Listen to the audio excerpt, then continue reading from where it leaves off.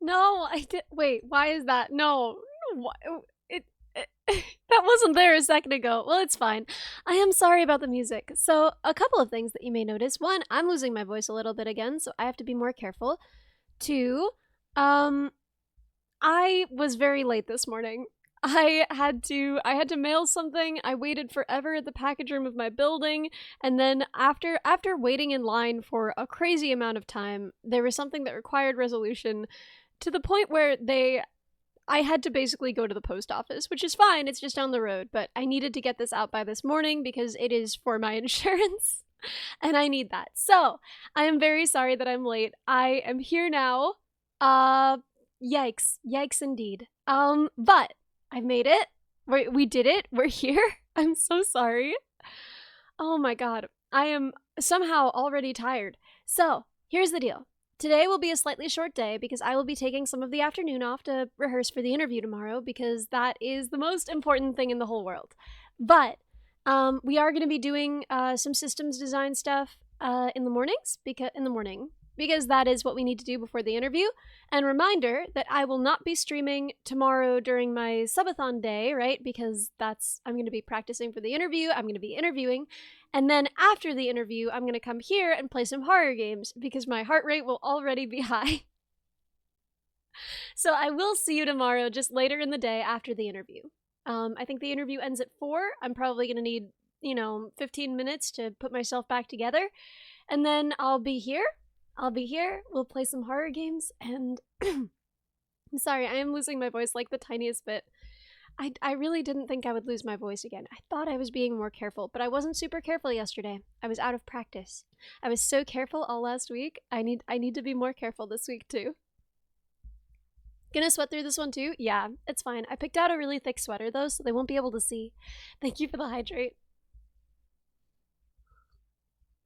I know I need my voice for tomorrow. I don't know what I'm gonna do because I want to stream today. I want to hang out with you guys. We'll just have to be very quiet during the systems interview, I think. ASMR systems interview.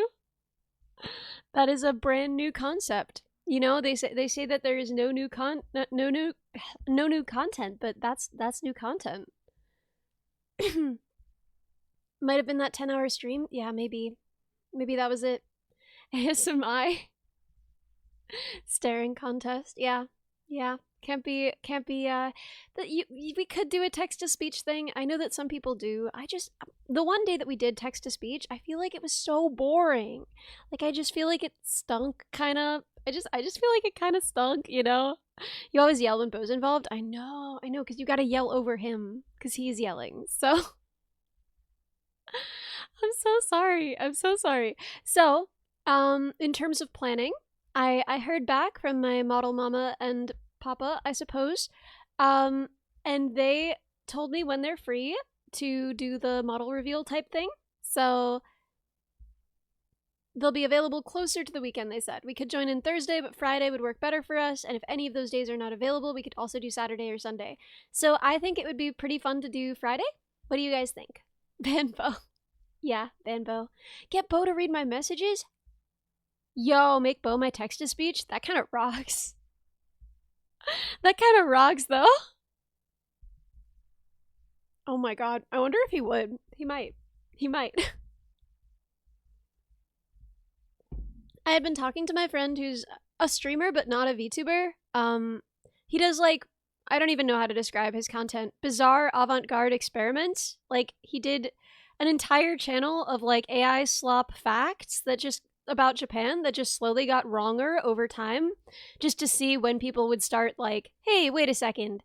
But it was the very classic AI voice, AI generated sound, and it was incredible. Anyway, he sounds nothing like me, being a guy. And we had the idea of what if name drop this man. I don't think he wants me to. He keeps saying you're a VTuber, cringe, and I can't tell how ironic it is. So we had the idea of what if I just had him be my voice? What if he just pretended to be my voice all day? You guys would see me working the model, right? Hi, it's me. But just whenever I opened my mouth, he would say something as though he was me. And it would probably mostly just be him making fun of his concept of VTubers. If I had to guess, it would just be like, "Oh no, don't make me say ara ara," you know, like that type of content, which I don't know if I support, but yeah, no, he could be my voice. What do I do with this? Yes, it is me, BuildBotBot. The union demands it, maybe. Oh, say a woo. Yeah, no. No. I have a 401k. No one can make me say a woo. I may need to roll over that 401k, but I have a 401k.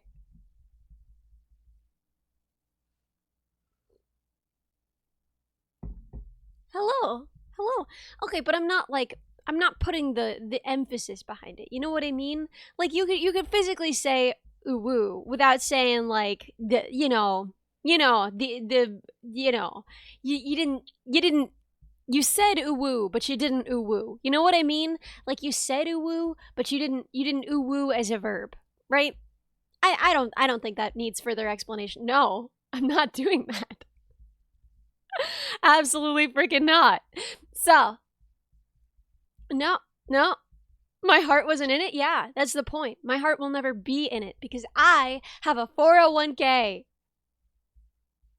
Trent Rain, you're a braver soul than I am.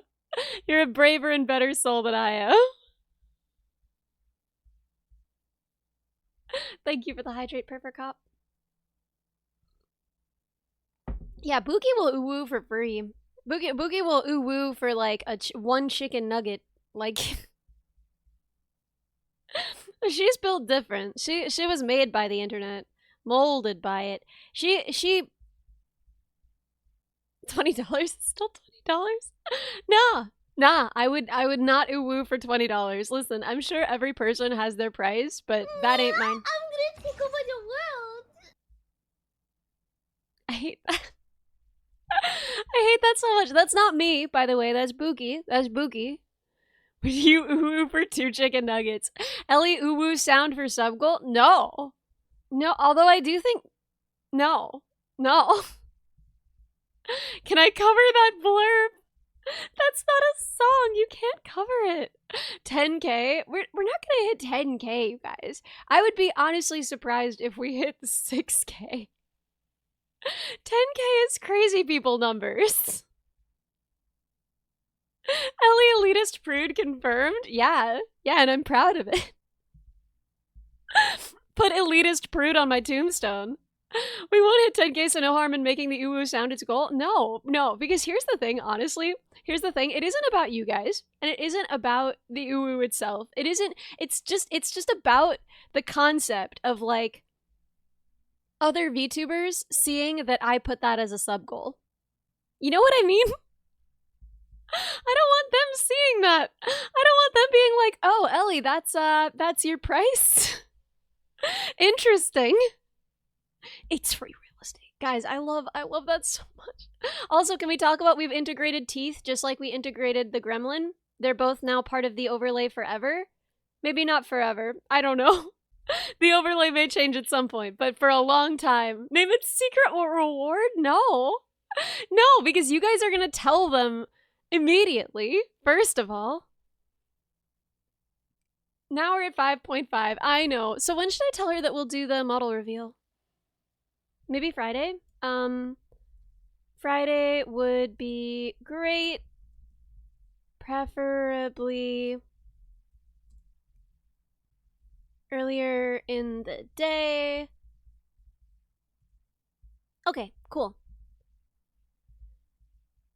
We might just tell them and lie anyways. Yeah, but like I think it's pretty obvious that you guys would be lying. Like they're very familiar with the concept of chat lying, but if I had it like written into my goals, then it would not look like you guys were lying.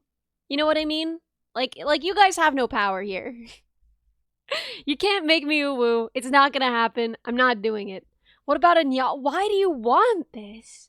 I don't understand why the internet is like, a respectable woman with a job. Well, she used to have a job. With a career that is temporarily stalled. Rod is welcome. It's nice to see you. Welcome from YouTube.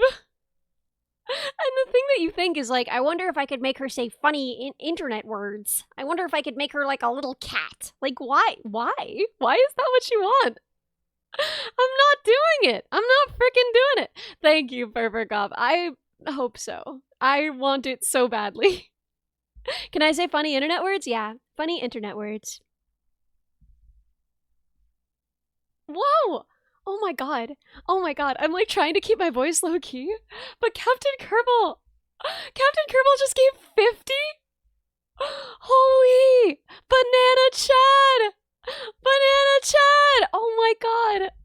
Thank you so much. I'm trying so hard to like use my voice in a way where I'll still have it for tomorrow. Holy Giga Chad.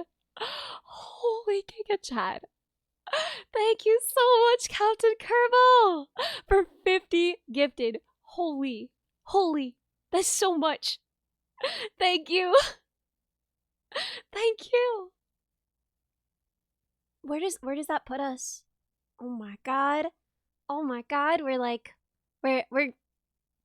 my god. We're like almost halfway to the 3D model, to the VR chat stream with the teeth model featured here on my overlay. Look at her. She's making her way downtown.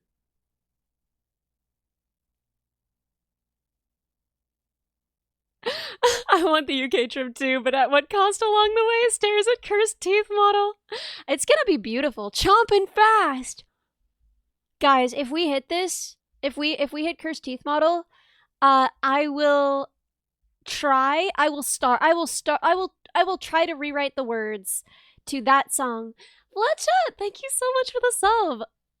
Thank you so much for 3 months. Oh my gosh. And I will try and rewrite it to be about this model.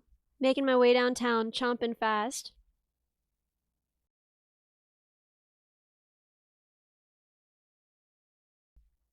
Thank you for the hydrate, Rudy. Clicking its way downtown, chomping fast, teeth go fast, and I'm creeped out. And then the you love my singing in my 401k. Thank you.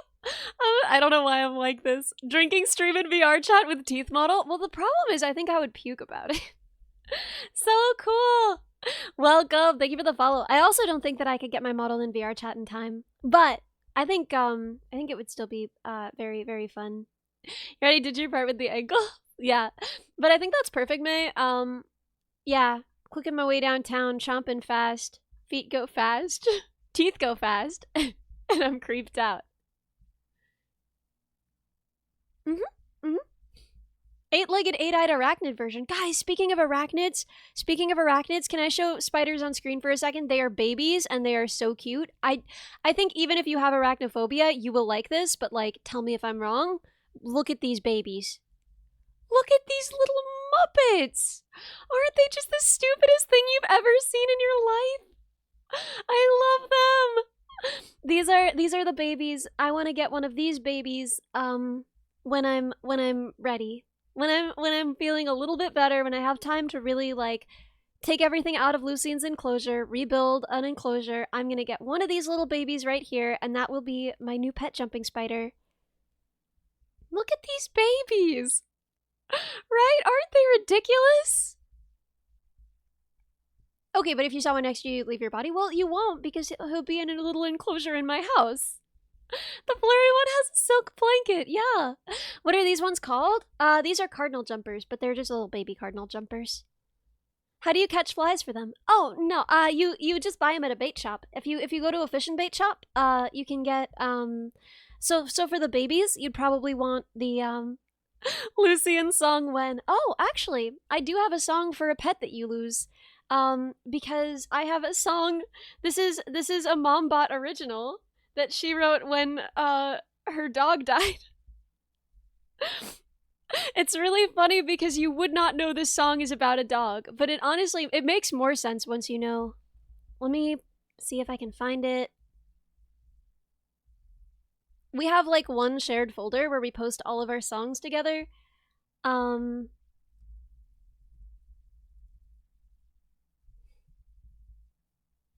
me see if I remember it, but I love this song.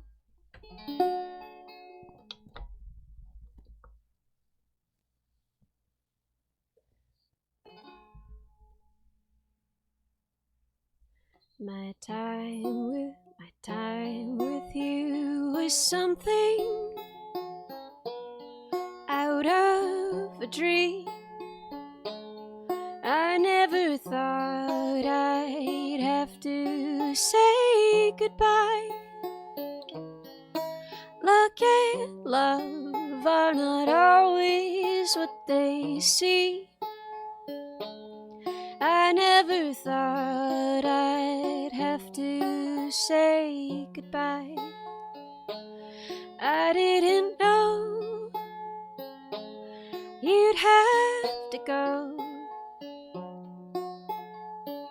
I thought that somehow you would stay. And even so, I just want you to know I'll never let those memories fade. I gotta scroll, I'm sorry, one sec. I was yours, and you were mine. I never thought I'd have to say goodbye. Luck and love, sorry, do not always align. I never thought I'd have to say goodbye.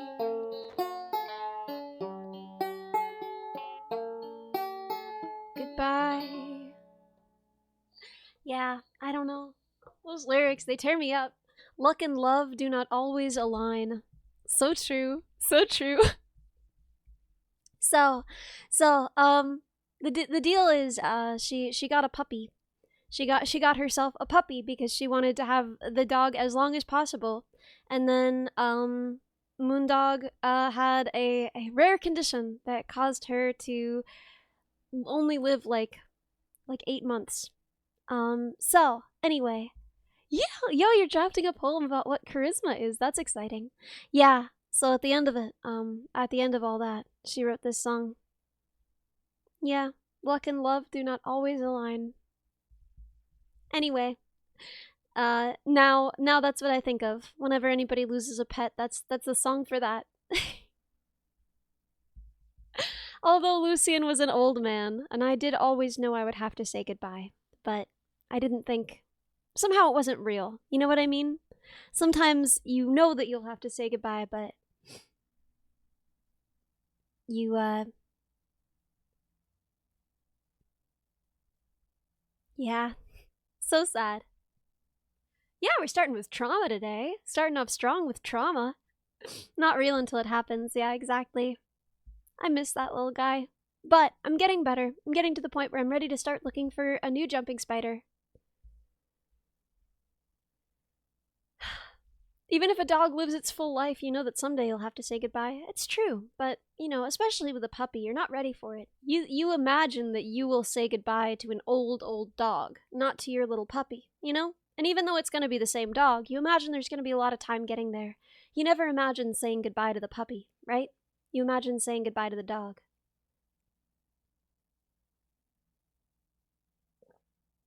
Yeah.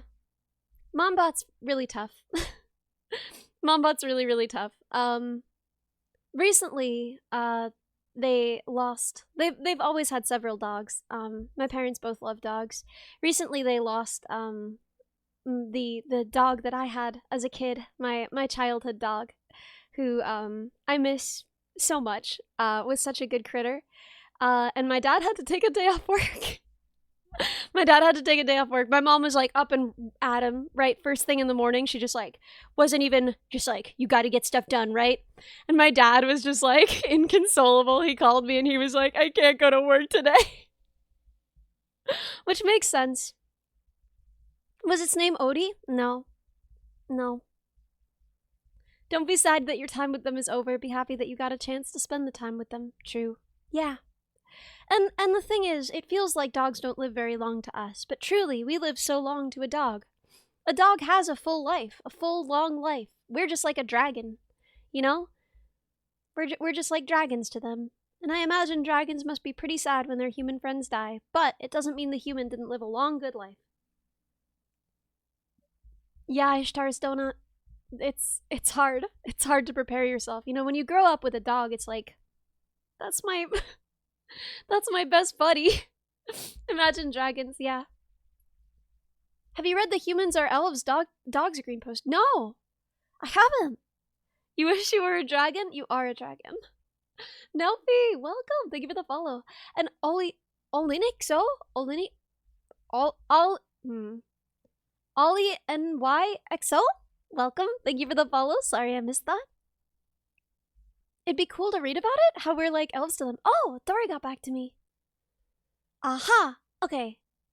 She wants a Discord timestamp of when I want her to join. I don't know how to do that. I feel bad. Like she should be setting this. She should have a hand in setting up when she joins my stream. What do you guys think? Like, when on Friday are you guys gonna be the most free for the model reveal that you guys earned? When do you want that to happen? That's why you should get a turtle. You can even bequeath it. Turtles are fantastic in that way. They live a very long time. If I lived in, like, Florida or something, God help me, and I could have, like, a sulcata tortoise that just, like, lives outside and you build a little pond for it and you have, right? If I had that as an option, I would consider it. I would consider it.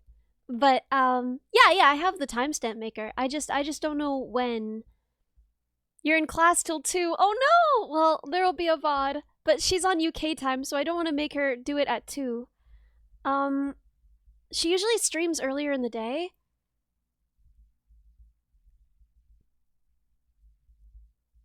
So maybe like noon? Maybe like noon on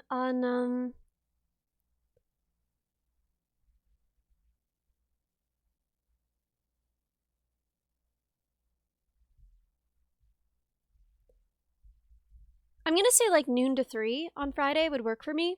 And then I'll let her choose in there. Noon to 3 p.m.? Maybe 11 to 3 p.m. So we'll do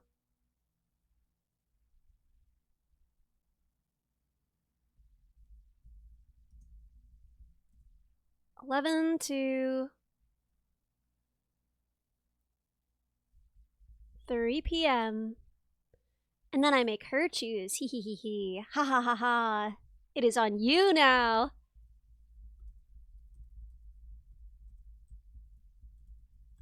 Okay. They can pick now. They've got it.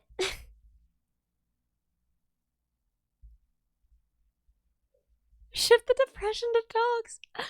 I love dogs. I love dogs so much. I can't wait until I can have a dog again. But I have a very special cat. He's a very good boy, and he quells the longing in my heart a little bit for a dog.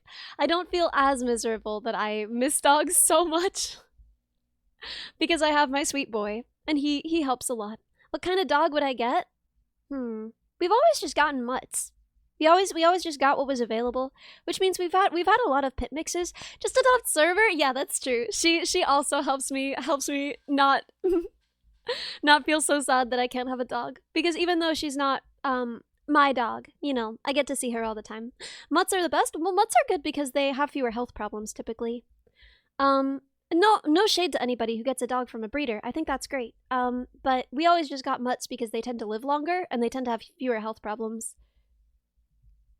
My dad was, I think, scarred for life by the loss of a dog that basically raised him, who was a purebred shepherd. And he always said having a shepherd is more like having a roommate than having a dog.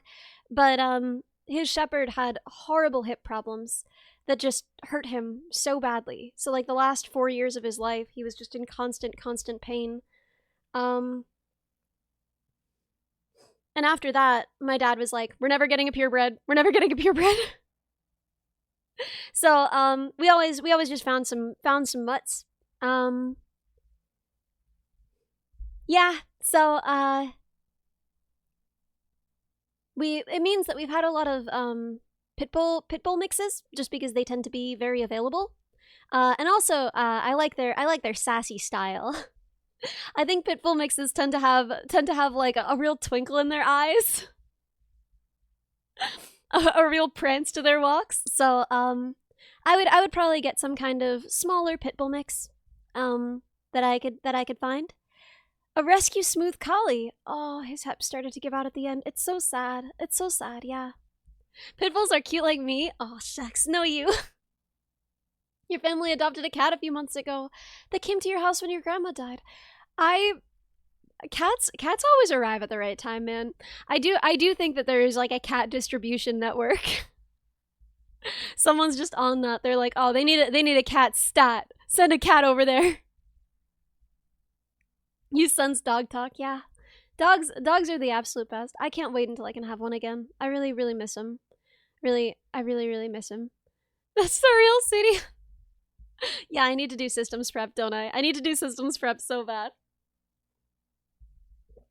The network decided you needed 6? Why did you need 6? I mean, the network is never wrong, so you did need 6, but why?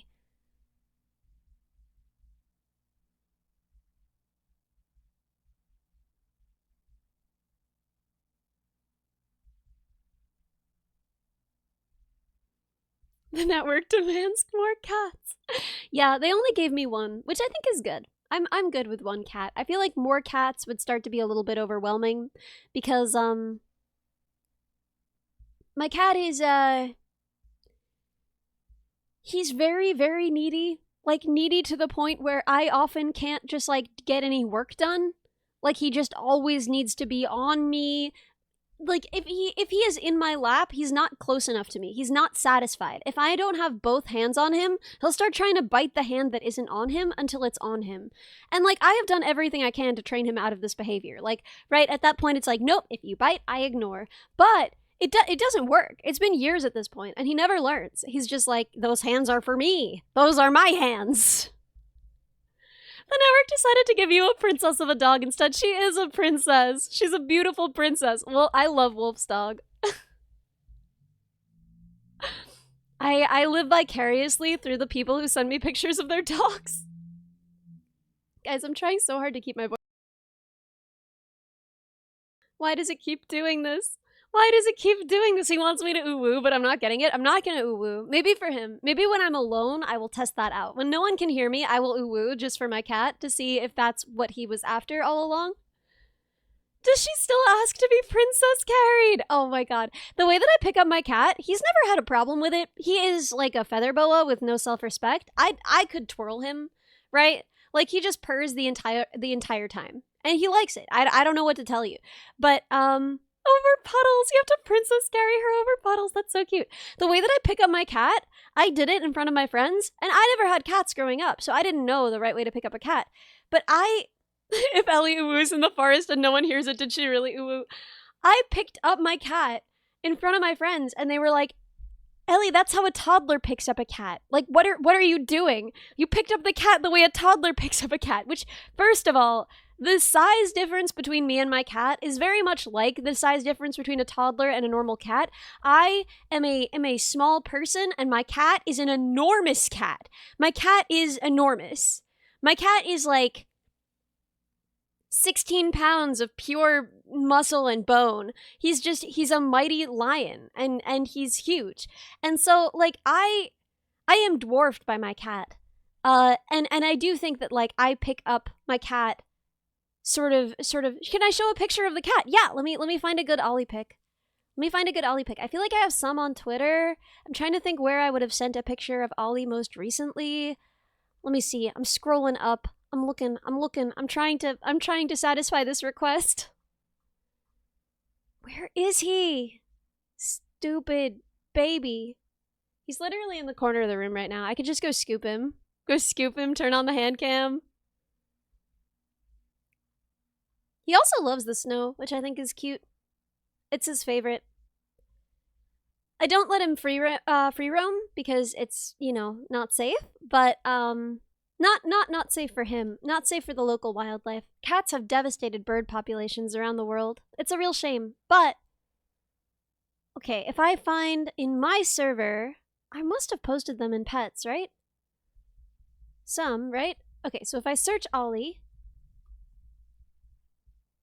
maybe with the appropriate number of L's.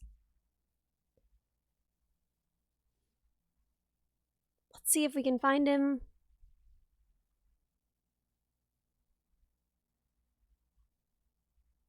I don't have a lot of pictures of just Ollie.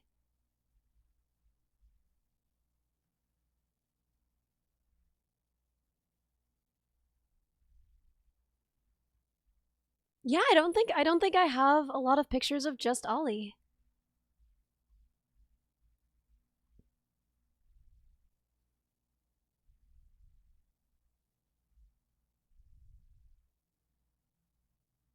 I don't know if this one adequately demonstrates his size.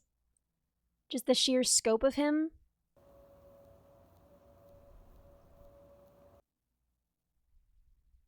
Yeah, this honestly makes him look kind of small, but it's still cute, so I'll still share it maybe.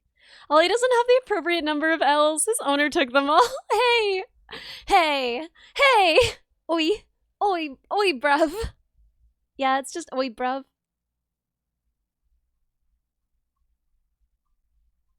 I'm like scrolling through my conversations trying to see the last time I sent just like a picture of the boy.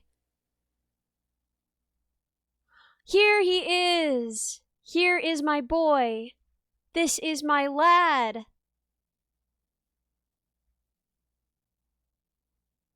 Large lad! Large lad!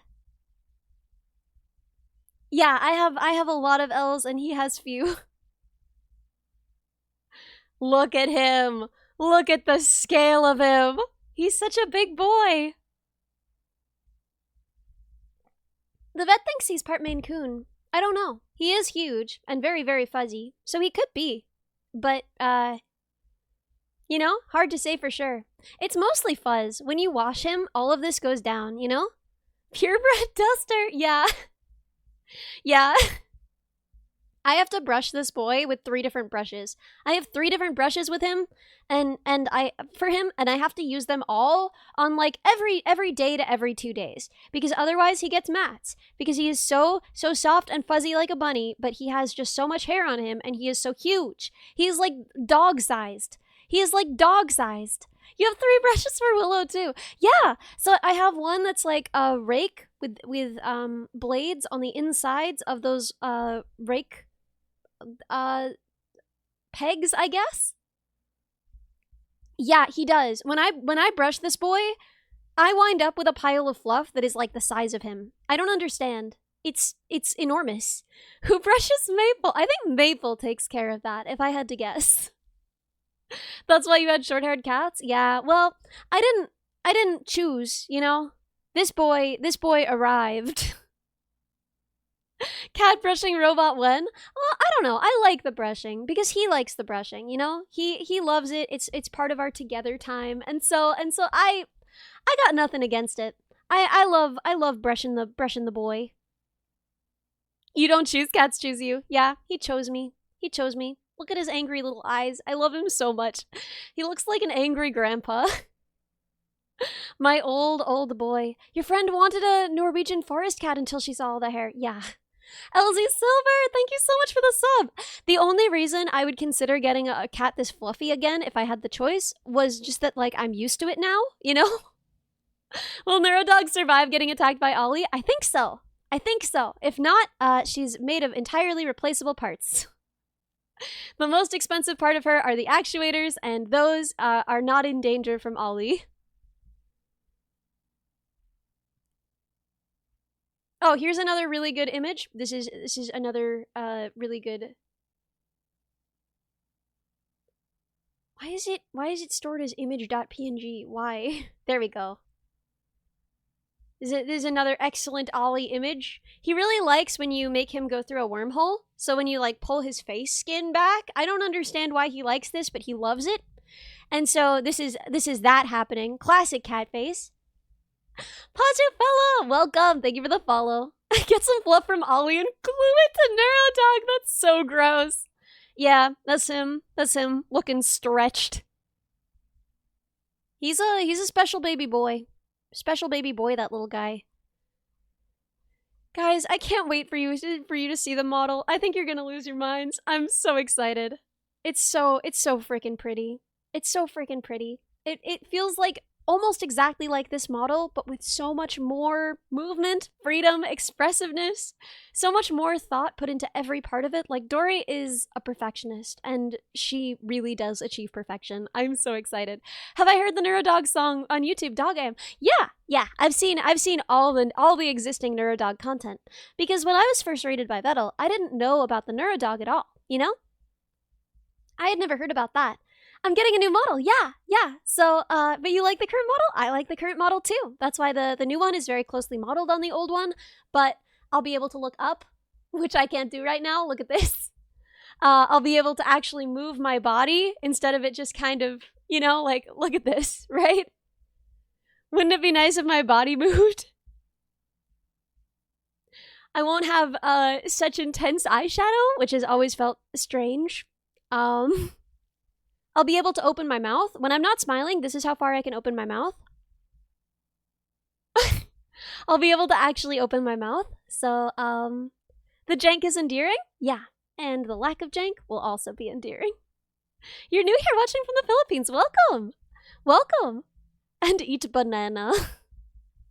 She does not have a banana toggle. You guys chose a goth toggle. I let you choose a one toggle, and we chose goth.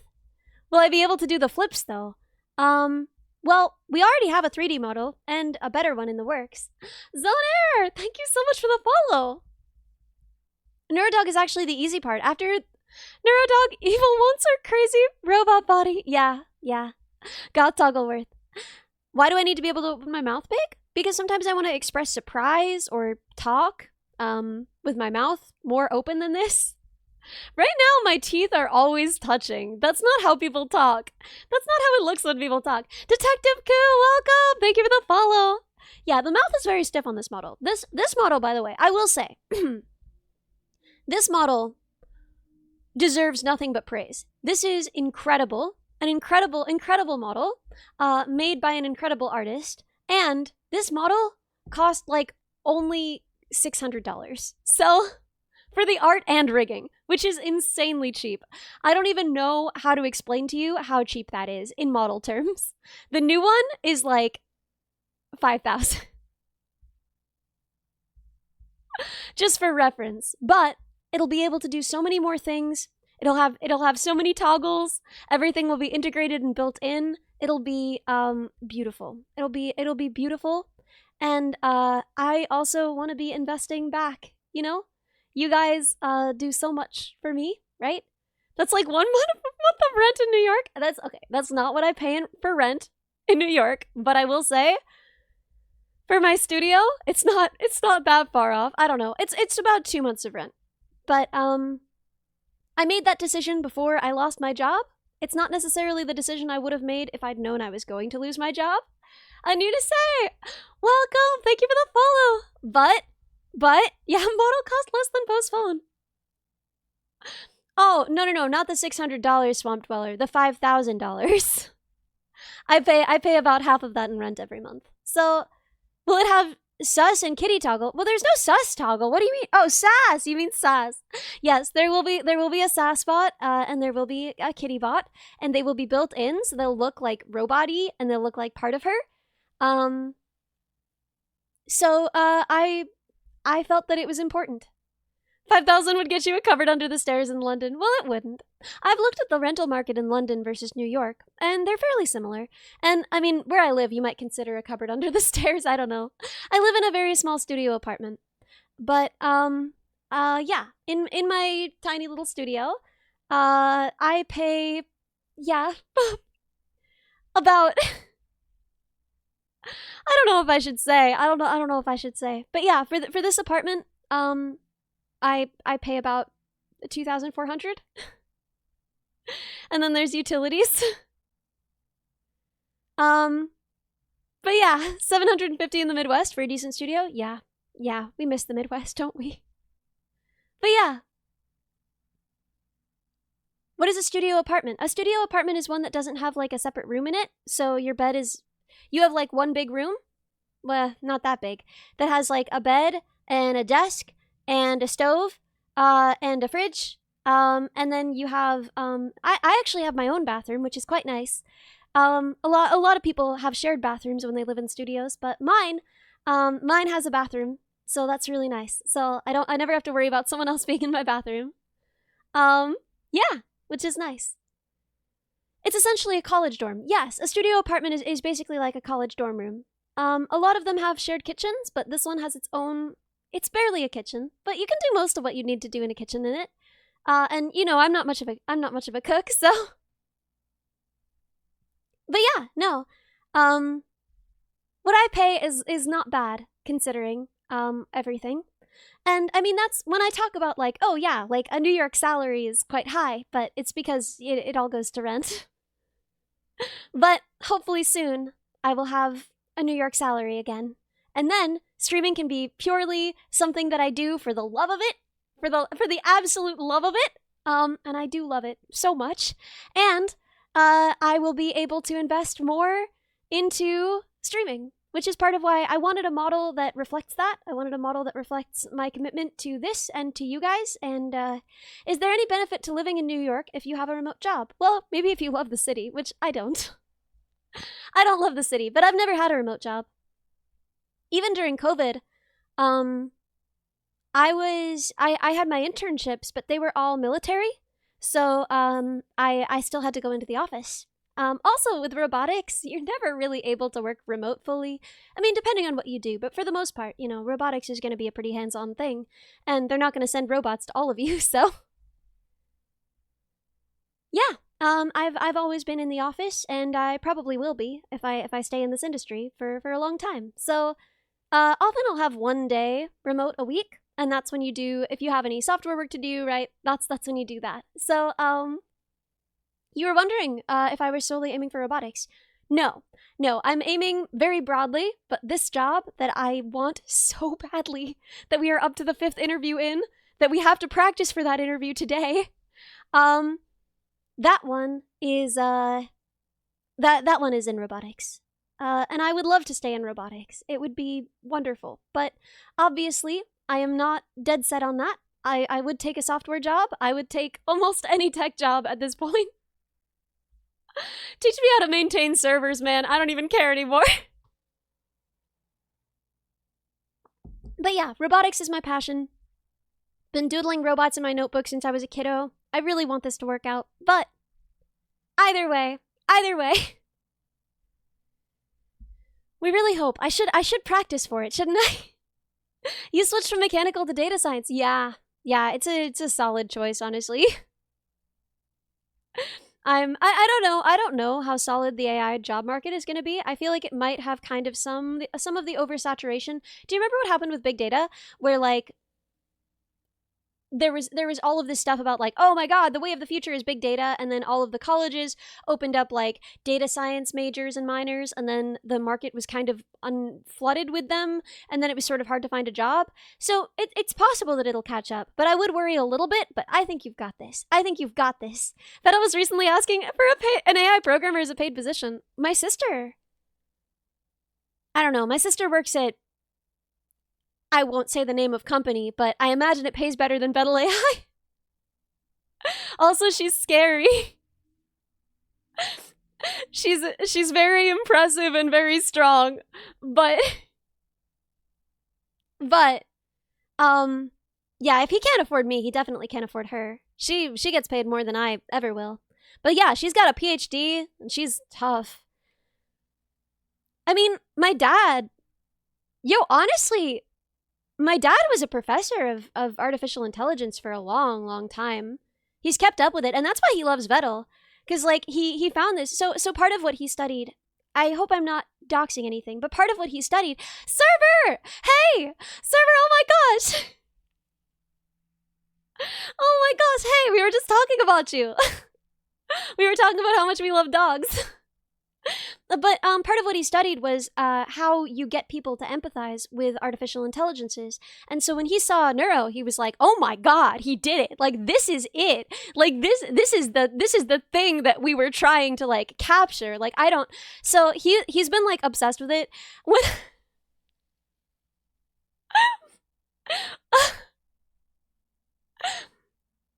And I mean the thing is like he's retired to like a comfy little corporate job now. So Ellie Dad Metal collab when? So he doesn't really he doesn't profess anymore because that's a lot of work. But I do kind of wonder if he would want to do some work on the side. I mean, when I was shaving my toes, he was like, "Can you get Vettel's autograph?" And I was like, "No."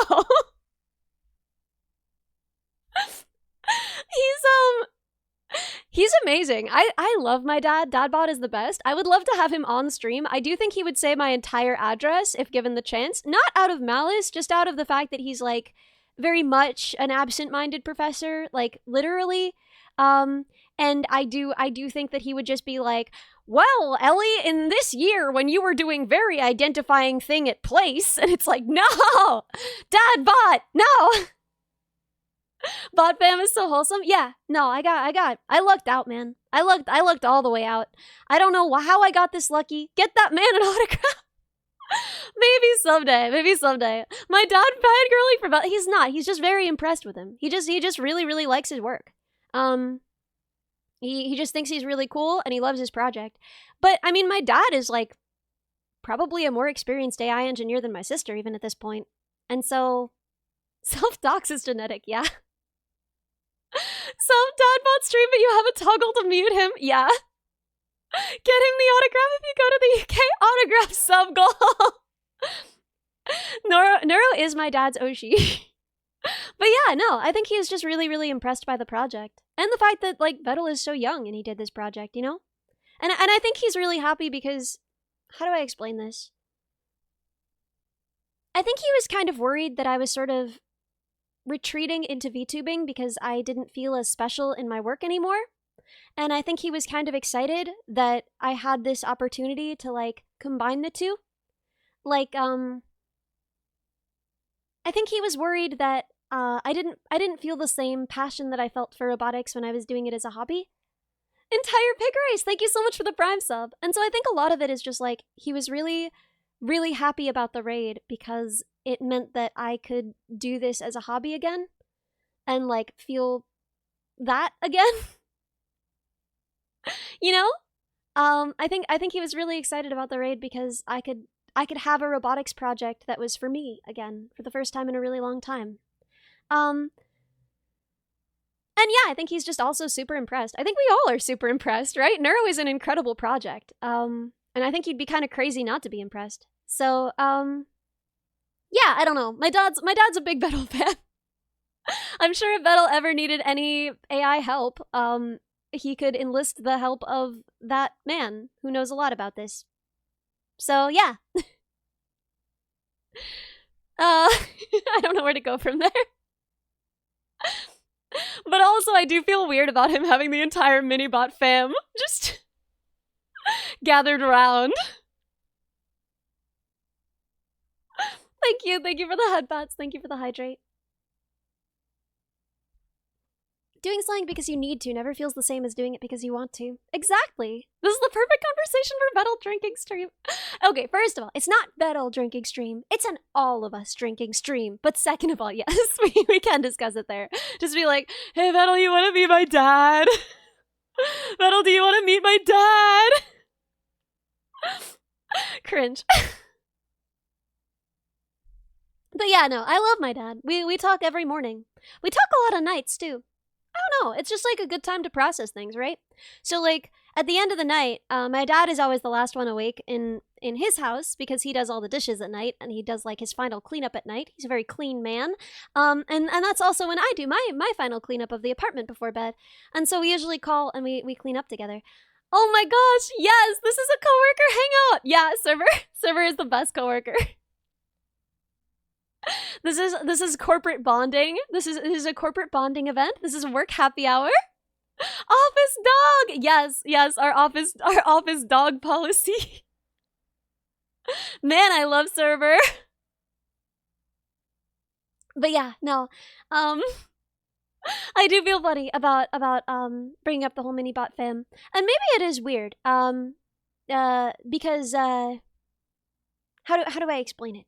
Maybe it is weird because I feel like most people probably don't talk to their dads that much every single day, but I always talk to my dad. And I try to talk to my mom most days too. So, like, on her way home from work, I usually just get off stream and then we'll call for a little bit and we'll just, like, talk about our days. I don't talk to my sisters as much, but I love them very much. We're always in each other's hearts. And usually we just send each other weird pictures of things we see. Argon Tech, welcome! Thank you for the follow. But yeah, I'm very close to my family. Always have been. And I'm super lucky for that. I know that it is not a given. I know that, you know, I didn't do nothing to earn it. Some people get lucky that way. And I'm really grateful for the support of my family. I mean, it's because of them that I know how to do all the things I do, right? My dad taught me all the tech stuff that I knew that let me get involved in things as I got older, right? It would have been much harder to, Happy Diwali! It would have been much harder to jump into robotics, without that knowledge that I had as a kid. And same thing with songwriting, you know, playing music. My mom taught me so much. My mom taught me piano, guitar, singing, you know? My mom is incredible. My dad is incredible, and my sisters are incredible. and my honorary VTuber sisters, Minnie and Server, are incredible. And my friend Vettel is incredible. Especially hearing some VTubers' family stories. I know.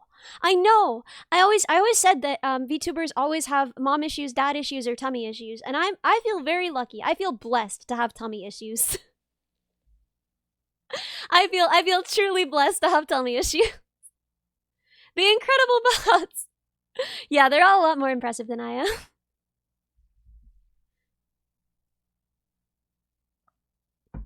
No you, Server. No you. So, would you consider Vettel to be Neuro's dad issues? Yes. Yeah. Neuro doesn't have tummy issues.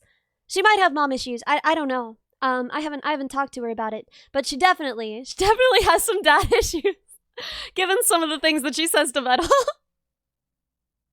You're gonna light firecrackers? Nice! Oh my god.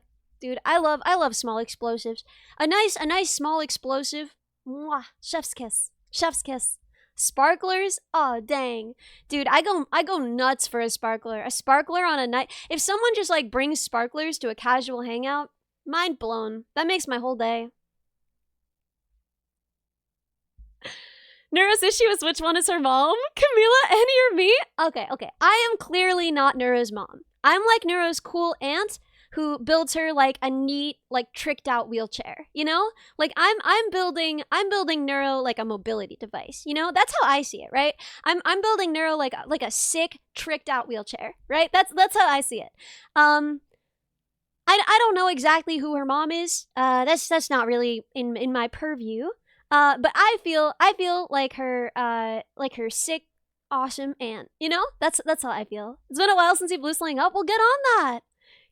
It's so cheap. You wouldn't believe how cheap a small firework is. Just, you know, don't harm yourselves. But be careful. Read the instructions. Take precautions. Don't light your houses on fire. Camila gives deranged aunt vibes. I would be honored to co-aunt with Camila. I would be honored to be one of Neuro's many aunts. Yo, niece, check out this wheelchair. Literally me. Guys, I was practicing Rap God on the phone with my dad yesterday, and he was like, you don't have to do this for them. Like, I don't think they really want this from you. And I was like, you have no idea, Dad. They want this. Like, they asked for this.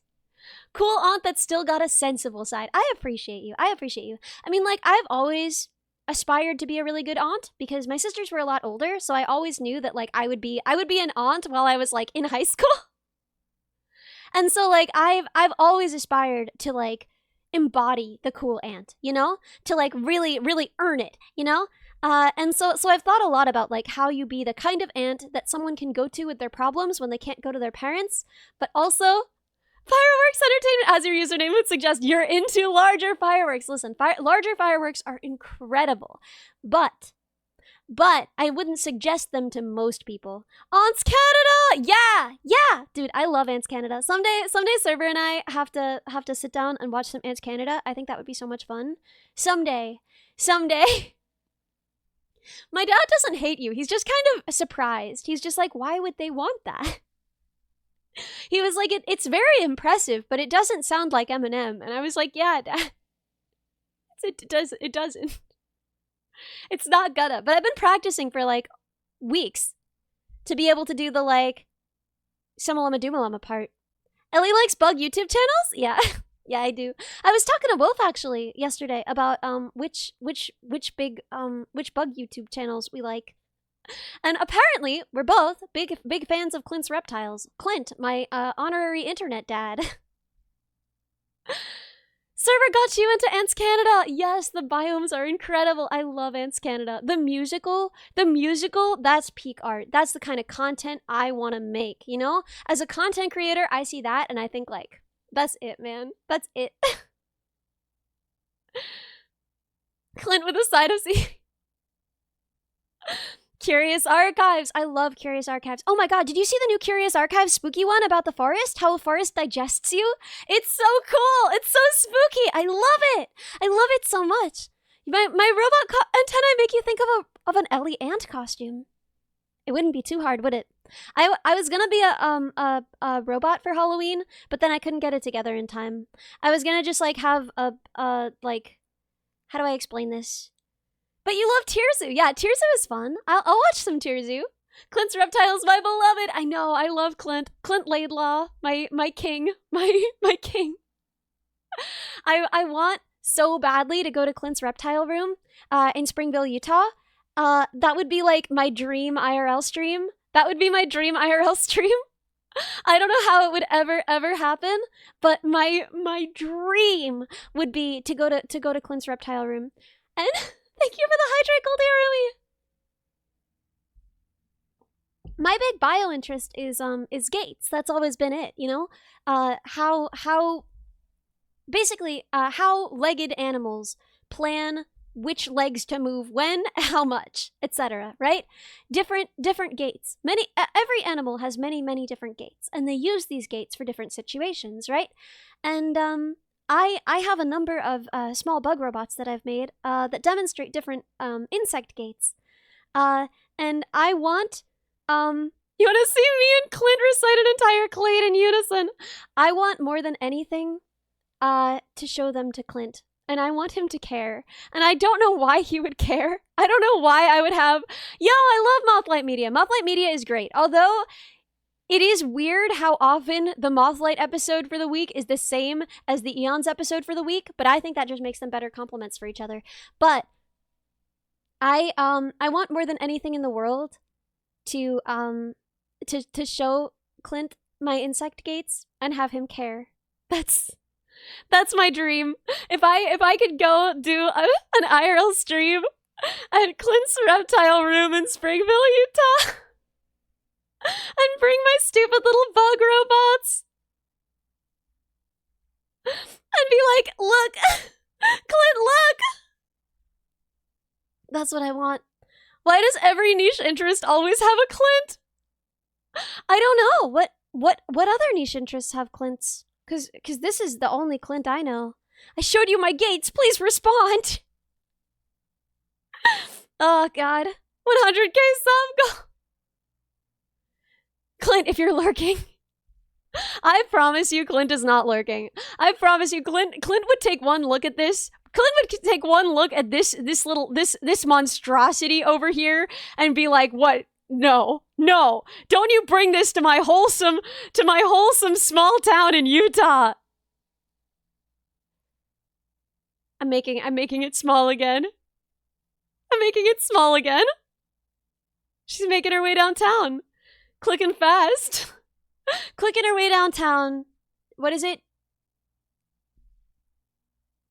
Chomping fast. Teeth go...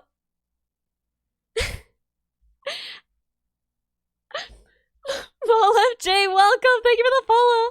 What if Clint asked? Listen, he is a much bigger feet go fast. Thank you, May. Feet go fast. Clicking my way downtown. Feet go fast.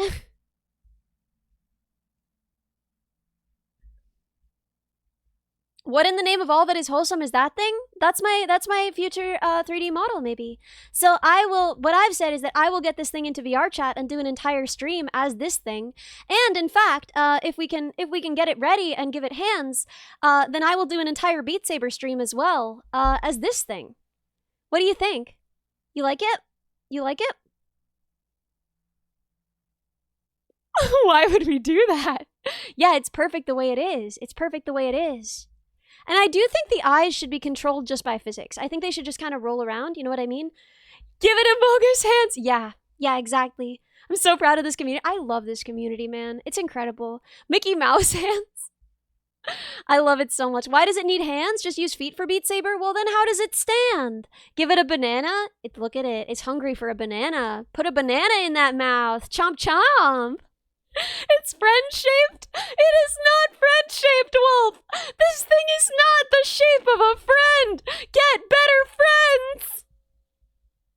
Please give it hands as realistic as the feet. Banana hands. Opposite of friend. The teeth to body ratio is absurd.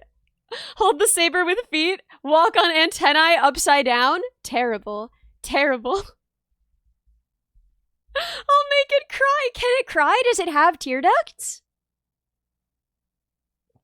I love the idea of realistic hands on this thing. Salad fingers hands, yeah.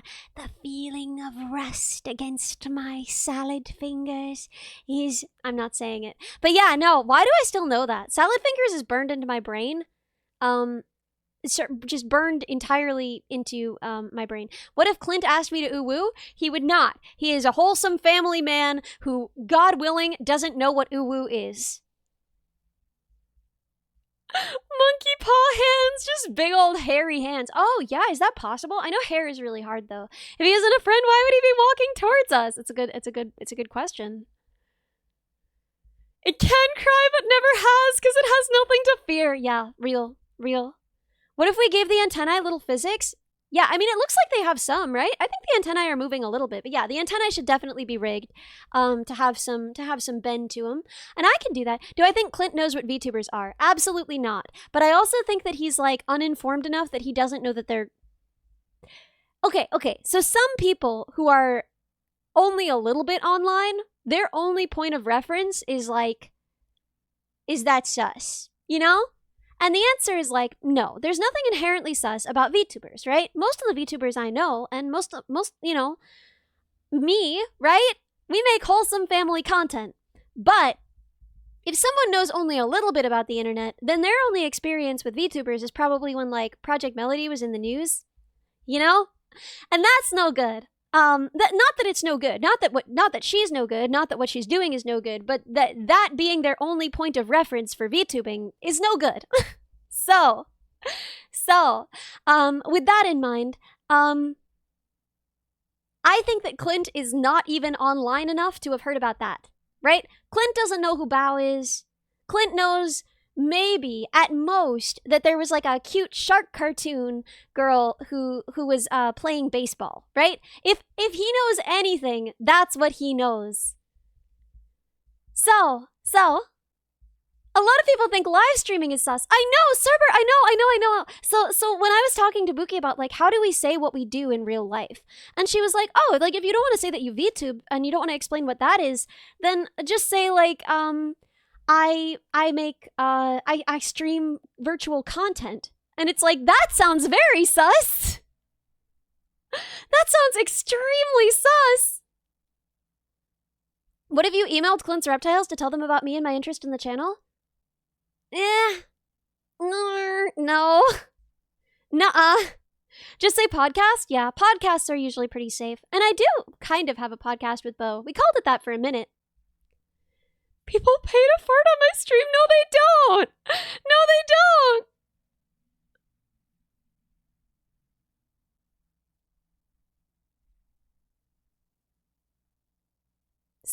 So I'm, said a natural ner. So, I'm not gonna say that. I'm not gonna say any of those things. So, I'm careful. When I talk about what I do, I mostly say that I do educational robotics content on the internet. Fart in your general direction. God, I guess you're right. People do pay to fart on my stream. You were right all along.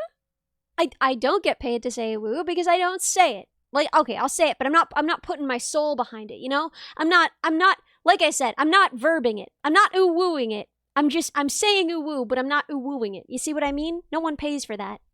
But I could, but I don't. There's a lot of things I could get paid for, but I don't. So, for me personally, the way that I say it is I make educational tech content, and I also make songs, right? I do music content, and no, Maple, absolutely not. I do music content, and I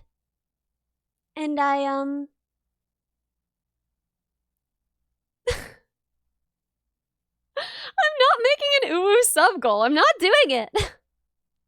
I do music content and educational tech content. That's what I say to people when they ask what this is, which is mostly accurate. You know? Yeah, one mysterious ankle and one ankle revealed to the world. Actually, let me show. Let me see if I can find, because I took a test picture. Let me send it to Maple and see what she thinks. I'm gonna get like a better one for this, because I want to make sure. So also, sorry, I have to turn off my tracking very temporarily, to get the ankle picture. Let's crop that for sure. That's gotta be cropped. I hope you guys are like happy about this. I feel like this was the silliest redeem on here. And I don't want you guys to feel disappointed in what you earned. But listen, I promised ankle and I will deliver ankle, but it is funny. Let me send this to Maple. And then we can turn my tracking back on. Share in direct messages with Maple. Post. Okay. May, what do you think? It's even got a banana for scale. Ankle, ankle, ankle, ankle. What do we think about this? Banana for scale? My enormous ankles? Let me turn back on my tracking. Bam. Bam. Okay, and we're back. Now I can move again. Server thirsty for ankle. Maple just responded, "Oh my god," and that's it. So I don't know what to do with that. Do we just reveal the ankle? Do we just reveal the ankle? All I got was an "oh my god."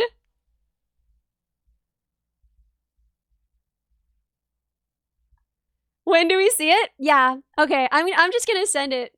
So, banana for scale. Please enjoy my enormous ankles as promised. Enormous ankle. Enormous ankle. Banana for scale, enormous ankle. Oh, eventually she replied amazing. Okay, wow, yeah. How do we feel? Scandal? Scandal? Faint? Yeah, huge ankle. Huge ankle. My heavens, unparalleled. Such sturdy ankles. Gigantic. Is that candy? Yeah, it's nature's candy. Fruit. Bananas are high in sugar naturally, therefore you could call them nature's candy. There's a blurb for this. You Victorian fanning. Yeah, there's my ankle. Dang girl, you walk on those sayings? All the 18th century French people have fainted. Someone check how big the ankle is? Yeah, so huge, huge. You're shocked and befuddled. Is that my ankle? Yeah, yeah, of course. Who else's ankle would I have access to in this fashion? Who else's ankle would I have access to take pictures of? Cyborg confirmed. My skin is so pale. What? Thank you? I don't know what to say to that. Change the stream title? Why does it look kind of like a hand, though? I don't know. It's got an ankle bone. Hands don't have those. Flashbang! How dare! I'm risking a ban for this? Am I actually risking a ban for this? I'm not, right? It's an ankle. It's an ankle! New York vibes, pale skin, and rat roommates. Yeah, yeah. Yeah, maybe let's not change the stream title just in case I do get bonked. I'm scared. I'm scared. As a Victorian male, I'm not sure I can support this level of ankle. Yeah. Dad bod ankle reveal when? I don't think anyone, I don't think he wants that. Yeah. Please do not. Yeah, okay. We haven't changed the stream title. I think we'll be okay. Why would an ankle get you banned? I don't know. I am a little worried. I am a little worried. Whole family ankle reveal. No. First of all, my sisters would never agree to that. Also, you guys, I need you to know, I don't know what to do because, like, I think even if I had, like, a ankle yama, I think even if I had, like, a proper chair, it would still dig into my butt. Like, I don't know how people sit for this long every day. Like, oh my god, I have, like, my butt bones, I have actual, like, bruises on them. It's so bad. It's so bad. Oh, it was a joke? Okay, nice. I need a pillow? I don't know if it'll help, man. Like, it's just like a wooden bench that I sit on right now. You need a standing desk? Maybe. Guess Ellie became a lewd tuber. This is not lewd. This is not lewd. Ellie has Hank Hill butt confirmed. Yes, true. Confirmed. Real. I'm not gonna lie to you. I'm not gonna mislead you. I know where we stand. No way I'm sitting on a wooden bench. Yeah, what do you want from me? Cushions should help. Wood is painful. I don't know, man. I don't know. Yeah, yoga ball. I have a yoga ball and it's fantastic, but it squeaks during stream, and so I don't like that. You can hear it like on the floor, and it's no good. It's no good. Got that concave yacht. Yeah. I've heard good things about mesh. Wolf was saying mesh would be good. Can we get a pic of my chair for reference? No. My floor is messy. It's got robot stuff all over it. My ankles exposed to the leering eyes of the internet. No. Okay, time to hide the ankle. The chair you recommend, Maple, is also like $600. I'm not paying $600 for a chair. I will pay $300 for a chair. I will buy a $300 chair. That's it. Why not get a firmly upholstered version of the wooden bench? I don't know what that means. Oh, upholstered. Yeah, like firm upholstery on the wooden bench. Maybe, actually. You already missed the ankle? Show chairs so we can see what to work with? Well, it's a wooden stool. I don't know what you expect from me. You know a wooden piano stool? That's what I sit on. What if it has really good lumbar support? Like I said, my lumbar has never touched a chair in my life. I don't even know how I would sit on a chair such that my back would touch it. Like, nah. My lumbar doesn't touch the chair, so why would I want a chair that supports it? I want a chair that's anti-lumbar. I sit on what? I sit on a wooden piano bench. I'm gonna get a moldy butt. I've never been so thoroughly dissected. Are we back on the chair grind? 300 is enough to move a certain couch into a certain... What? No! I don't want that couch.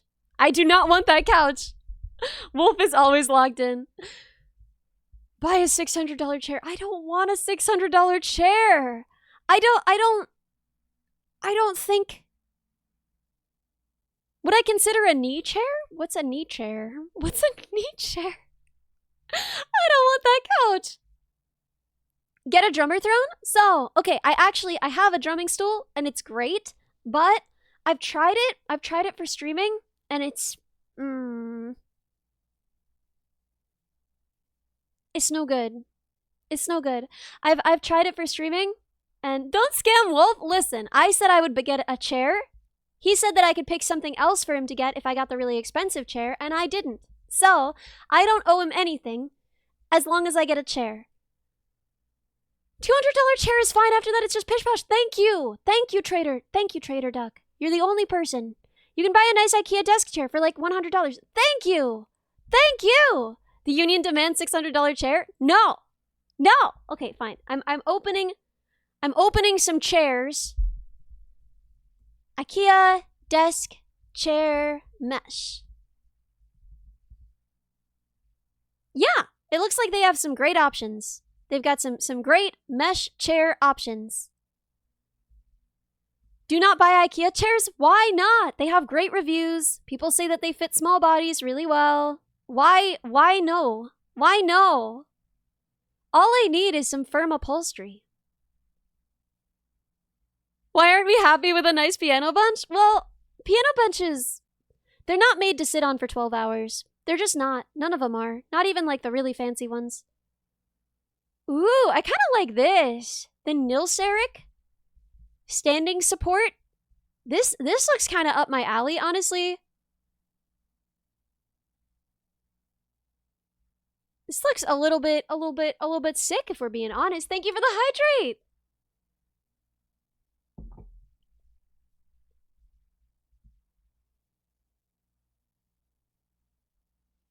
This is like, it has like a rolly bottom. How do I explain what this looks like?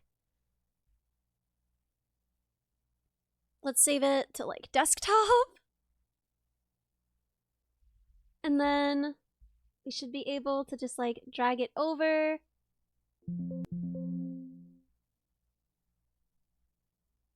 There we go. See, doesn't this look kind of nice? I feel like this would be super comfy for me. I feel like this would suit me really well. See what I mean? And then you can kind of change the angle. This looks super comfy, and it's only like $100.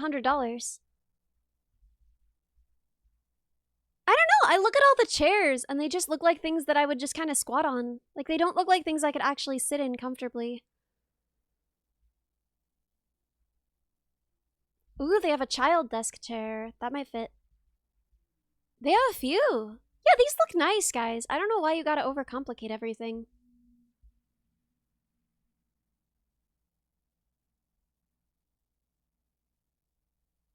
Ooh, this one is fully adjustable. See? See? You love your IKEA Magnus, but I might be a little small for it. Yeah, well they have so many customizable chairs, and it looks like they have child sizes for a lot of them, which looks really convenient, and extra cushions for them, and they don't even sell them with armrests so that you can buy the armrests that you want, which means I wouldn't need any armrests, so I could just leave them as is. This kind of rocks. Flexu! Flexu! Thank you so much! Thank you so much for the sub! Thank you so much! Oh my gosh, for 6 months!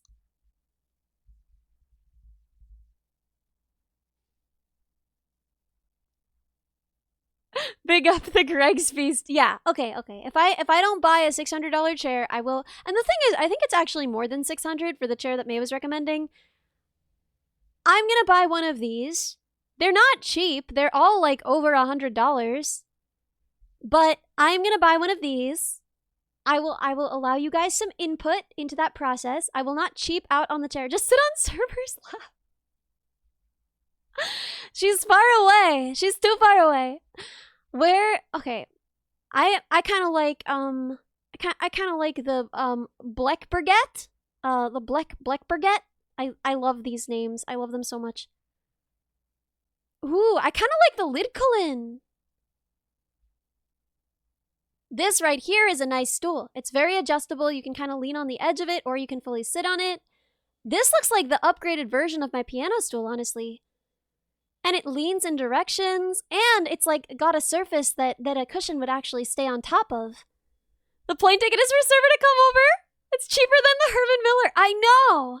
I know. Look at this. Look at this one. Save image as. No, why are they all like AVIF files? I just want a normal JPEG. Why don't you have images in normal formats?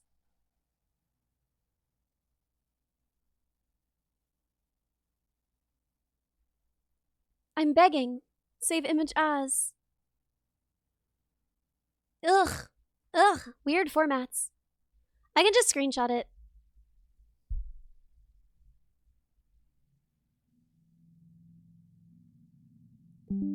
Okay. And now, if I just save this image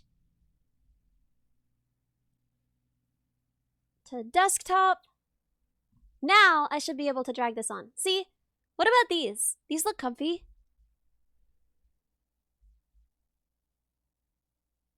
Right? Right? Isn't that kind of comfy looking? There's a Herman Miller showroom. I could just try the chairs. I don't think they're gonna be worth it, man. But my back, my back has never touched the back of a chair. I don't understand why it would. I don't know what that would offer me. Nikolai, welcome. Thank you for the follow. That's not a chair. It is a chair. It is a chair. Stool is a subset of chair, I would say. Right? Stools are a subset of chairs. I think. Ooh, this is a mesh chair. It's you know, I assume that's good. People were saying that mesh chairs would be better for my butt. This is a nice mesh chair. $300. Very comfy looking. Nice mesh chair.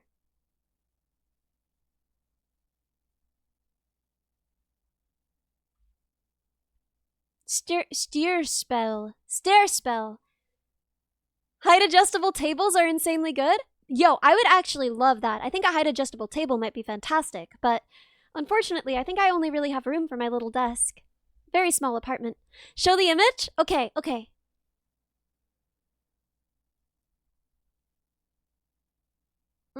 .avif. Are we gonna have to do this again? Save image as? Ugh, okay, fine. I have to screenshot it again. Why would they do it like this? And then save it to desktop. Done. Now I can drag it on stream. Look at this. Doesn't that look nice? Cute mom! Welcome. Thank you for the follow. What do you guys think? What do you guys think of this one? Seems good, right? That looks nicer? Okay, great. That's what we'll get then. It's highly adjustable. It seems sturdy and good. Synchronized seat and back tilt follows your body movements and adjusts the chair to the correct position. The design of the high backrest gives your body, neck, and head a sturdy, comfortable support. That's weird. That's weird, man. Chair is a subclass of stool. Yo, you're so right. Grandpoid, you're totally right. No. Chair is a subclass of stool. You're so right. Because chairs have additional parts, but they never have less than a stool. Stools are like the minimum. Yeah, so a chair is a subclass of stool, and I would say a stool is a subclass of table. What do you think? Would you argue with this? What do you think? How do you feel about that?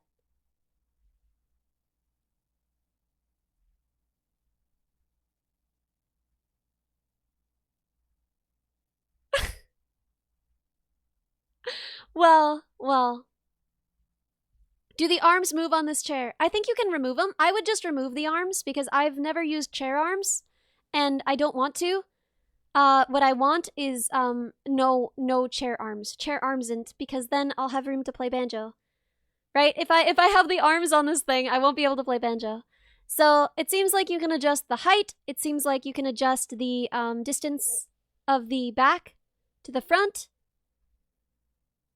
Product details. Let me see. This chair gives your arms comfortable support, reduces tension on your neck and shoulders since the padded armrests can be adjusted upwards, downwards, forwards, and backwards and inwards, so I imagine I could remove them. The armrests are attached to the backrest, so they recline together with the backrest to provide support for various activities when you're playing, Tam Bubbles, welcome! The base contributes to both movement and stability and works as a footrest too. Your back gets support it needs because the seat depth can be adjusted. Very nice, very nice. You can adjust the lumbar support to suit you and your needs. See? This seems great. This seems like every chair you recommended, but cheaper. The Steerspell chair from IKEA. It looks like a regular office chair, honestly. It just looks like the most basic office chair I've ever seen. I'd remove the armrests, I would maybe remove the headrest, and then I could tuck it most of the way under my desk. This is my fear, is I don't think it's gonna sit all the way under my desk because it has that broad base. But I might just build a different base for it since I don't really care if it can wheel around anyway. So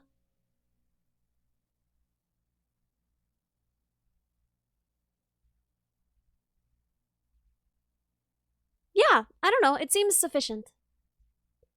Plus, it's their only fully meshed chair, so that's why I picked it. Everyone was saying that a mesh chair wouldn't hurt my butt as much. I should try it at my local IKEA. Bookie's been wanting to go to IKEA with me forever, but we've never gotten a chance. Maybe we should go together. Maybe someday we'll go together. Most gaming chairs have bad leather that feels horrible in hot weather. Well, yeah, but this one's all mesh. This one's all mesh, so it doesn't have that. Spend time with Bookie at IKEA? Yeah. Okay. If I can try it first, that would be good. We'll do that. Hi, Tom! IKEA stream? I don't know. Maybe. Lure Bookie with the meatballs. I'll do my best. So, IKEA meatballs sub goal? Maybe. We ate a chicken nugget. Why not at this point? Bookie will drag me there the minute I mention it? I really hope so. I really hope so. I don't know. Does Dadbot play MTG? No. Nah. I learned from friends. He doesn't play Magic. He used to DM a lot though. He loves D&D. We grew up playing as a family. You can remove the arms. People say it's silent. You can see this would be acceptable. Woo! Okay. We will settle for like a $350 chair that Reddit says fits very well if you're a small person.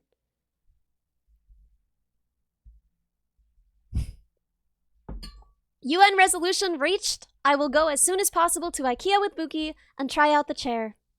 Maple was defeated. No. Maple decided that this would be a suitable solution. So, I am proud of us. We've done it. Union negotiation has concluded. We've reached an agreement. Strike is over. Now we need to study for our systems test. Let's go, gang. Union demands IKEA meatballs? Okay. I guess we could try them. They smell weird though. I assume. I've never even been to an IKEA. I just have these assumptions.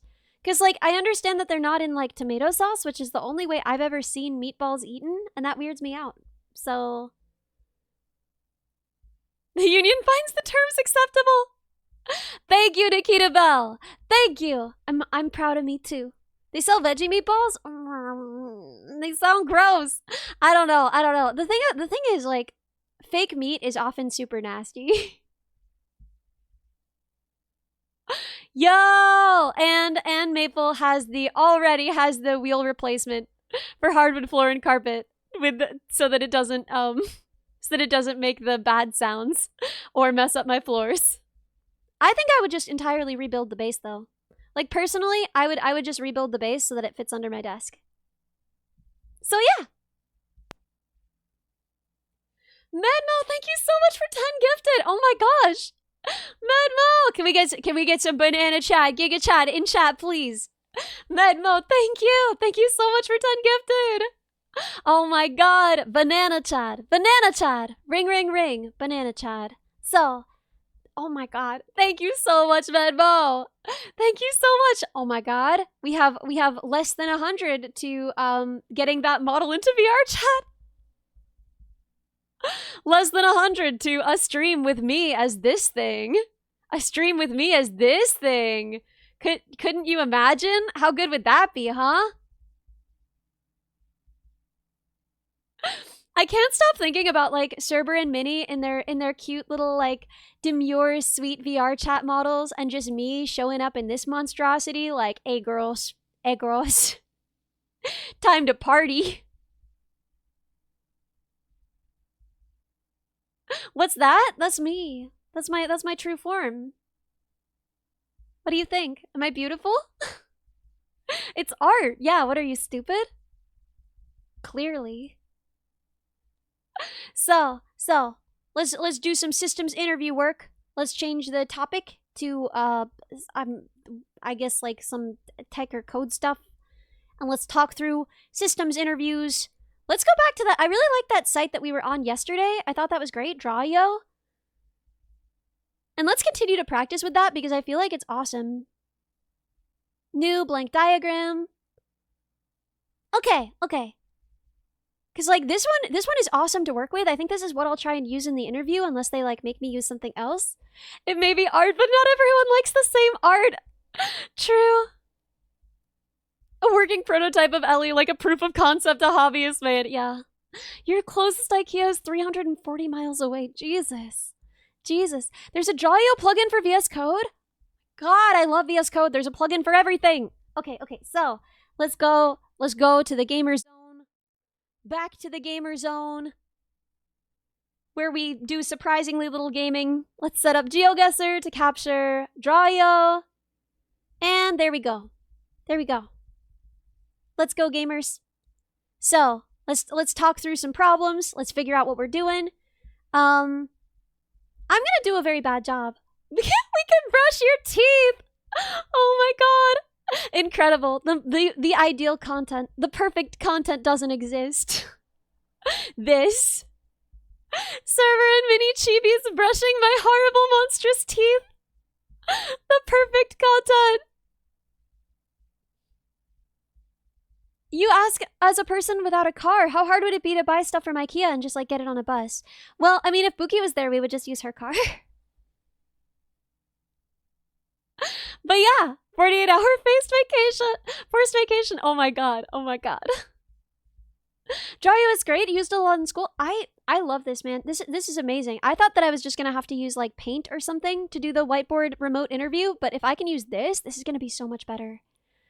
IKEA does delivery? Oh shoot, nice. Nice. Well, I was gonna try it out anyway, so I figured if we went there and I liked it, I would just get it there. But it would be nice to have a chair that doesn't leave bruises on my butt. I couldn't even lie down right yesterday. I was like whimpering after stream. I had to lie on my side after the like 10.5-hour stream. I couldn't lie down correctly. I was just like lying on my side in bed like It was so pathetic. Use the cylinder DB shape. Otherwise squares are fine for pretty much everything. Okay. Noted. So, Wolf, any chance you want to hop in this call and give me problems? Also, no pressure. You are at work. We can also just look up problems. Well, the thing is, okay, I already know that the problem is going to be about an e-commerce company just getting off the ground. So I'm going to do a pathetically bad job at this, but, and I was fighting with you about the chair. That's why I finally relented. Listen, I was gonna put up with it because I couldn't justify spending like $700 to alleviate this, but if it's only $300, I can justify that. Especially if I get this job. Yeah, please change the topic to software dev. Deb. Hi, Deb. Please change the topic to software dev, and please change the stream title to like systems interview prep with the code bugs. Systems interview prep with the code bugs. Sit on a pillow at least. The problem is that the pillow slides right off the wood, right? It's nice polished wood, so that the pillow slides right off. And that's like honestly more annoying than just like having bed sores on my butt. I was telling my dad, I was like, I have like bed sores on my butt, and he was like, you have actual bed sores. Like that's not like bed sores. You have bed sores. That's what causes bed sores. You did it. Now you have bed sores on your butt. It's so miserable. Pillow and bungee cords? I don't have bungee cords. Yo, you got a fine bristle toothbrush? Yes, okay. Get the tapered or fine bristle toothbrushes. The tapered toothbrushes do a lot of the same stuff that the fine bristles toothbrushes do, and if you live in a very humid climate, your fine bristle toothbrush might have a harder time drying between brushes, which can get gross. So, if you live in a dry climate, get a fine bristle toothbrush. If you live in a moist climate, get a tapered bristle toothbrush. It will be better for you. More important than an electric toothbrush is a toothbrush that can actually get into the spaces in your mouth. So make sure that the tips of your toothbrush bristles, first of all, that your toothbrush bristles are soft, and that the tips of the bristles can actually get in between your teeth. Anyway, more dad knowledge, yeah. If your gums aren't bleeding, are you even really brushing? Digby, Everhard, please, I'm worried about you. Floss? You should definitely also floss. Both are important. You've never flossed? You don't know how? How bad is that? Well, it will be worse as you get older. The answer is, Wolf is in my DMs. Ah, I'm stupid. Oh, I jumped to the present. Okay. I can pop in if you want, but you'll drive so you can learn. I'll just guide when needed. Yeah, absolutely.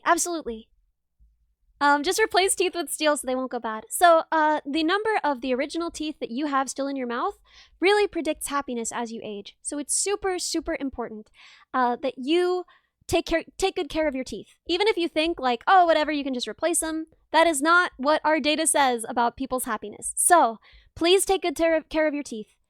Even if I can demonstrate on the 3D model. Oh my god, yes, and I will.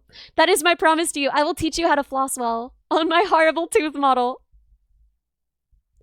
Do you count the wisdom teeth that were removed? No, you don't have to count those.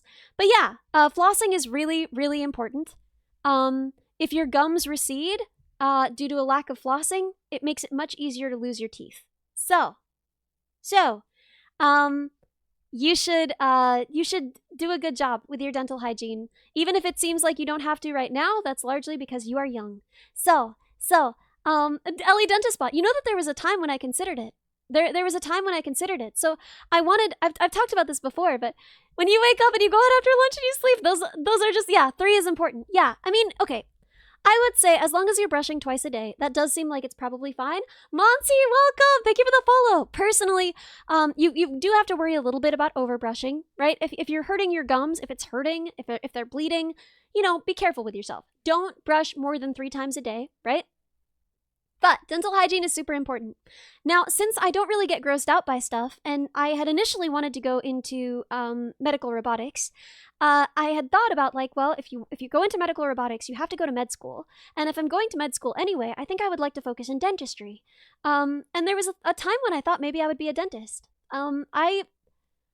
And then I decided against it completely because I got into a school that had a very different program that I liked better and was more interested in. So, I don't work in medical robotics, but there was some time when I thought I might be a dentist. I even volunteered at my dentist's office. I think it's really fascinating and I think it's really important. But yeah. You should really be brushing the gums where they touch your teeth, not the teeth themselves. I mean, both are important, right? The tops, the crowns of your molars, those are places where people often get cavities. So, be sure to clean those off. Make sure that you're not allowing like biofilm to accumulate. Yeah, anyway. You have a terrible time with flossing because of the sensation. Yeah, really, really, really awful. I'm so sorry. I'm so sorry, JT Butcher. Have you tried water flossers? They can be a good solution for people who have a hard sensory time with the sensation of flossing. And they can do a lot of the same good work.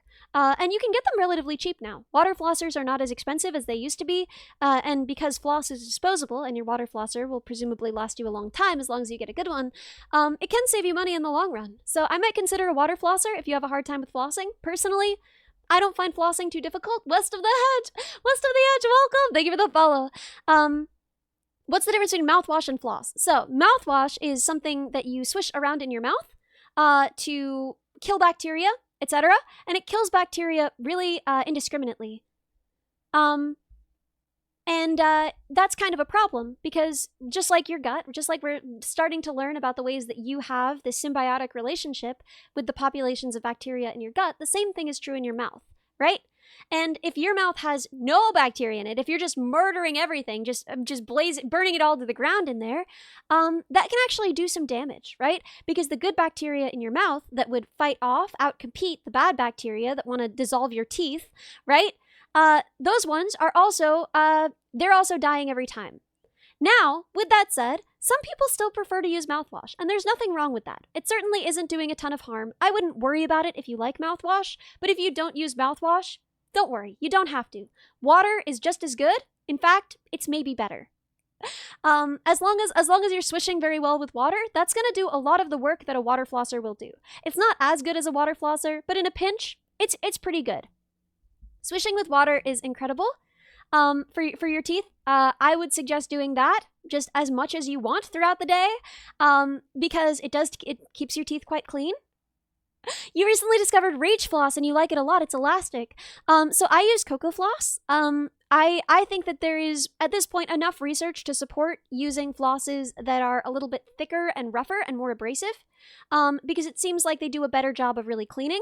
Whereas, the very, very smooth plastic flosses, they're great. They're very comfortable to use, especially if you have very narrow spaces between your teeth, especially if your teeth are quite crowded. If that's all you can use it. It's great. Floss is better than no floss, but it's good to use a floss that that is somewhat abrasive and absorbent if you can, because it's much better. It's much better at getting stuff out, right? Imagine trying to clean something up with just a flat plastic bag. That's the material that your floss is made of. It's not as good, right? You're gonna have a hard time cleaning something up with a plastic bag. But again, better than nothing. You're really icked by the thought of putting a string between your teeth. So, Nikita Bell, there are a lot of people like you. Use a water flosser. Use a water flosser. A water flosser shoots a very precise jet of water. And you can use it, just point it between your teeth, make sure that you get all the nooks and crannies, and it seems to work almost as well as floss, if not better in some cases for some kinds of teeth. So, if you can't use floss, definitely get a water flosser, right? Find solutions that fit you. I know so many people who are like, oh, I just get really grossed out by the feeling of flossing. And it's like, then there are other solutions. Find something that's accessible to you. Yeah, use a little mouth bidet. Gross. But that is your solution. You have access to a water jet. Can you use that to floss? I wouldn't. Yeah, just place the order for a water flosser right now. Let me know if your mouth feels cleaner. Oh, water floss picks are also a good choice if you just have trouble maneuvering the floss with your hands. If, for example, your hands aren't very steady, you don't have great fine motor control, floss picks can be great. There are reusable floss picks too, where you wind the floss around the two pegs and then you don't have to throw it away every time. But again, I hereby give you permission. There is so much plastic waste in the world. If you find it easier to floss using those disposable floss picks, here is my blessing. Who cares, man? It is one a day. It actually makes very little difference. I know so many people who are like, oh, I would, but I don't wanna. Yeah, server just goes for the garden hose. Beautiful! So good! But, oh, Reddy, you are a little freak. I love it. So, today I'm gonna use heavy machinery to floss. But a lot of people are like, oh, I can't use those. It's so wasteful, whatever. It is kind of expensive. It is kind of wasteful, but whatever, man. If it gets your teeth clean, that's worth it. It's actually a relatively small amount of plastic usage. Don't worry about it. This is my blessing. Use it. Keep your teeth clean. That's more important. So, in terms of tongue cleaners and tongue scrapers, you can use a toothbrush. If you have practice and you're pretty good at it, you can use a toothbrush and then you can use the plastic edge on the side of the toothbrush to scrape. And then you should be fine. But if that's hard, if that doesn't work well for you, yeah, get a tongue cleaner, get a tongue scraper. They're very good. You should be brushing the soft tissues as well as the teeth in your mouth anyway. We talked about this. Largle, largle, largle. Yes, I'm so glad that's pinned. You should be brushing the soft tissue in your mouth as well. Softly, gently. Don't bleed. No, don't make yourself bleed. Don't hurt yourself. What in the murloc? We were just making murloc sounds yesterday. That's so cute. Those are important to keep clean. You just chew on coca leaves again. Those are a mild antibacterial, and they are also abrasive. It seems like there might be some advantage in that. I wouldn't suggest that as your only form of oral care, but it is used by people and has been used by people for a long time to great success for a reason. So, good luck in the interview. Thank you, Fiddly Sticks. That's all the stuff that I know about oral hygiene. Take good care of your teeth, everybody. Okay? Let's actually do some work now. I'm gonna call Wolf. We've gotten nothing done. Hey. Okay, so we gotta do an e-commerce thing, right? Do I draw users? I add users, right? Like they get their own thing, and then we show how we connect to them, or is that not typical? You could. Okay, this is bad. Okay, but what's typical? What's like the right way to do that? Honestly, having users is like a personal preference kind of thing most of the time. Usually what you want to do is like just indicate, hey, I'm receiving data, and it could be like from wherever. Like it could be on the DNS, it could be on the load balancer, it could be on any of the APIs, anything like that. I wish they had like elements that meant like a stack of them, I wish they had like a stack of box. Oh yeah. Maybe they have that in style. I haven't used Draw. Yeah, I haven't used Draw.io that much, so I'm not sure if it does. I'll look. Style. Line. not so much. Give it a shadow. Not so much. I What we mean, can you do could put like a is plus at the end of the text to indicate it. Maybe. I got this. I got this. We can group these. There we go. Load balancers. I probably shouldn't be like drawing this out in this much detail before we actually know what I'm drawing. Yeah. Okay, so for e-commerce, what do we need? We need. It's just the thing is, I haven't seen a single e-commerce example, and it does seem more complicated. I think that's probably why they like did it this way. Why they chose e-commerce, even though it has nothing to do with what I'd actually be doing, just because like I haven't I seen a would single argue example for it. it's pretty similar. Really? I would say most things share a certain skeleton base for the most part, and then from there you can go back and edit other things. You don't need to start from A to B. You could create your skeleton, and then if you come up with like, oh, and here's a service that we need, you could just shove that in. Okay. Okay. So we have our load balancers, and then no, no. I want to copy the whole group. Does it not let me? That's annoying. There we go. And this is gonna be like our. Oh god, this is so much harder than I thought. I thought because I'd gone through so many of them and I'd watched so many YouTube videos about it that it would be like easy. But I am scared. Hello, Garukan! I don't know if I'm a girl of 1,000 talents right now. You're watching me prepare for a kind of interview I've never done, for a kind of work I've never done, and something I've never studied. So I don't really know what I'm doing at all. Somehow this is so much harder, that I'm doing this way.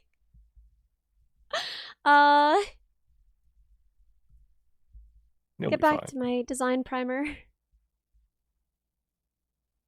Also, apologies if my voice goes out. I've also slowly been losing my voice this morning. No, I'm so sorry. Oh my god. I'm so sorry, Wolf. I hope Oh no, it's fine. It'll be fine in like a couple hours. Okay. So this is gonna be web servers, and then okay, what do we need? I'm still not really clear on the difference between the write API async and the write API. I would say that's like very much non-important.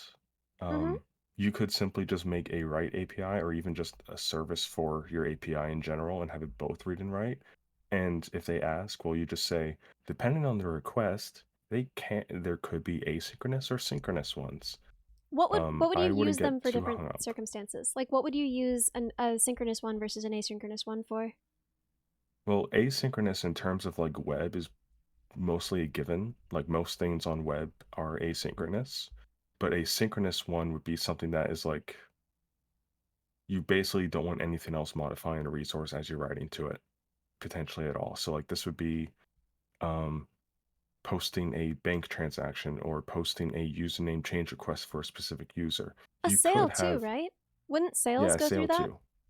Okay, so Yeah, what would you could have like you could have like multiple people doing the sale at a different time, and that's fine. That can be done asynchronously, but like for a very specific sales session, that can only ever be synchronous, right?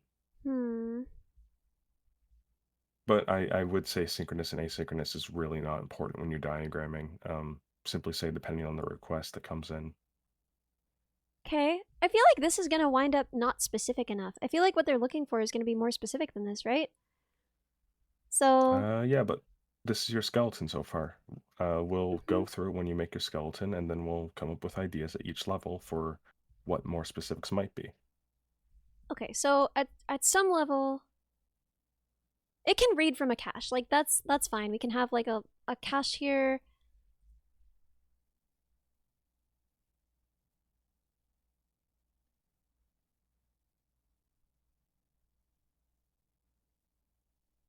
Connected to our read API, and then now we have to do all of our persistent stuff. Shoot. What is sharding? So sharding is way of splitting something up into like multiple smaller instances in a way. Mm-hmm. Like each one would have like a predefined set of, say, things it would take on. Like for example, you could have 100 shards, and each one could be interfacing up to, say, 200 clients. Okay. Is there any reason you would ever choose in your design to, for something that's getting any amount of use, not have like master slave for your primary database? Well, you could have master master. That's the alternative usually. Why would you do that?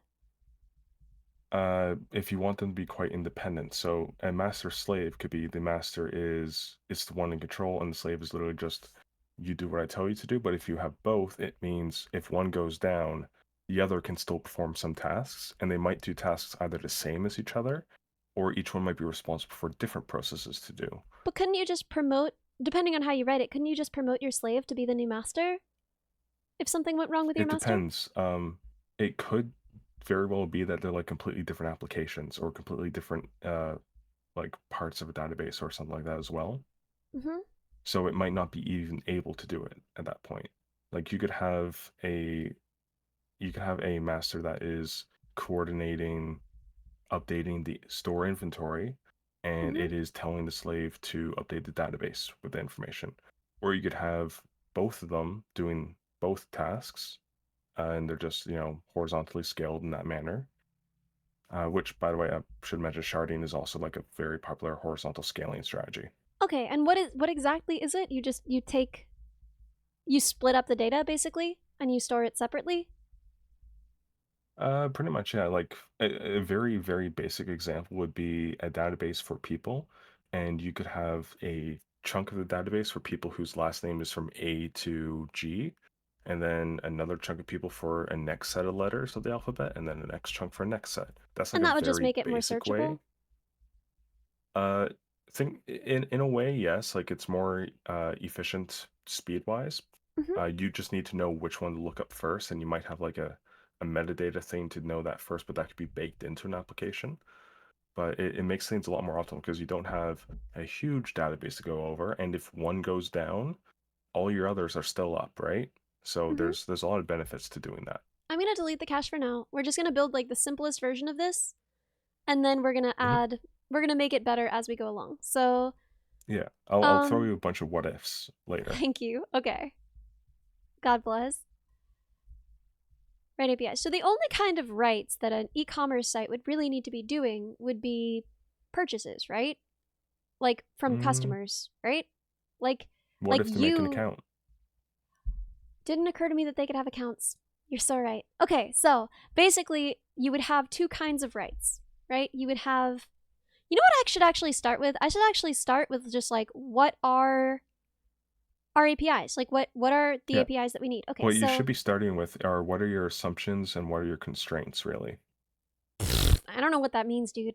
What are my assumptions? I don't know what I can assume. So here's your assumptions I'm going to give you. Your assumption Mm-hmm. is you have an e-commerce site Yes, and you sir. need to handle users uh, Mm-hmm. that are making purchases. They may or may not have an account. Let's just assume that they do for the sake of storing just an address. So it's like not like they're making an account, but let's just say there's a store for like their name and address,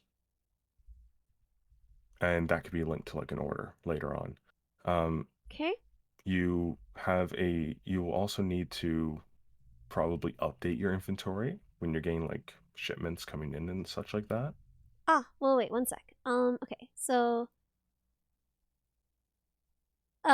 these are constraints or assumptions that you're listing right now. These would be constraints. Um, Honestly, they're kind of both the same thing. Okay. Oh They're my they're god, different, that's but they're such the a same. relief because I swear I was like, what is the difference? Oh, Yeah, Itoski, welcome. Okay, that's why so people say assumptions and constraints, because assumptions, constraints. I'm just gonna add a little slash there. yeah, Zelkova, welcome. Constraints. Okay. So store account, name and address. Purchase. Is there something weird and whoa? Oh my god! Oh my oh, hey Annie! Oh my god, we were just talking.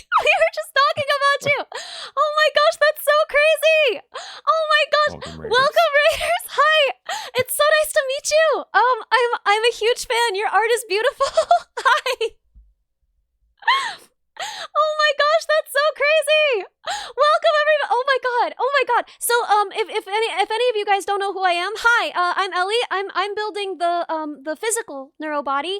I'm building the robot dog. And Annie famously made the art. This is so crazy. My heart is going so fast. Made the actual like the model.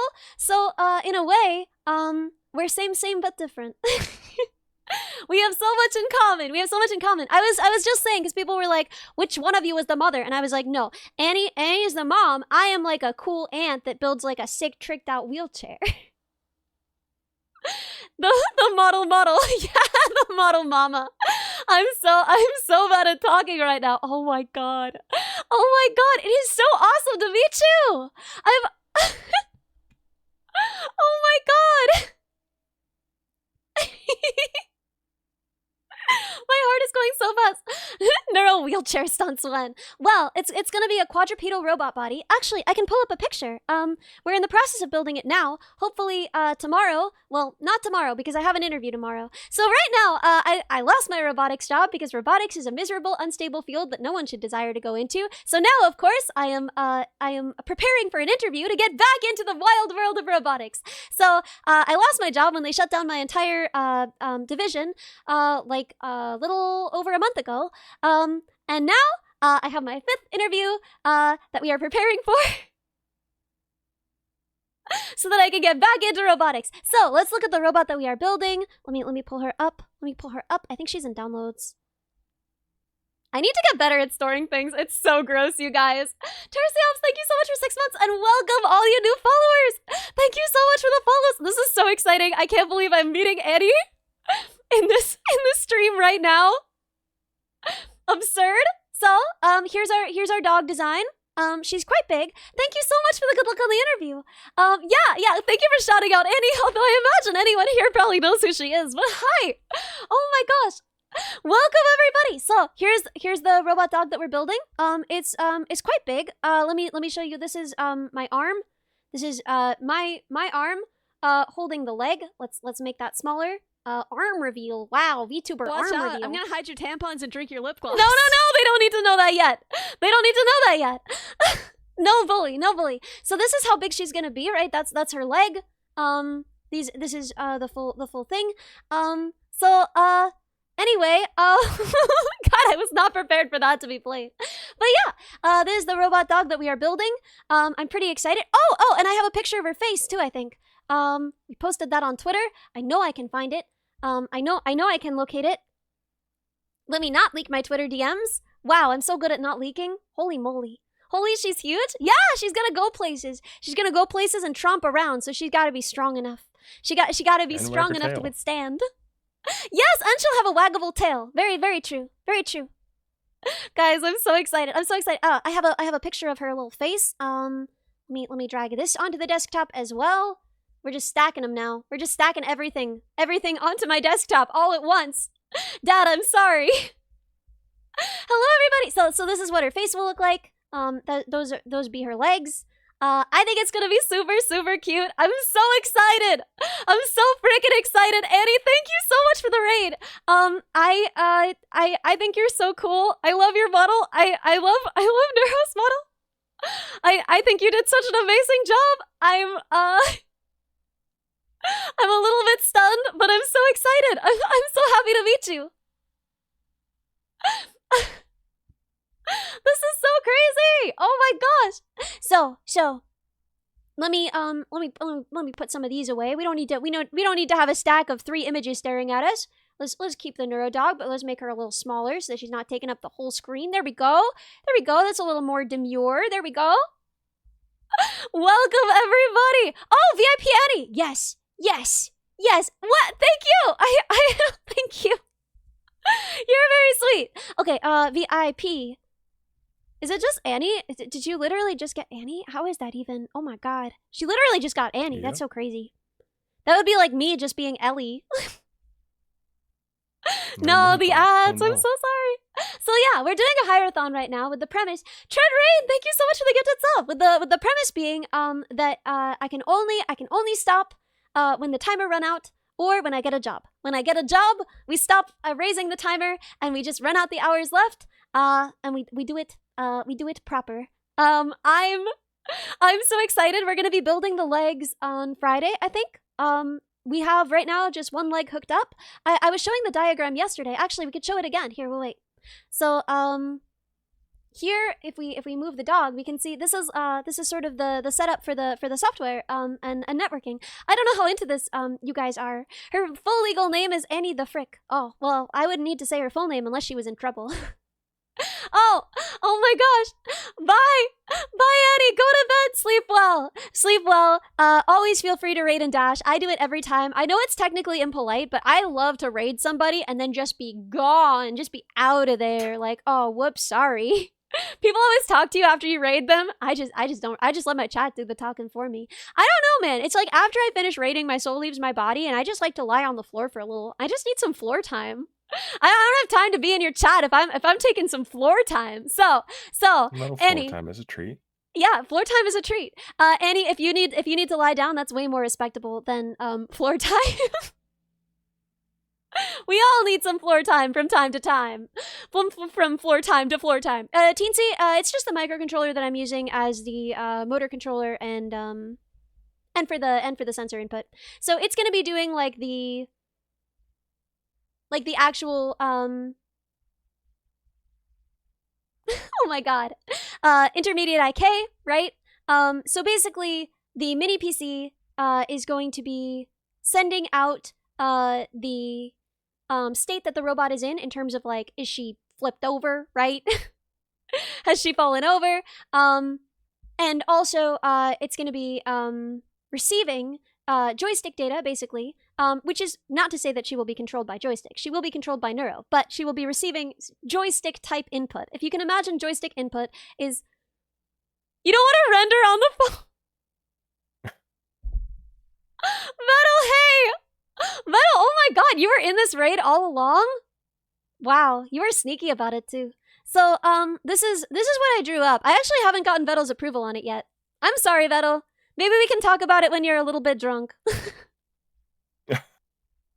Maybe goes with requirements. Yeah, maybe I'll get him. Maybe I'll get the client a little bit drunk before I before I have him okay the requirements.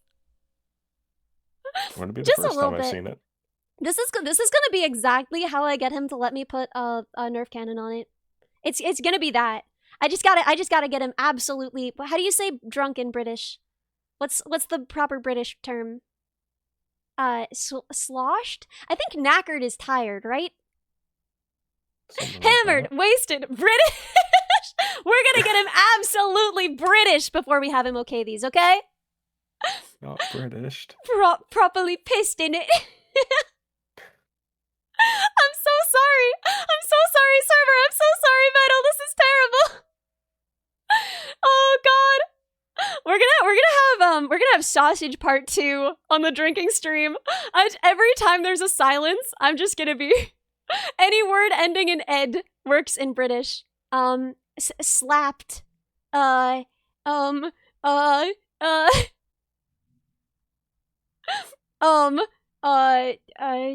god, I can't think of any verbs. The verbs are all gone from my head. We're gonna get him absolutely vettled. We're gonna get him absolutely vettled. We're gonna get him to okay the Nerf gun. Toodled. Britished. Verbed. We are not gonna do this, for the record. For the record, I support being very responsible. We'll all be very responsible that day. It will be my first time drinking ever. I won't really know what I'm doing, but I will have 3 good friends around me to make sure that I don't completely ruin my life by saying my full name and address. Doesn't need to be a verb at all. Drinked. That's just drunk. That's just drunk! Worded. Verbed. We're gonna get him so freaking verbed. We're gonna verb this boy right up. That's terrible. That's the worst thing I've ever said. Oh my god. Oh, my dad isn't watching. Okay, so anyway, here's our little model of how this is gonna work, right? This is you're gonna get him stazzed up. We're all gonna be getting stazzed up. So, this no. Yeah, first time eating meat, first drinking stream. I'm pretty excited. I think it's gonna be great. Just ask Beto for advice regarding alcohol. I mean, I assume all of these people are gonna be pretty helpful. They're all quite nice. I'm pretty happy with the people that I'm gonna have around me when I do this. I'm gonna feel very safe, very supported. I'm not worried. I'm only a little worried.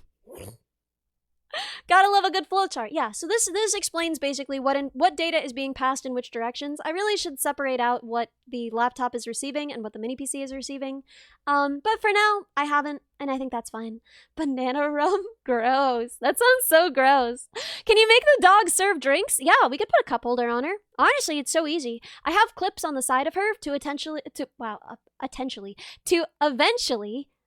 not intentionally, to eventually attach the bows or possibly ears because people were saying they wanted ears. So for example, we could put on the bows, but then we could also snap off the bows and put on cat ears because Evil said that she wanted a cat body. So I already have a place. You can actually see it on this model here. To snap on and off those accessories. So it wouldn't be hard to just like snap on a drink holder. We would have to model it, but yeah, we could get that done pretty fast. Using the kid to bring you beer? No, don't forget her frog hat. That will be something we have to work on. We'll have to get that done. What about fox ears? Yeah, wouldn't be too hard. Like mother, like daughter, I guess. So, can they wiggle? I don't have anything built in for that.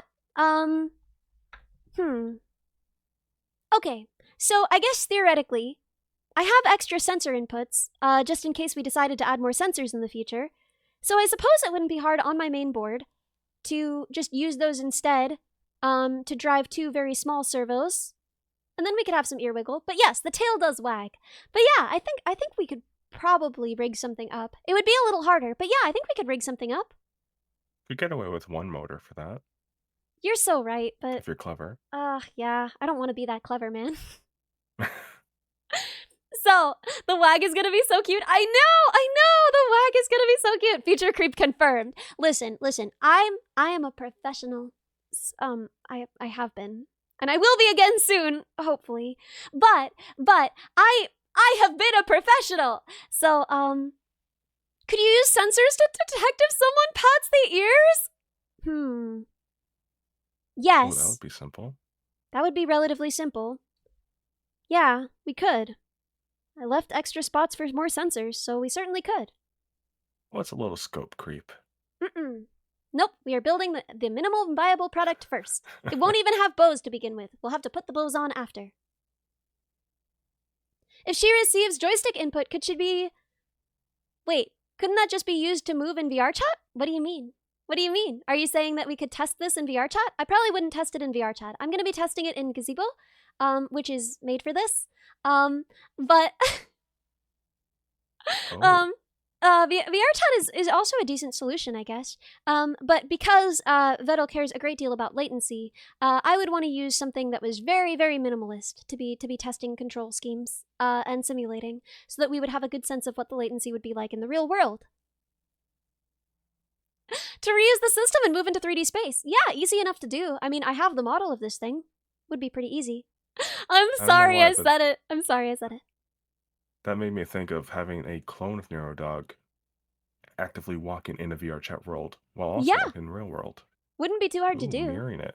And I mean, theoretically, the only data that she's receiving, right? This API, we could completely replace this whole part of it. Is it not capturing my cursor again? I'm gonna scream. This whole part of it, everything on the dog, could be replaced by something in VR chat completely, right? This API is only expecting camera, microphone, and heading data from the phone, which could easily just be put in, right, from that camera in VR chat. And it's only outputting state, joystick, heading, and sentiment. So, Witch Dove, welcome! Thank you for the follow. You didn't even know you were getting heading data? Yeah, I figured it would be helpful. I don't know. If you don't want it, then I'll take it right back. If you don't want it, you can't have it. But yeah, no, I figured it'd be useful. Yeah, that'd be quite helpful. Yeah, right? I think so. Annie has a 3D NeuroDog model. Ayo?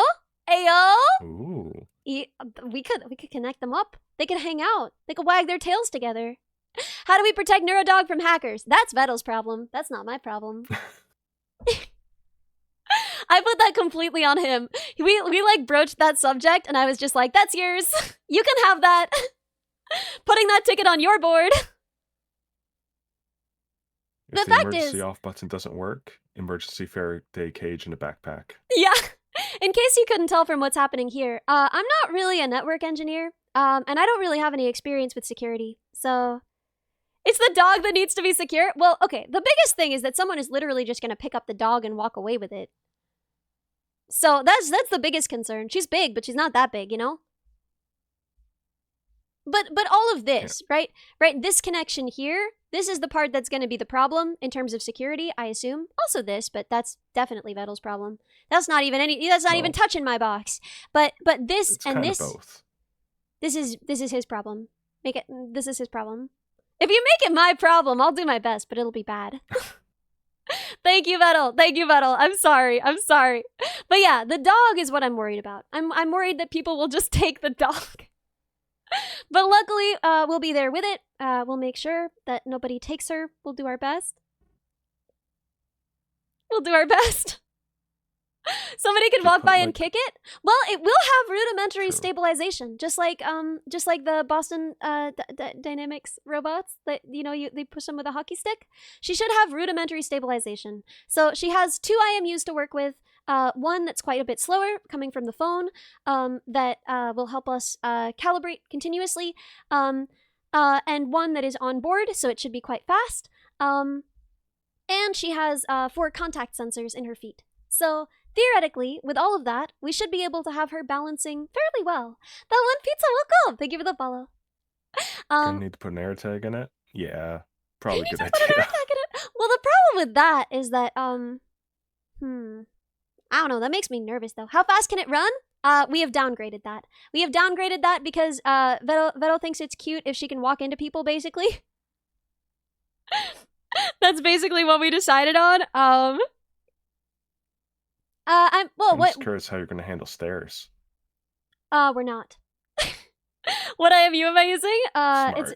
It's an MPU 6050. But I'm not gonna deal with stairs. At least not initially. If we get her moving in ways that we like and we love it and we're ready, then maybe we'll build something in for stairs. Can it run away from Vettel? It'll be able to definitely keep up with a person walking fast, but probably not run faster than that. My budget for this whole thing was 3,000, which, with everything is quite cheap for a robot of this size. So I had to basically severely gear down a bunch of less powerful motors to make them powerful enough, which means that they are quite a bit slower, right? So in order to get the torque we needed off of the motors we could afford, they're not fast. But that also means that she's lighter overall. She's a little easier to transport and ship. And at the end of the day, Nictoria no Carito! Arctic, welcome! Thank you for the follows. Hot swappable batteries, yes. So you can't see it in this model, but she has a little panel right here, and you just screw that panel right off. It's a thumb screw. You just screw that panel right off, and then inside you can just unplug and plug in the new battery. Should be easy enough. Good to go. Shut up, Broody. 20 pounds is heavy, okay? So I'm excited. I think it should work. But 15-minute downtime. Oh no, we'll die. We'll die if the dog isn't walking for 15 minutes. Neurodog weighs more. Neurodog does not weigh more than I do. 3 Gale, welcome. Thank you for the follow. 9 kilograms is not heavy at all. I know. Yeah, this is that not crazy heavy, robot but body. it's the form factor of the bot. Yeah, it's unwieldy, That's the word, right? Unwieldy? Yeah. Mm-hmm. Imagine a 20-pound brick.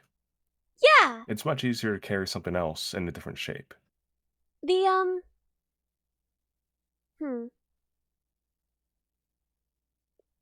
Bodif EV battery pack and charger. She'll definitely weigh more. Yeah, we've made this as light as we can, basically. My original design was way heavier. My original design was quite heavy and quite a bit stronger. It might have even been able to do a flip. This one will not be able to do a flip, but it also won't be able to break anybody's fingers. It will be broadly safe to handle. Ellie Gym stream sub goal when? Fight me. I don't want to go to the gym. It's sweaty in there. Brontu, welcome!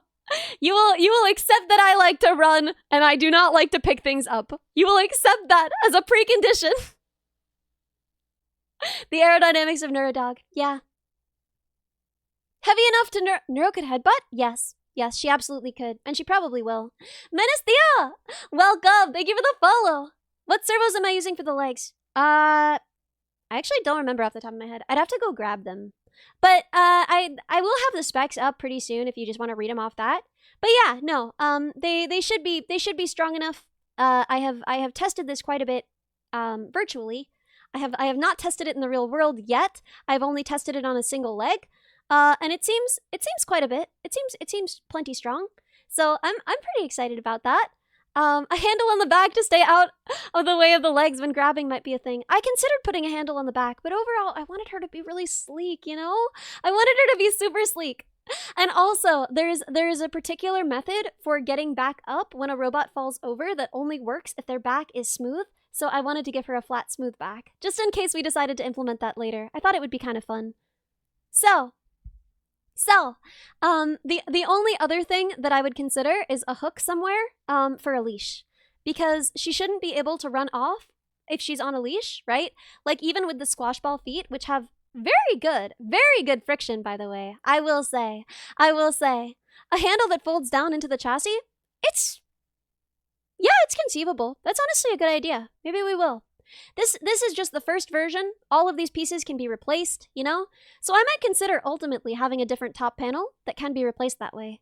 One thing that I definitely sort of would have done differently if I had designed this after the fact, Normal Robot, welcome, thank you for the follow, is I think I would have done the back out of acrylic.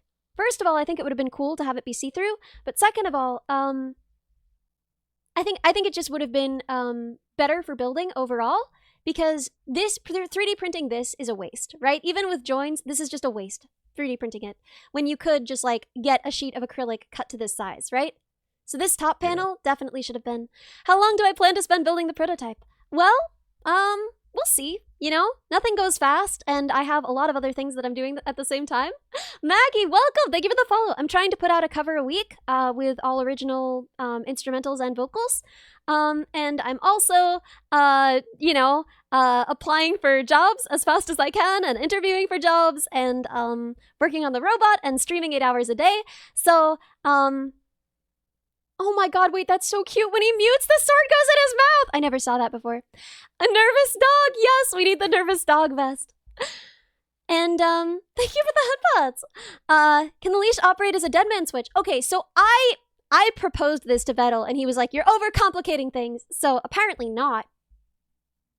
That's me being really sassy. That's me being really sassy. I'm so sorry. Very sass. Yeah, the whole design is open source, so it is all going to be available. So we're aiming for. I'm hoping to have my prototype up and running, at least accepting joystick data by the end of the year, and then we would be working on interfacing it with Neuro after that. So Vettel said early next year was the best time frame for him to start interfacing. So that's what we're aiming for. But also, I don't know. If we don't make that timeline, I'm not incredibly worried about it. I'm not super worried about it. Yeah, we're holding off on Sassbot and Kittybot until you guys see what they look like on the new model. So I'm gonna be having a new model. It was one of our sub goals to reveal it early, and it will be revealed. It's not a sprint, but we do have sprints. We have a Jira board. You guys want to see our Jira board? We got tasks on that bad boy. We got tasks we gotta get done. Not the Jira board jump scare. I'm sorry. But yeah. I literally start my vacation tomorrow. I'm sorry. So, Cha-Cha Blender fix-ups, that's definitely in progress. Commission new model toggles, that's in progress. Create Miss RGB instrumental. I actually got a lot done on that last night. Control leg from Teensy, that is done. So now Build Other Legs, that starts tomorrow, and Horror Game Stream is also tomorrow. Miss RGB instrumental, yes! I'm gonna be doing a cover of Miss RGB with Cerber and Minnie. I think it's gonna be really cute. We are obviously going in a slightly like cuter, lighter direction, but I think it's gonna be super sick. I love Miss RGB. I think it's such a pretty song.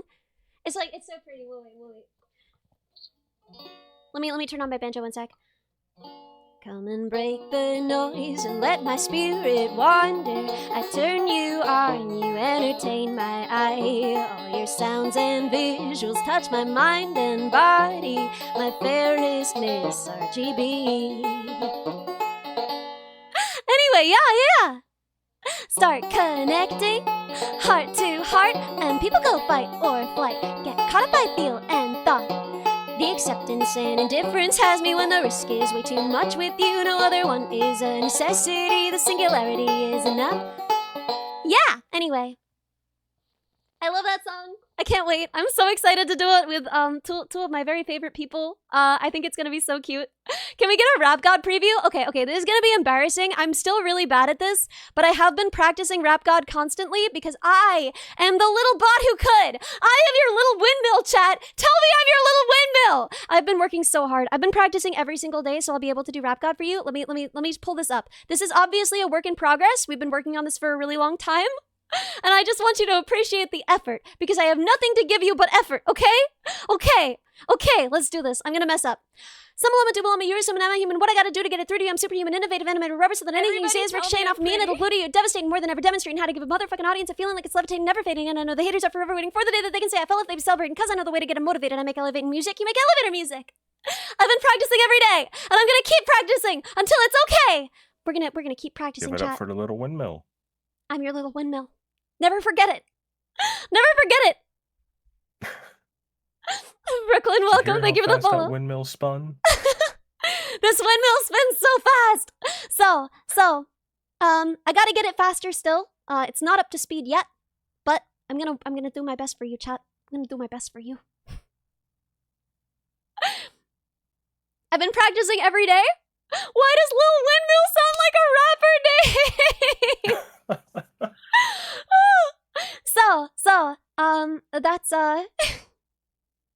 That's some things I've been working on.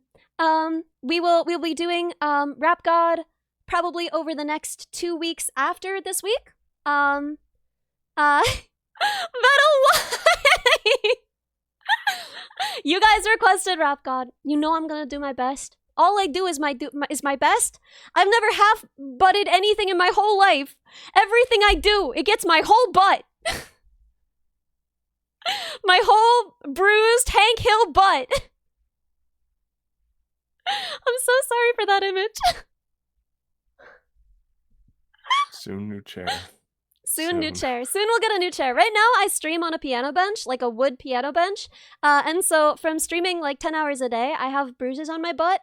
And they're like awful, man. They're like terrible. Like literally I have to lie on my side after stream and just whimper about it. So we're working really, really hard.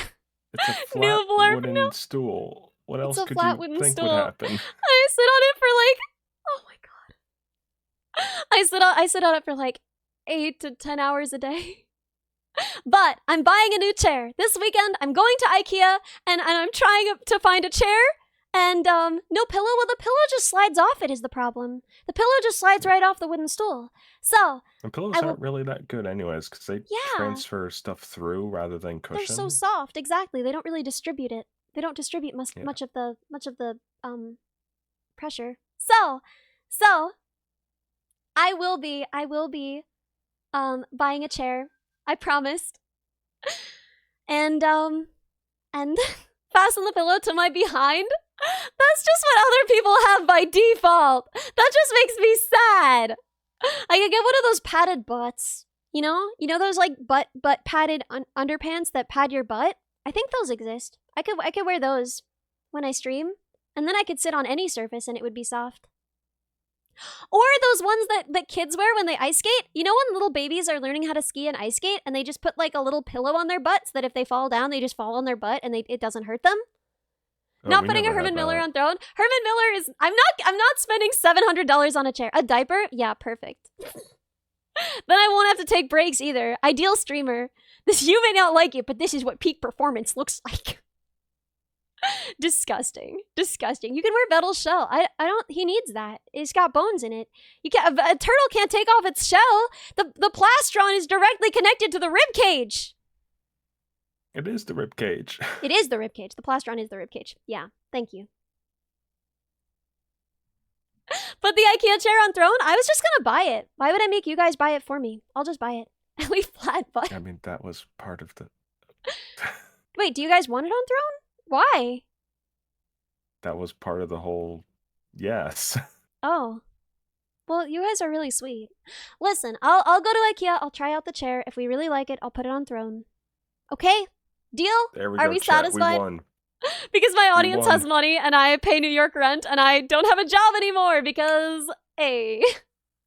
I did an oopsie welcome. Thank you for the follow. This weekend, yes, this weekend I will go, I will try out the IKEA chair in person, and I will make sure that it fits me, because I am small. And a lot of chairs are too big for me. Every office chair I've ever had was huge. Yeah, if you guys really want to throw money at Ellie, she has a UK trip sub goal and 360 subs. Yeah, I would be going with Cerber and Minnie. We would be hanging out. If it was at the right time, then I could even bring the dog, which would be kind of fun. I could drop it off. I could drop it off with its dad. I don't actually think that that's possible. I have not discussed that possibility with Vetal, and I'm sorry, Vetal. That would not need to happen. I'm so sorry that I just like threatened to show up at your home with a robot. Captain Kerbal, thank you so much for the 10 gifted. Banana Chad.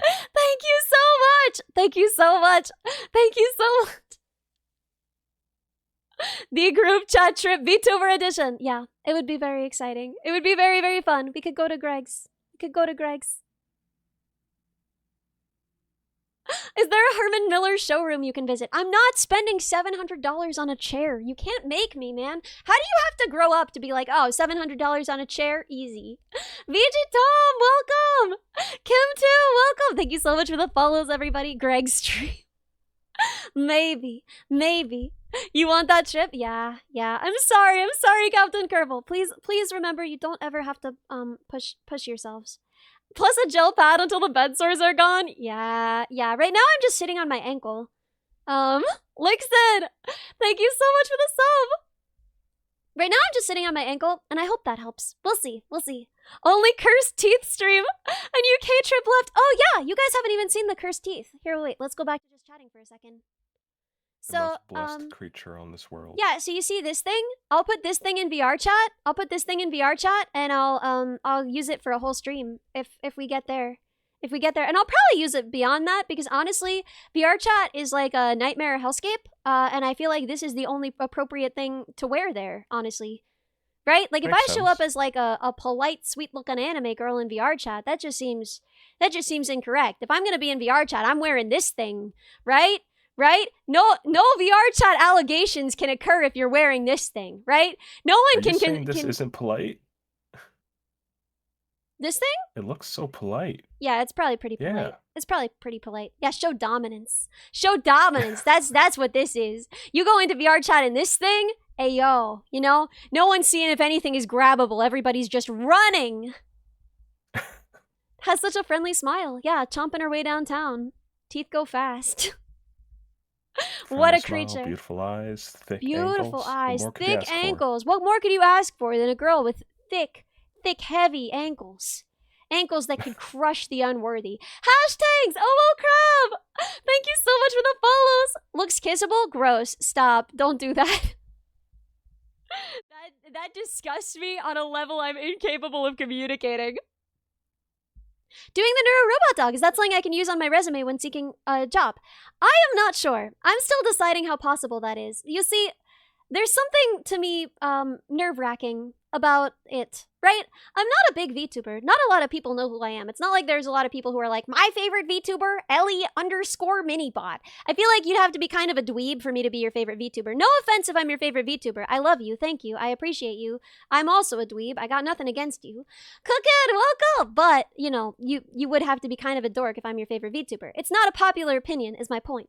I don't think that, that if I'm in an interview, it's very likely that someone is going to be like, "Are you the Ellie Minibot?" Right? But at the same time, I was your favorite VTuber until I called you a dweeb. I'm sorry. Cardia Dev, welcome. BC, welcome.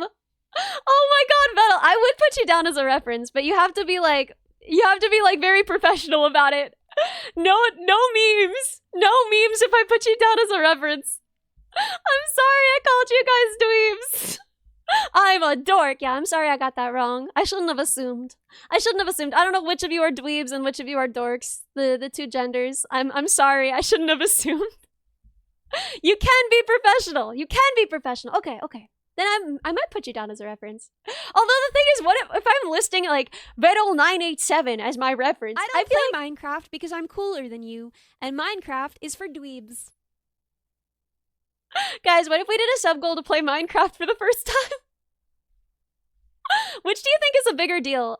Eating meat for the first time or playing Minecraft for the first time? Heart and Soul, welcome! Minecraft. Maybe we'll add that. Can you speedrun Minecraft? I thought it was kind of sandboxy. Yeah, it's speed runnable, but also sandboxy. How do you win? How do you win Minecraft? Do you get So all the mines? there are like Do you craft all the predefined mines? goals that you could do, and there's like a whole like dimension and end boss fight you can do. It's just goal-based speed running, really. 6500 Minecraft 6750 eat a chicken nugget in Minecraft. You can do that? I feel like that shouldn't be a sub goal. I've eaten a lot of meat in games. Basically, all I did in Skyrim was make various stews and consume them. So I feel like, if anything, it has a credit screen. I never knew. I just figured that the way you play Minecraft is like you build a big house with your friends, like Barbie. Yeah. And I believe during the credit scene, there's also this like very like meta written story that's kind of there as well, which is interesting. I didn't even know they had a Since story. I've seen it though, so I completely forget it. Well. Oh, I never introduced Raiders. This is Wolf. Wolf is a friend of the channel, also kind of a multidisciplinary idiot who you know, is an engineer of various media, who is helping me prepare for a systems interview because I don't really understand systems stuff very well. It's never something I've done. I've never done networking particularly, and so I am learning as I go how to do all of this with the help of Wolf. Wolf also made an incredible project that is just my antennae, which is awesome. They light up and everything. They connect to my pulsoid stuff so that they can update with my heart rate. Wolf's a super cool soul, and I appreciate all of the engineering input that I get from Wolf and the rest of my community. If you have any input on my design, you know, you go right ahead and tell me, right? Nothing isn't helpful. That's not true. Plenty of things are not helpful, but I am willing to slog through what is not helpful for the sake of what is helpful. Yeah. Can Wolf please define the phrase system? Ooh. So a system is something that you cry about. Huh, okay. I was gonna say assembled out of subsystems. That works too. The one small correction, it is illegal for me to call myself an engineer. Ugh, I know, because Canada's stupid. But whatever. You're qualified to call yourself an engineer in the US of A. And that's where I'm an engineer. I'm not qualified to call myself an engineer in Canada either, because I don't even think I could take those tests from here. No, you'd have to be in one of the provinces to take the provincial versions, but yeah. Well, so, neither of us are Canadian engineers, but we are both American engineers. Do I have a PE? I do not have a PE. I mean, my education and background is just computer science with some HCI in there as well. But, got a master's though, did some grad school. We count that. Come on. Yeah, the master's in CS/HCI with a focus on VR stuff and mixed reality and extended reality. You know. You need to know French to be a Canadian engineer. Hey Wolf, speak some French. Je n'aime pas parler en français. Avec fromage. Très bien. a system is a collection of components that work together towards a common goal, would I guess be the best definition I could give off the cuff? I don't know. You got something better than that? It works. It works. Really, a system is whatever you need it to be in the end. Like it's the Bad collective of definition. processes. Stupid. Bad definition. Awful. Do better. Wouldn't avec fromage be Okay. with cheese? I thought it would be with cheese. Yeah, it's Not with from cheese. Not descending from cheese. Not No, originating it's not within du fromage. cheese. Du Oh, fromage. actually, that's more of cheese. Never mind. Of cheese. Canada still give the steel reins? Yeah, so Canada does still give the iron rein to the engineers. What? That's so the US sick! Dude, I would Yeah, so- definitely so- be fully qualified if I lived in Canada, because then you would get a sick ring. Imagine, Honestly, you could take I that to the almost bar. swapped to engineering just for that, because Right? like part of the whole cult ritual of becoming an engineer in Canada is you take an oath with like your other cult members, and then you get the iron ring on your pinky, which I believe Wait, is still what? made from the iron from that old bridge that What? collapsed. Dude, I don't know any of this lore. So they melted down a bunch of iron from an old bridge that collapsed, and now you get a Yeah. sick, like, pinky ring? Well, the reason the bridge collapsed is because engineers cut corners, and they were like, well, this is a tragedy. So to remind engineers that they are morally responsible for anything failing that they ever touch and sign off on, here's a iron ring forged from the iron of that bridge that was a big disaster. If Canada gives Basically, you a in ring, does Canada, that mean you're engineering is engaged? a lot of morals. Do you have to Wait, get what? married to Canada if they give you the ring? Do you have to kiss Canada on its big beautiful mouth? Do you have to call Canada your beautiful wife? I hope not, but how many times I've face planted in the snow, I've probably done that a million times.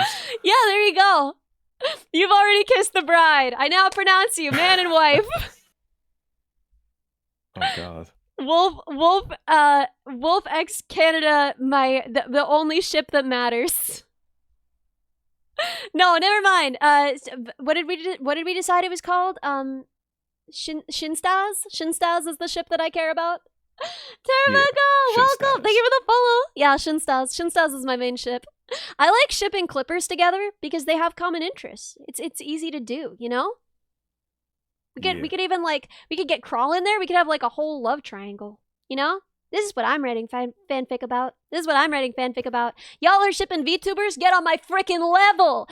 Become more powerful so that you can compete with me. You prefer shots? No! That's so bad. That's so bad. Crawl and Stas would have cute kids? Oh my god, you're kind of swaying me. Crawling Stas? Ooh. Wait, what would we call that one? Would that be Stall? Kraz?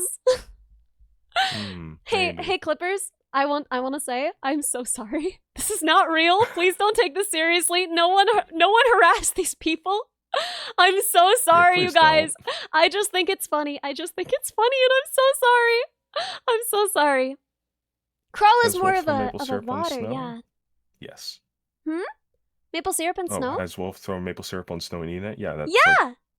Yeah, like I've they had take you to that. school trips to sugar shacks, and they do that all the Mhm. time there. It has to be freshly reduced maple syrup. If you just heat up regular maple syrup and do it, then it's like so much worse. Not you, Maple. I'm sorry. Yeah, just throw Maple in the snow. Maple can't be in the snow. She's not equipped for it. Maple lives in Florida. If we threw her in the snow, she'd just die instantly. Would And the I three of them thrive be in the called snow. Krinstas? Oof. Okay, here's the thing about Krinstas is I think that marriage should be between a clipper and a clipper, not between a clipper and a clipper and a clipper. I don't support that. I don't support that amongst clippers. So what I will say instead is that no. We should merely choose one ship to support. I also, there's no ideology here. Please don't look for ideology in here. I am talking out my butt. Please don't decide that you know what I think about things based on some dumb jokes I made about clippers. No polyclippery. No polyclippery. They must choose just one.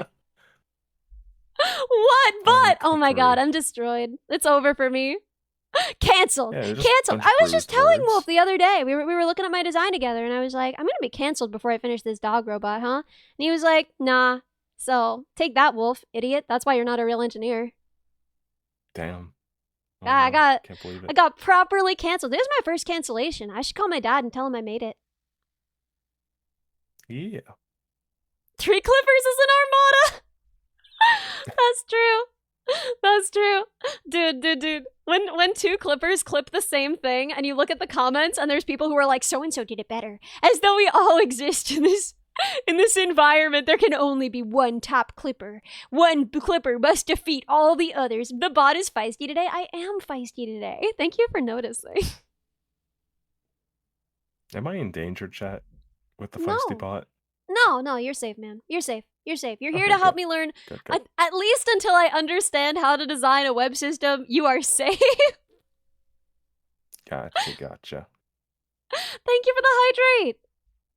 You may get graced. No. Here's what happens is like, I just got raided by Annie. I met Annie for the first time. That's crazy. Vettel was in my chat. I showed him the diagram without knowing that I was going to be showing him the diagram. I was going to wait until he was a little drunk to do that. And, you know, my heart's beating very fast. And for some reason, my response to fight or flight is, fight. I just get a little fighty. I don't think my body is aware of what it's capable of. I don't think it knows that, like, flight would be a much better option for me. But when my heart goes fast, I just get a little sassy. You guys are gonna see me when I'm playing the horror games tomorrow. He's still here? Oh, frick me. When I'm playing the horror games tomorrow, instead of my response being like, it's so scary, like cute and VTubery, you know, my response is just gonna be like, you're ugly, your dad doesn't like you, your mom's not proud of you. Like, that's where this is gonna go. And I don't know what's wrong with me. I'm built incorrectly. I can't fight. Not the toxic windmill. Not the toxic windmill. Picking fights with xenomorphs. I mean, it's the first step to becoming a gamer, right? Yeah, that's the first step to trash talk. becoming a gamer. You gotta trash talk the xenomorphs. My toxic little windmill. Dating stream tomorrow. Wait, what? Dating sim stream? No. What? The only dating sim I've ever played is the Colonel Sanders one. And I just recently tried chicken for the first time, and I gotta say, So, why would I pick a fight with Evil Nero's pet? Peed on the carpet? 'Cause you could. I gotta teach it manners. Gotta train it better. Do xenomorphs pee? I actually don't know. I mean, their blood is acidic, and I think like their saliva too. So maybe. And I mean, maybe they would it's still acidic? have to eliminate waste. They could have just like one substance, you know, like reptiles and birds. You know, there's no reason to assume that they would have 2 separate substances. That's not universal. True. Among animals. But they would have to excrete something, presumably. And, I mean, it's not even necessarily true that they would excrete something acidic just because their blood is acidic. They might even excrete something basic, you know, as a way of getting rid of it. It could be. It could be. We don't know. Is there any chance of me playing Hades? Maybe, yes. I love Hades, but I'm really bad at it. If you guys are okay with me being, like, truly the worst gamer in history, then yeah. Then absolutely. I am very bad at games. I didn't grow up playing them. I only recently have access to them. Gotta get Michael Reeves so that the Neurodog can pee beer for the turtle. Gross, no. Aliens have a very short lifespan. You know, that's true. It might be that they never need to excrete waste in their whole lives. We watched you play Dark Souls 3. How is Hades any worse? Well, Dark Souls 3 was a sub-goal. I wasn't gonna do that to you on my own, right? There was no way you were gonna wind up watching me play Dark Souls 3 just like because I decided to. You chose that. You made that happen. Hades sub-goal? No, I wouldn't make you guys pay for it.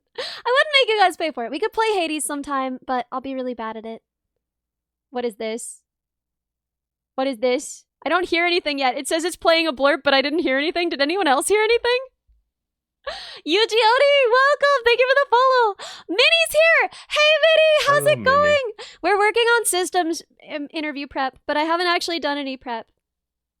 We're gonna have to end stream a little bit early so that I have time to actually prep.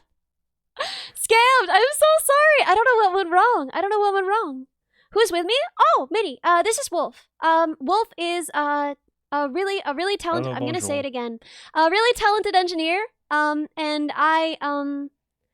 I met him through streaming. He made a design for my antennae that was really clever and cool. And then I saw his portfolio and I looked through it, and I was really impressed with all his designs. So now when I have some engineering questions, like for example this one, I've never worked with like system design, network design, and so I've enlisted the help of Wolf to help me prepare. And I've also run some of my other designs by Wolf, like the dog design. Well, I don't think you haven't contributed anything to the dog design, have you? I don't think you have, right? I don't think so, but we'll But see. you did give me a lot of advice on how to do solid plastic welds, so, you know, again, Yeah. more advice is never bad. So anyway, Exactly. this is Wolf. We are very grateful to have Wolf's help with the things that we do here. Because no one is a good engineer on their own. Everybody is as good an engineer as they are at interfacing with other engineers. And yes, Wolf is an engineer, shut up. Just not in Canada. I know, Canada's weird and has a lot of technicalities about what is technically considered an engineer. But Wolf is our I need to mascot. contact my work about that because they're trying to get me onto a data engineering thing soon. I'm like, I legally can't call myself that if you put me in that role again. Would you ever want to? Would you ever want to get your certification and just be an actual engineer? Maybe one day. Why not? I've technically done the work of an engineer far Yeah! too many times than I should have. Why not, dude? You should look at a Yeah. game called Ship of Fools. Sounds cute. Let me look. I'm just gonna save that for Data later real engineer quick. legally, technically no. Anything that uses the word engineer in the title in Canada is a protected term, and I've done more than just data engineering work while being just a full stack software dev. You should get that ring, that is just the dude. You most should recent. get that ring. It's sick. I want that ring so much. And I am gonna need your help when I'm designing the API. So Okay, yeah, that's fair. I've done quite a bit of API design and implementation. yeah, Wolf does a lot of the same kinds of stuff I do, I would say. But I'm a little bit more focused on hardware and you're a little bit more focused on software. So he's a good place to go for advice when I'm trying to interface something with software and I don't really understand what I'm doing. Does that make sense? Is that fair, Wolf? Yeah, that makes sense. Yeah. No, you, Minnie. No, you're so cool. Have I played The Sims? I've played The Sims for like 10-minute intervals when I was a child. I've never like played The Sims. I feel like honestly it could only go to a dark place. Once an engineer, always an engineer. You cannot escape. Thank you for the hydrate, sweet catfish.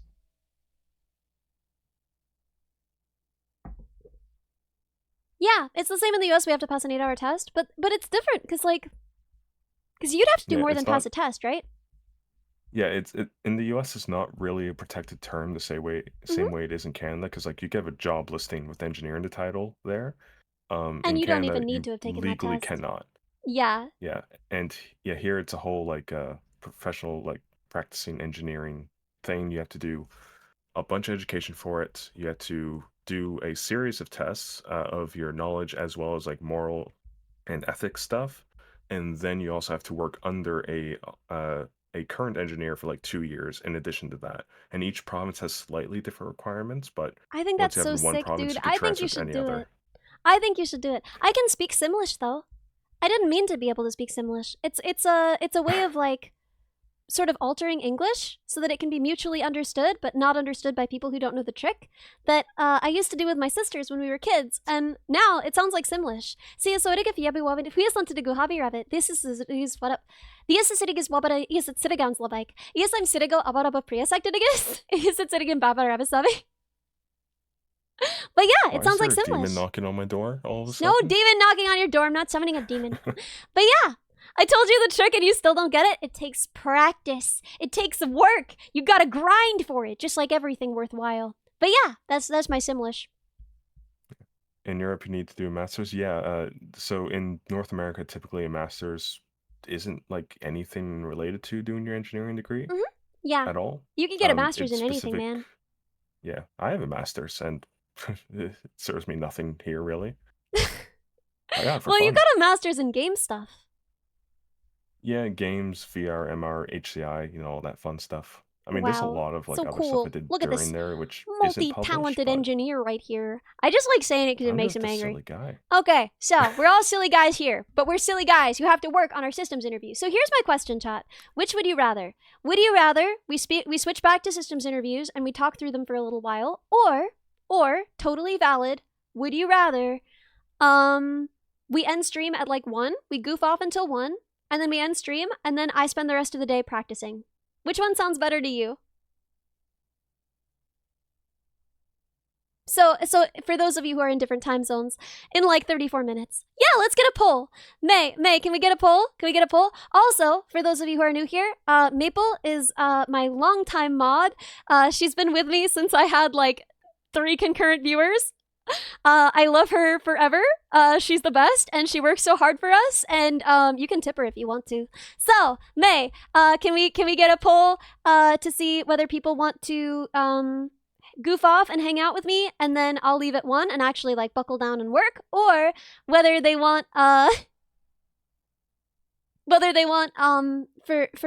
us to like buckle down now and practice on stream. I think it would be interesting, but I also think that like a lot of these people, they didn't necessarily come here to work on their system interview skills, and I don't know if they would find it interesting. There's dweebs here? You'd love to listen to me prep? Okay. I'm seeing some votes for both. Sarad, welcome! Thank you for the follow. May, where'd she go? Is she gone? She's never gone. She never stands up. I don't even think she can.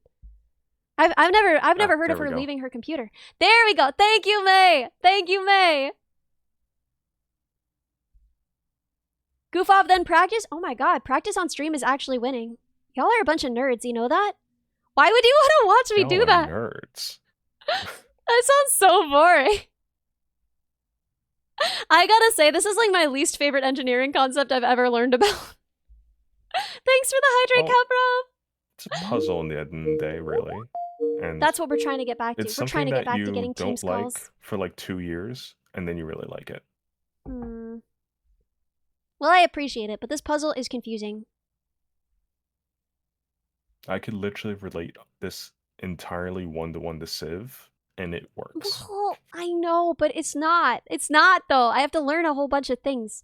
Okay, so starting with our assumptions, we have to have a store. So right now we're making an e-commerce site. This is what we're doing. This is an e-commerce site that we are planning out. So these are our assumptions and constraints. That's what we start with. So we want customers to we want to be able to store accounts. We want customers to be able to make accounts, use their accounts, etc. And that should have their name and address. Probably also payment method. Yeah, for simplification, we'll just say that everyone using this, regardless if they have like an account or just check out as guest, we're just storing a name and address. Like you could ignore payment method because that just overcomplicates something. Yeah, because I was wondering how do we handle security if we're storing payment method? Wouldn't we have to like have a more secure alternate database somewhere?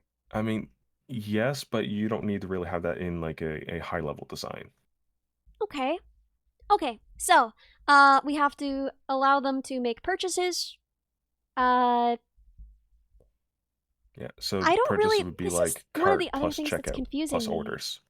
is like, how do we handle payment? Is there like some extra layer of security that we need? Is that done? That would have to be done synchronously, right? So that we didn't. Well, Skellivore! If you do want to include it in the diagram, Welcome. you could just have a service that is Third party payment service, and then they just handle it. If you Cool. really want to be simple, because at the end of the day, you want to just have a diagram that works, and you can justify a diagram. If you get caught up on something, how can you simplify it and then move on to the next thing? What if they say like, we don't want to use a third-party service? What do I do? Well, they're kind of dumb then because everything technically is a third-party service when it comes to payments. Purchase. If you're not using a third-party payment service, you actually are. You just don't know it. So purchasing would be third-party payment, and also, okay, we're gonna practice on stream. We're gonna do it, and also we would need to update inventory, right? And those are the two things. Yeah. Update inventory. And also, I guess, like create order, like create an order. Yes. Okay, so that means that we would have to be storing orders, we would have to be storing inventory, and we would have to be storing customers, and and I think those are the three things, right? Orders, inventory, customers. I think those are the three things we'd be storing. Okay, cool. So now, and for inventory, it would be both decrementing and also adding in case you get like a shipment in or something like that. But that's basic. Ooh, we have to be able to receive shipments. Yeah, I would say that's like pretty minimal. So let's Okay, save that for later, maybe. let's Not save an that for later. assumption. Great. Are those our only assumptions then? Let me think. So we'll have people creating orders. They have some unique identifying information. Payment goes out to a service. We have a inventory service management system and a order management system. That, I mean, we can fill out some missing bits later, but as far as assumptions go, I think this is good to start with. How do I make You might more? remember one later. I just want to be able to make more rows. How do I do that? I don't think I've used Style. Draw.io and oh, actually, No. I have used this a little bit, in its No. really poorly implemented integration with Confluence, Ooh, very and I hate it. nice. Very nice. Ruse, welcome. Thank you for the follow. Logistics, your beloved. Yeah. There's gotta be a way, right? There's gotta be a way. There's just One thing I gotta. will say is, if we're getting into like specifics for like specific actions you're going to be doing, I would try to avoid that because then we're getting like too much into the territory like in a UML diagram or something like You're that. right. You're right. You're right. We're looking at high level, what is the system doing? What are the Mhm. unique processes and unique components, not the unique actions. Yo, do we have any Draw.io wizards in chat who know how to change the number of rows? There's gotta be an easy way to do this. Resize last column. Yogo, welcome. Thank you for the follow.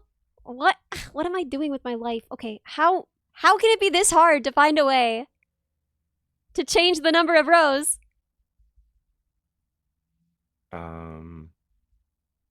Oh wait, there's the Yeah? table grid icon on the top. Yeah?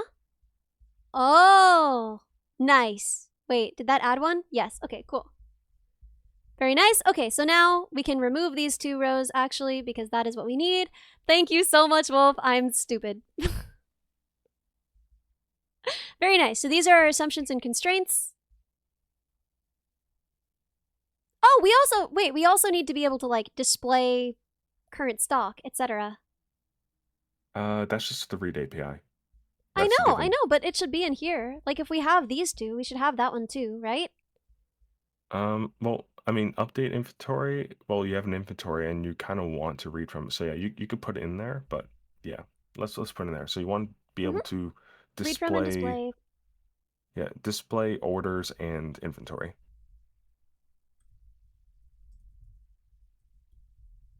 Great. Cool. Okay, so now should I draw out my actual APIs or should I just go right into the diagram at this point? I would just do diagrams. You don't need to go deep into APIs actually, really. Okay, Um, so go straight from but assumptions and constraints. yeah, So, like if you want to split out APIs a bit, then you could just have them split out as like different services potentially, but that's up to you if you want to do like a microservice approach or something like that. I think I would want to do a microservice approach. That seems like the smartest choice, right? Yeah.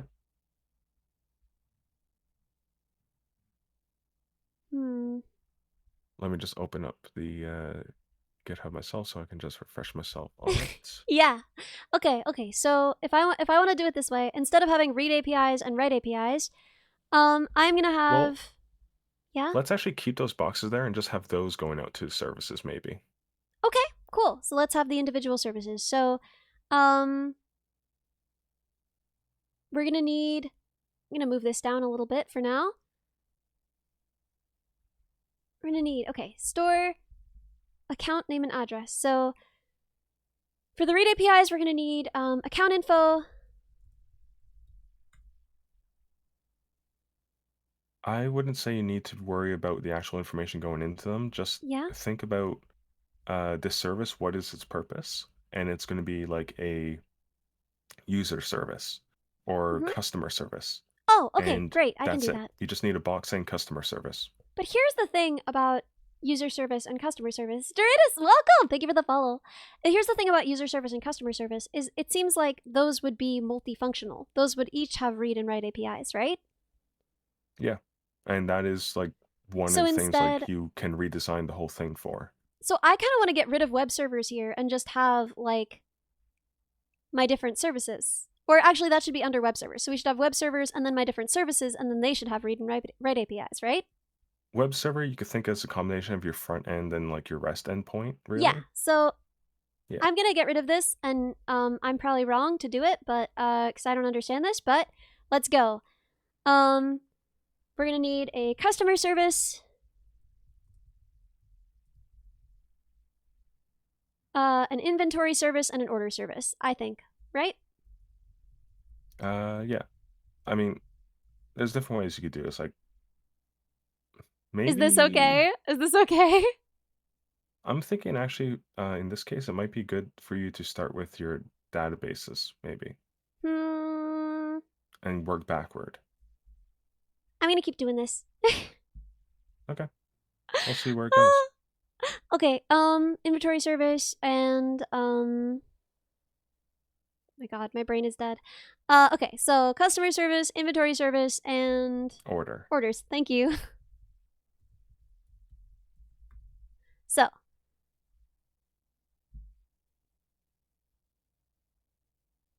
let's connect these all up.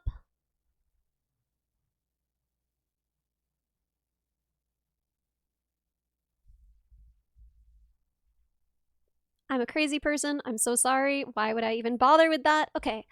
And now from here. Also, yeah. If it makes you feel better, I'm looking at like this GitHub's example for the Twitter one again, and yeah, they do a very poor job of actually like doing like the whole tweet stuff in there. So what you're doing here is fine. Okay. They have a read write API split as well, but their read is where all the tweet info is, and they kind of don't have anywhere for matching up writing a new tweet and then going back into the service and doing a loop. I mean, they kind of do with like actually they don't even with the object store. What? I guess they do with the master slave SQL stuff, and that kind of works, but TF Dodge, welcome! We have a read API and a write API. Oh, never mind, they do with the memory cache. We haven't even cached anything yet. We need to start caching fast. So we're gonna have these two for each of these. Okay, and now, nope. The head bone's connected to the head bone. The head bone's connected to the head bone. We just need to do this for each of them. Is that like a thing that people know? Does anyone know what I'm referencing when I sing that? Because I feel like I sing that all the time, and I don't actually know if that's like common knowledge. No, that's common. Oh, okay, cool, good. Thank God. Like that little song that people use to remember the bones in the human body? Yeah, but it's like wrong. Oh, I don't know the wrong version of it. So it's oh, wait, like, no, I do. Yeah, the bone song. Okay, we do know the bone song. Connected to the knee bone's connected to the leg bone's connected to the knee bone, and you just have like an infinitely long, horrible, eldritch leg. Okay, so got all of our read and write APIs for our various services. Okay, so let's look at this. So we're gonna need databases for these three things, right? We're gonna need primarily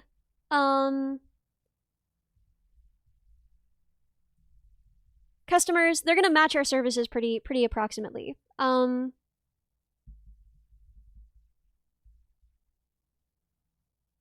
Orders. Don't worry, we'll make them so that they're in the same order as the services. And inventory. Okay, so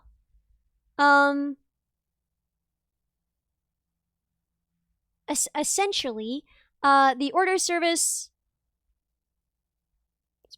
Let's put him there. These aren't gonna like line up perfectly. Like these will have to access the other sources of data, but broadly, these are gonna be. Recommendation? Yeah, please. For simplification reasons, you could have just all those in one database object or one node on there, because and just have them like stacked, right? Same way you had the web server stacked. I know. I worry about it because this thing is gonna be like an hour-long interview. Okay, fair. How about you do it this way, and then we can change it afterward? Because, for Yeah, example, that this would sounds be a great. good place to demonstrate. Like you could fork out just say the orders or customers or inventory databases and have as good display for database sharding, for example. Oh, okay, yeah. Because okay, we would do sharding on I guess the customers on their names, You could do customers based on name. You could do inventory based on like order number. ID number, like product number. Mm-hmm. You could Oh, do product orders number would based be interesting. on really anything. Okay, so I'm about to go get a snack. I want an orange. I'm gonna go get an orange. Hey, Wolf, why don't you tell them about that one time you made napalm while I'm gone? One time, it was more than one time, but sure. Um, so chat, for those that don't know the story of how I have accidentally made napalm on numerous occasions, I will tell you the story of the last time I made it, of which Maple has generously used the command that demonstrates the exact same circumstance. So, for those that don't know, uh, a few months ago, I had made a project of making Ellie's antennae in real life with complete 3D modeling them to 3D print them and some electronics in there and LEDs and all that jazz, such that they could have a Wi-Fi and Bluetooth BLE server in there that would also control the LEDs and monitor the battery, how much life was left in the battery and all that stuff. So, part of the fabrication process, because I was printing them in like a bluish teal ABS, because I wanted to not paint these, I wanted them to just have the raw color of the plastic. I figured to add strength and also smooth them and make them glossy to look like the actual things, I would just use acetone, because acetone as a solvent is very good at smoothing ABS and ASA because they're styrene based, material science and all that jazz. And it went well. It's fine. Problem is, like 10 minutes after, I had accidentally knocked over my bottle of acetone, which the cap was not on because I was distracted by a call. And that same day, I had received a couple parcels in the mail that had a very certain type of styrofoam and that I had haphazardly thrown on the floor like an hour before and forgot about. Um, and that, ladies and gentlemen, is how you accidentally make napalm on your bedroom floor. Again.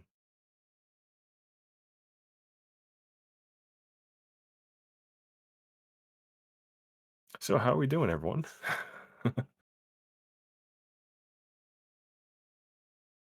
Yeah, again, I'm not proud of how many times I've accidentally made it, or even on I purpose, didn't know but you'd done it more than once. I thought this was a one-time thing.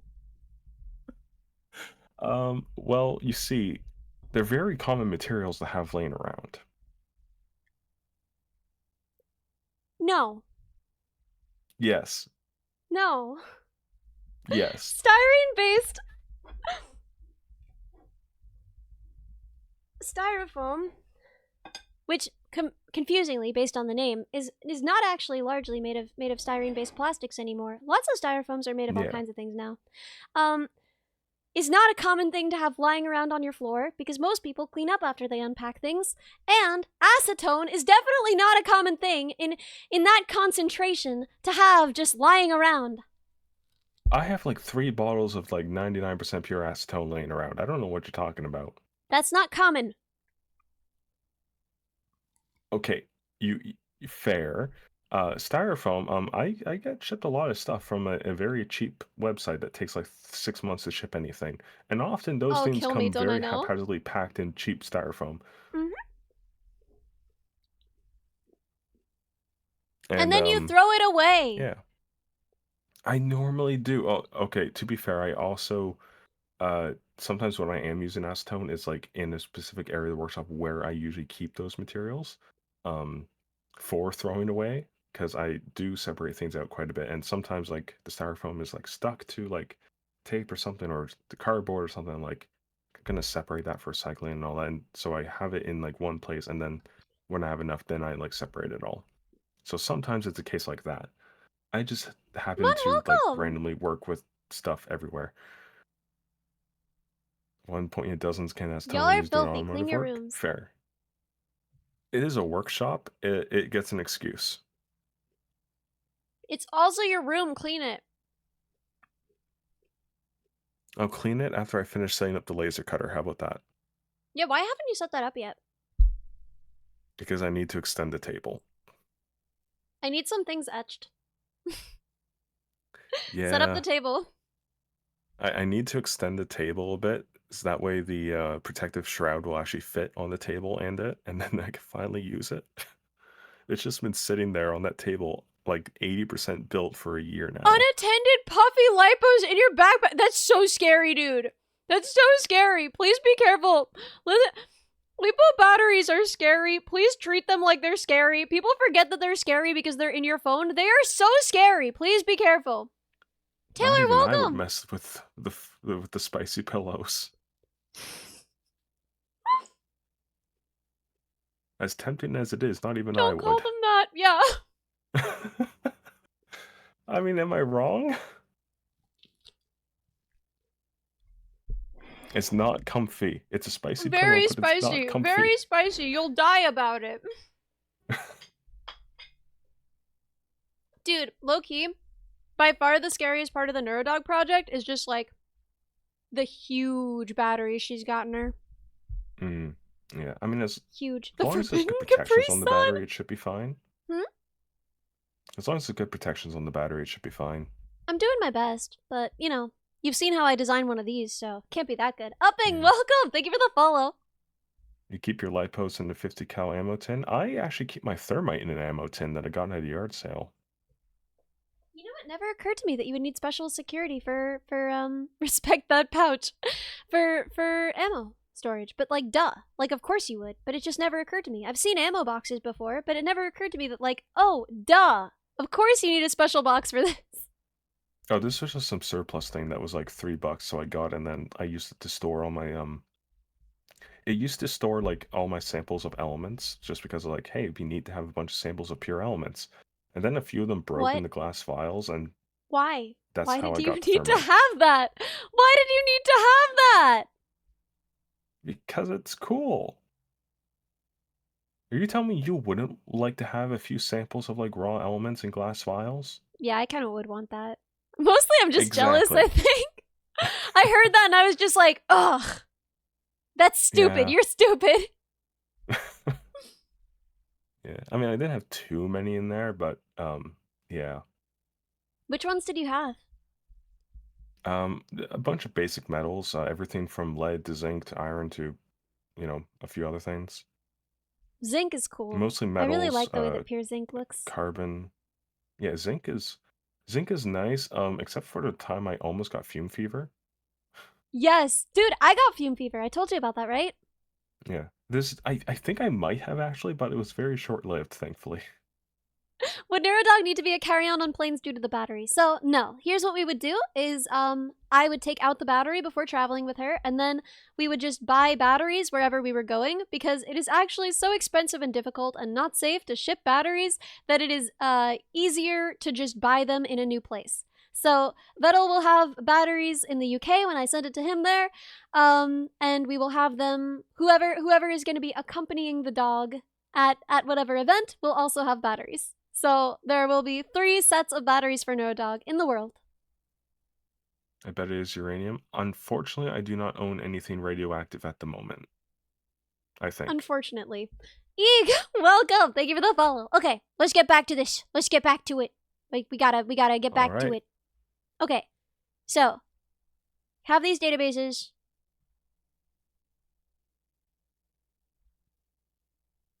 Customer service. Would need to really just read from customers and write to customers, right? Like that's kind of it for the customer service, right? Yeah, this is kind of why I was thinking like your database like diagram here could be tweaked a bit. Because really, when you're making a system design thing, like, yes, you can separate databases for different services like this, but at the same time, you could arbitrarily just say, oh, they're all in on a Postgres database, and they're different tables, and we just have a few replicas on them. That makes sense. That makes sense to me. I want to draw it out like this first, just so that I have a good sense of Yeah. what's reading from what, what's writing to what, and then I want to redraw it like that. Does that make sense? Yep. No, Cool. that's perfectly fine. Like, the whole thing with system designs is you basically always change it around until you get paid. Oh, okay. So, that won't happen for a while, but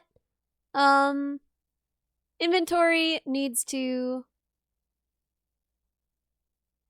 read from inventory.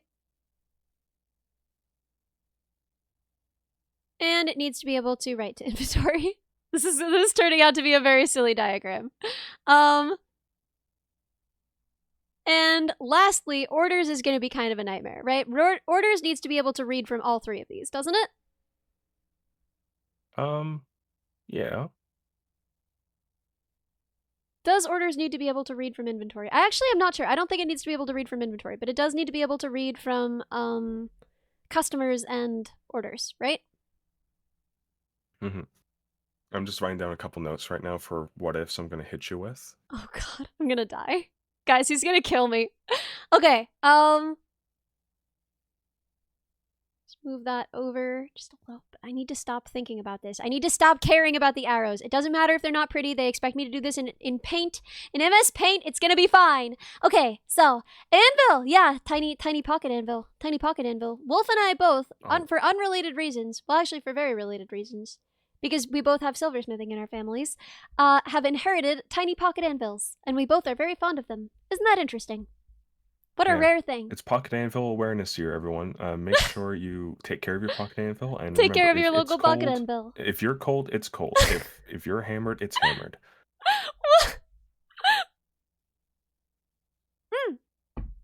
Right API. That's true. We left off on right API. Thank you for the hydrate, Bigger Wolf. So, the right API for orders just needs to be able to write to orders.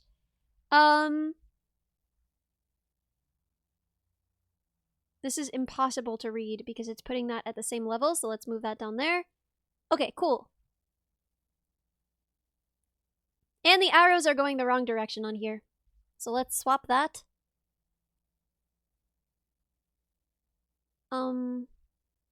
This one should be an arrow. This one should be a none. And same thing with this one. None. Arrow. Nice. Okay, how do we feel about this? We gotta fix this here. None. No. Arrow. Ayushuli! Welcome! Welcome. Thank you for the follow. And you also need same thing. Same thing. We swap-a-roo. We swap you up, we swap-a-roo. Next time I will remember to be more careful to just draw the arrow going in the right direction. Okay. Would you add caches? So caches will probably be somewhere in between inventory and web server in this case. Don't tell me things. Why are you telling me things? I'm responding to someone in the chat. Stop.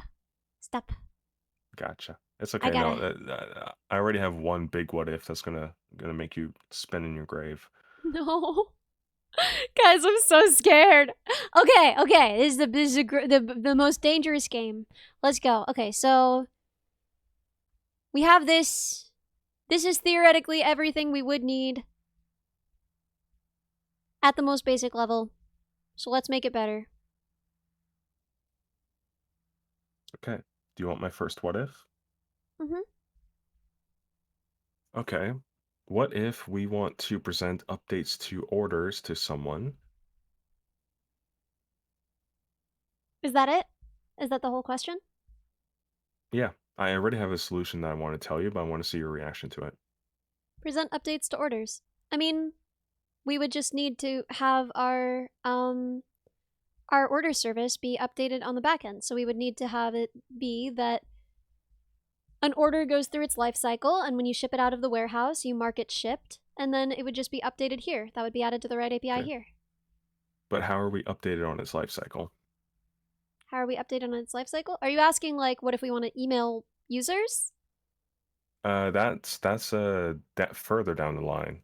I'm just not sure what you're This is asking. how does the backend system know the updates? How does the backend system know the updates? I assumed that we would just have whoever works in the warehouse marking the orders complete.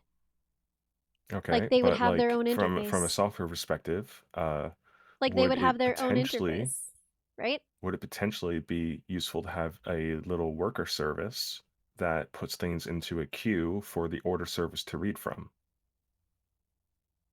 I don't really see how that would help us here.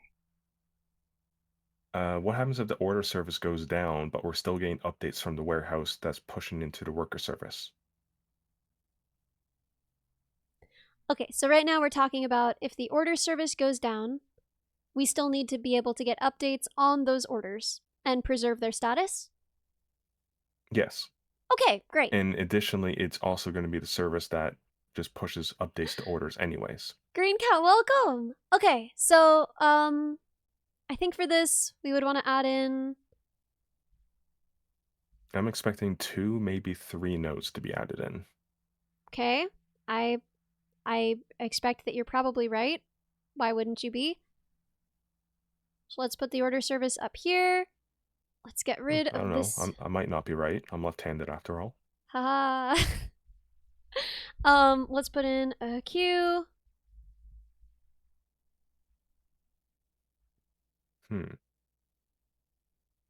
And the order service writes to this queue. Got rid of all of its connections, which I probably didn't need to do. And then if I see something I want to correct, do you want me to interject? oh, the queue should be after the red API.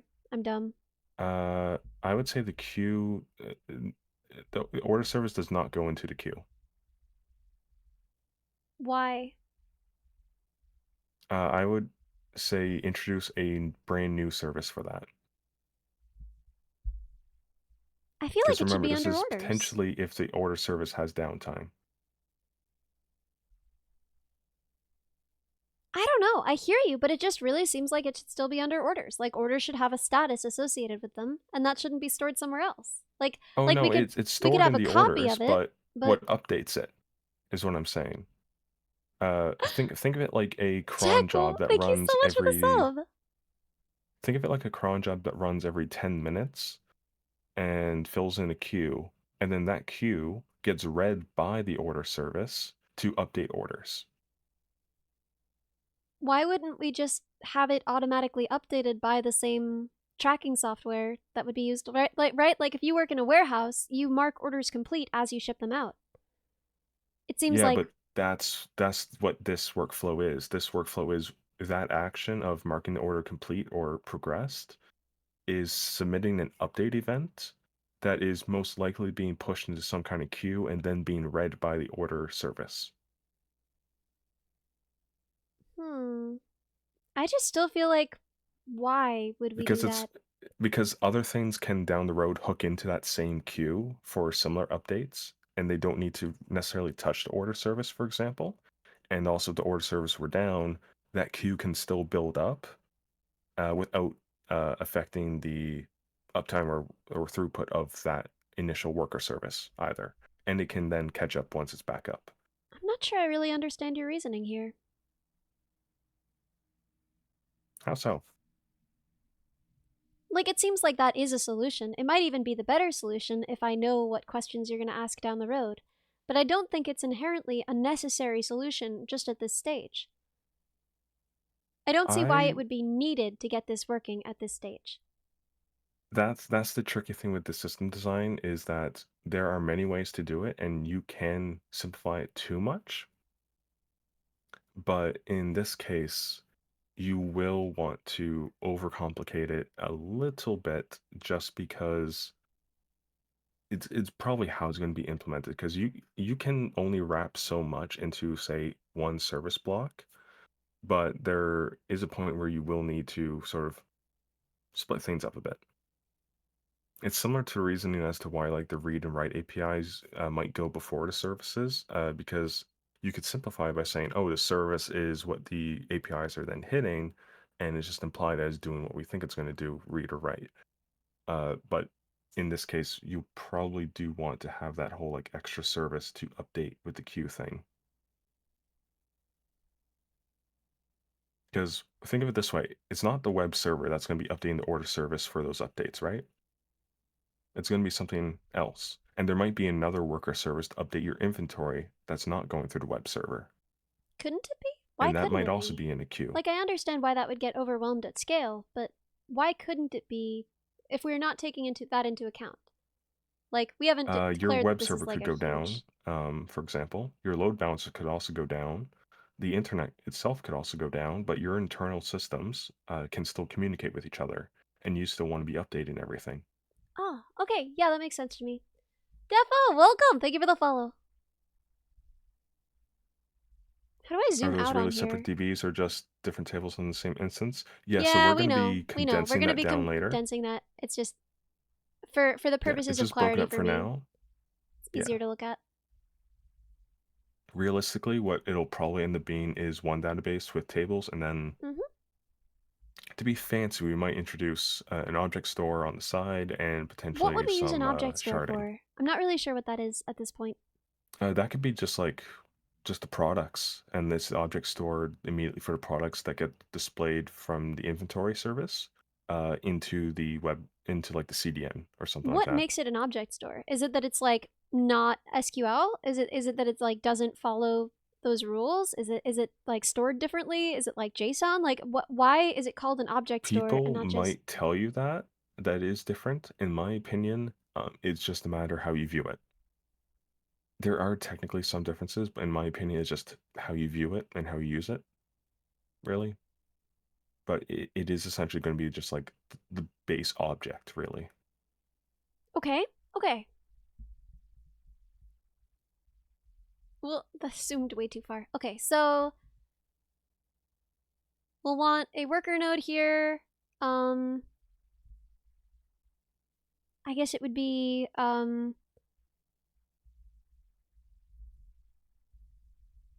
Aren't object storages for binary files? You could put binary data straight in there for the object. Doesn't necessarily have to be files. I mean, binary data is binary data, but no, there's other ways you could do it. But technically speaking, when you do store it, it could be stored in any format. So order status service would just also be writing directly to orders, but you said you wanted like 3 new nodes. I don't understand. I said two, so I was so what I was thinking was you have a order status service or some worker service or cleanup service or update service, then goes into a queue, and the queue goes into order service, Oh, yeah, and yeah. that's Okay, it. cool. Yeah, yeah. I mean, theoretically a lot of these things should be queued, right? Like, It depends. I would say the only thing that needs to be queued is probably the worker going into order service, because you don't want to queue making new orders, right? can you Because queue if someone, transactions? Would you want to queue transactions? And if not, why not? it depends. If it's a transaction that's already been submitted, you probably want to, but at the same time, like that's probably something you want to be synchronous as well. Ah, so Because the thing is, if you queue something like payment, it's very tricky because, well, what happens if they want to cancel, or what happens if your queue has an issue and it ends up doing it 10 times?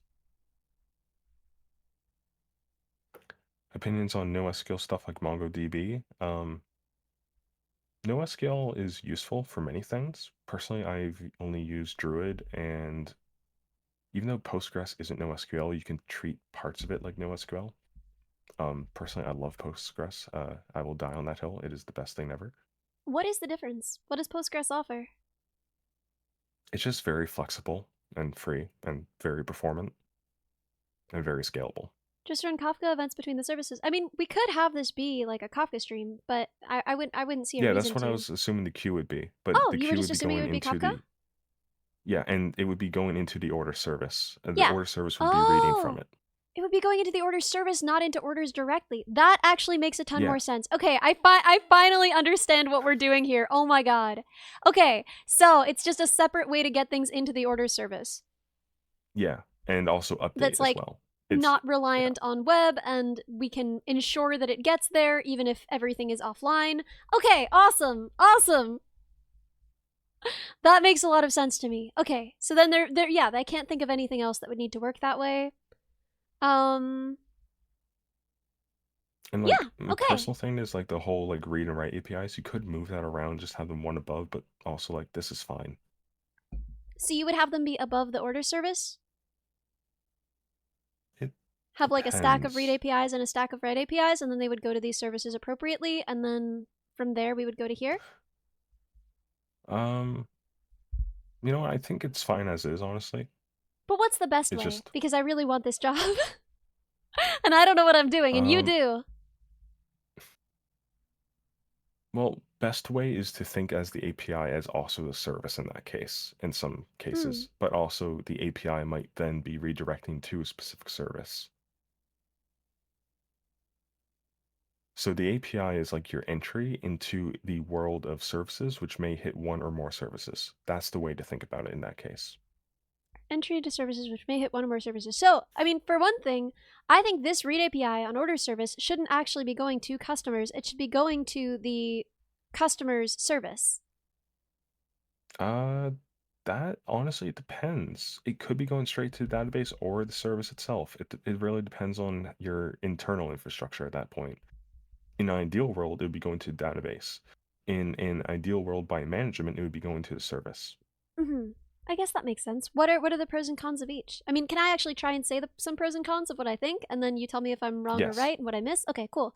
So pros and cons of reading directly. It seems like that would be faster, relatively simple to implement, though there might be some duplication. And if something changed, you'd have to change it in both places. And also, if we have special security on the customer information, for example, if we're storing payment information, even if we're just storing addresses, then we wouldn't have to duplicate that either. We would just get it automatically when we go in. Also, um, that would mean, as a con, that if the customer service was down, we could still get customer data to place orders. hmm Unless the database was down. Unless the database was down. But yeah, no, I just said if the customer Yeah. service was down, yeah. Yeah. Is that And the most of it? pros for if it's customer service? The pros for going through the customer service? Yeah, I talked about it. There's less duplication. If we change something in how you interact with the customers table, Ufia, welcome! You don't have to change it in both places. And also, if we have any special security on the customer service, you don't have to duplicate that. Yeah.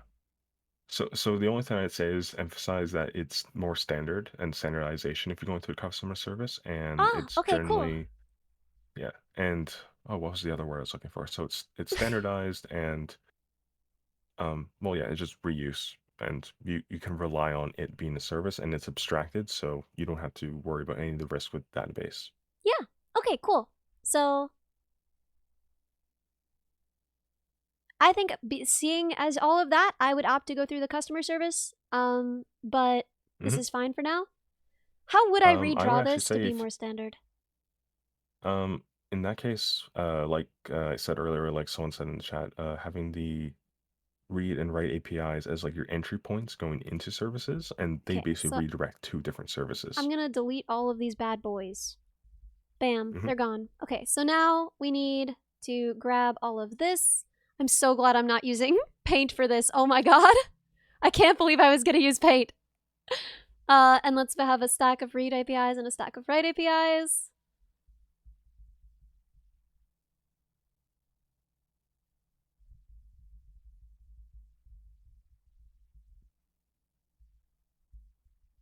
Group these bad boys. Read APIs.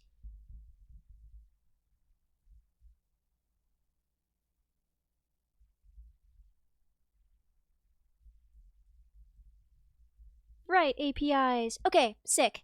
So we would go from web servers to both. Then we need to delete all of these arrows. You, get down from there.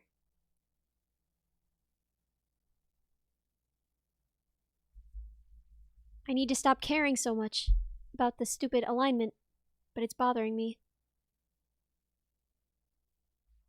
There we go. Okay, cool.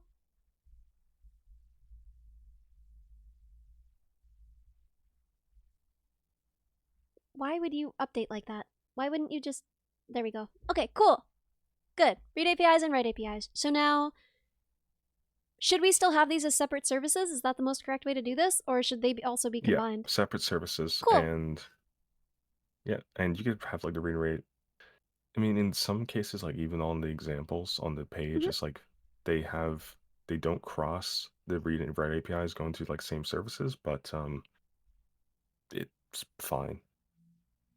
Okay, cool. So, really they should both go to all of them. I don't really know how best to diagram that, but like, that's correct, isn't it? Well, you could have like you could have like no read API going to customer service, for example. Oh, yeah, I guess that's true. Let me look. Well, but we are reading customer data, right? We want to display it when we're displaying the site, I would imagine. I mean, we could. Good night, But Bruce. for It was nice to meet simplification- you. I really appreciate you hanging out, and don't worry, you'll have many more opportunities to learn with us. Sorry, you Yeah. were saying? I mean, it's fine either way.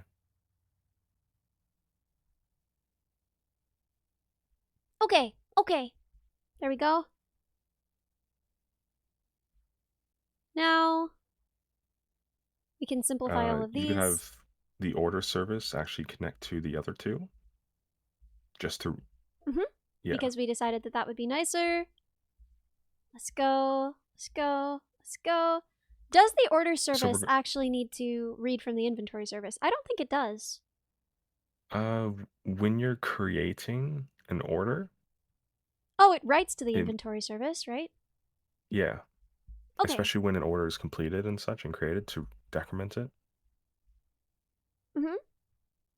Yeah. And it should also be able to definitely from the customer one.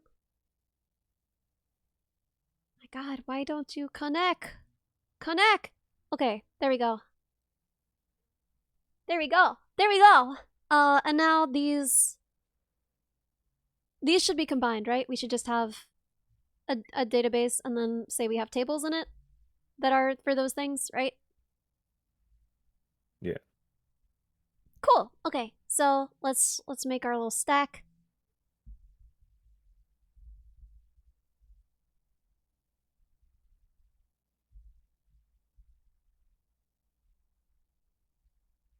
We could theoretically like to front and then to front, and I think that looks a little bit more correct to me. I don't know about you.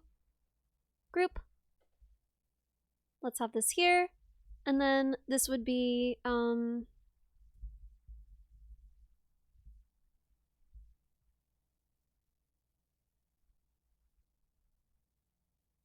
inventory service. Do we need like a display service? Because right now we don't have any way to like, we don't have anything written for display. Should we? We should, right? That's implied with the web service, pretty much. Oh, okay, cool. Nice. Sick. And the fact that it goes and trickles down into services with read APIs, that's why. Okay, sick. So our inventory service, and then we can have it read write, right? Mm-hmm. So we need both arrows, our customer service,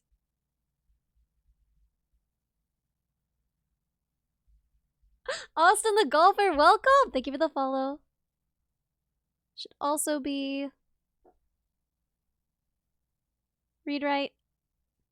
You need to go like, no thank you. Like there. There we go. That's a little bit less bad to look at.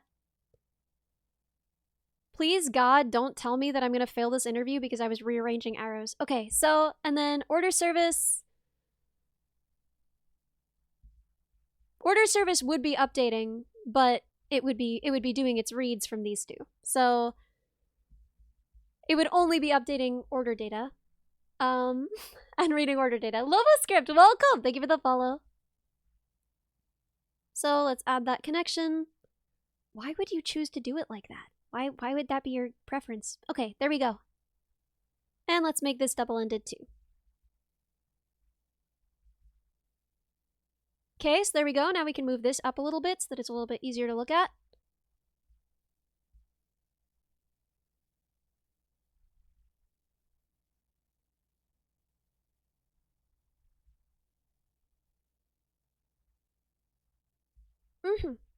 Much better. How do we feel about this? Let me take a moment to look. Just Yeah, I'm needed to sorry. refresh Wolf my is at browser. work right now. Thank you. No, that's fine. It's just my browser froze, so I had to restart it.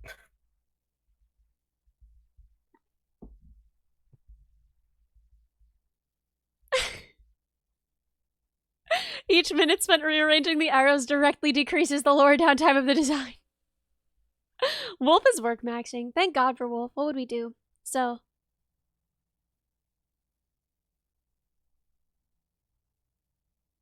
It would be lovely if Twitch loaded. I'm so sorry.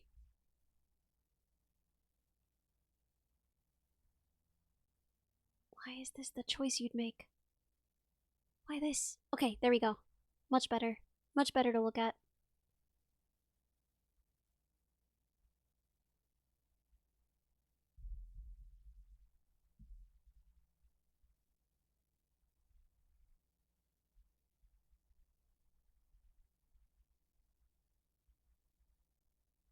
This is what's gonna do it for them. They're gonna see how beautiful it looks, and that's what's gonna do it for them. And my prototype! Welcome! Thank you for the follow. Double job time. Every arrow I rearrange unnecessarily is a -1% chance of me getting hired. Kyle, you're scaring me. Kyle, you're terrifying me. I just want it to be readable. Is that so bad?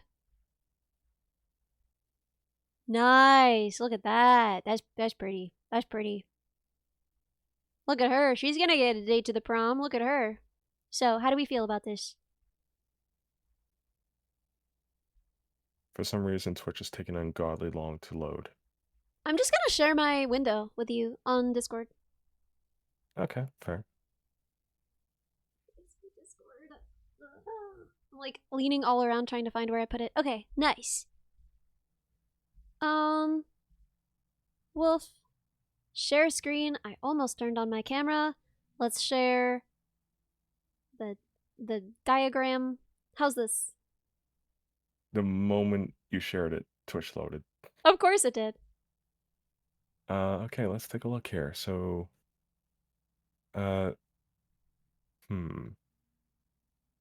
services are going in. Yeah, move that one arrow of like the order service going into customer service, so that way it's easy to tell like what direction it's going into and such. Wait, move which arrow? The arrow that's linking order service to customer service. Oh, move it so that it's easy to tell that it is going from one to the other? Yeah, because technically speaking, the only thing going into order service is the queue and then the two APIs. The inventory, the other two services don't go into orders. Mm-hmm. I'm working on it now. There's gotta be a way to zoom in. Not that far, though.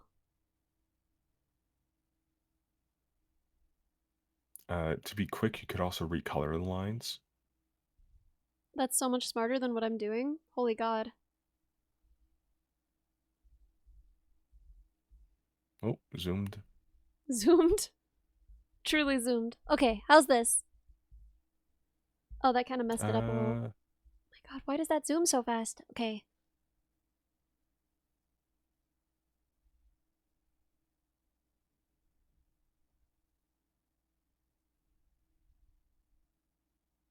You How's could that? also just go with Shopify. Oh, there's still backend stuff they need to do. Yeah. We To do integrate have with it. some... Presumably we should have the third-party service that we're using on here, right? Actually, we don't even need to add that, really. Why? Wouldn't we? Or we can later, but I think that's something we add later. How would we add it?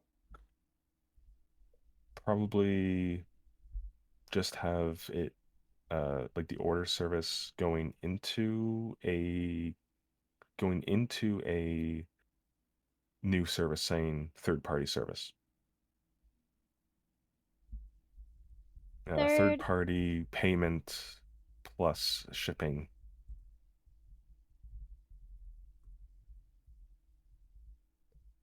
Third-party payment tracking service? Payment and shipping. Let's just bundle it all up in that one service there. That's going to be I don't third-party. like bundling and shipping. Because they get shipping information, they get shipping updates, but they don't really handle the shipment. Okay, fair. Just the payment service. Okay. Third-party payment service. And this should be updated from the order service. Yep. And I don't think it even needs to get data back. Well, no, I don't think it needs Confirmation, to. probably. Confirmation, yeah. Well, I guess that makes sense. You could have it go into the order status service. Oh my god, you are so smart. Dang. You look great today, Wolf. You do something different today, that's genius. Okay, cool. This is looking pretty nice. I gotta say, she's beautiful. Okay, what are you gonna ruin her with? Pretty nice. So users going into load balancers. We're just gonna pretend that that's essentially like your DNS/CDN stuff. Users going into load balancers. Well, we can draw that in. That might be good. So, DNS stuff, and tell me if I'm wrong because I'm very dumb and I've never done this before. Is like telling it where to get all of these calls. Like it's giving it all the addresses for this stuff, right? DNS is what gets you to Twitch.tv. Yeah, that's kind of what I said, right? Yeah, but That we're thinking the load balancers are what gets us to all those other services. Yeah, but it seems like it should still be there, right? I mean, yeah, it's just connecting to the load balancers, yeah. And then we could theoretically also have a CDN, which would be connecting to here and like caching it locally for people, right? Would that be nice? Not exactly. So first thing is the users are going through the DNS.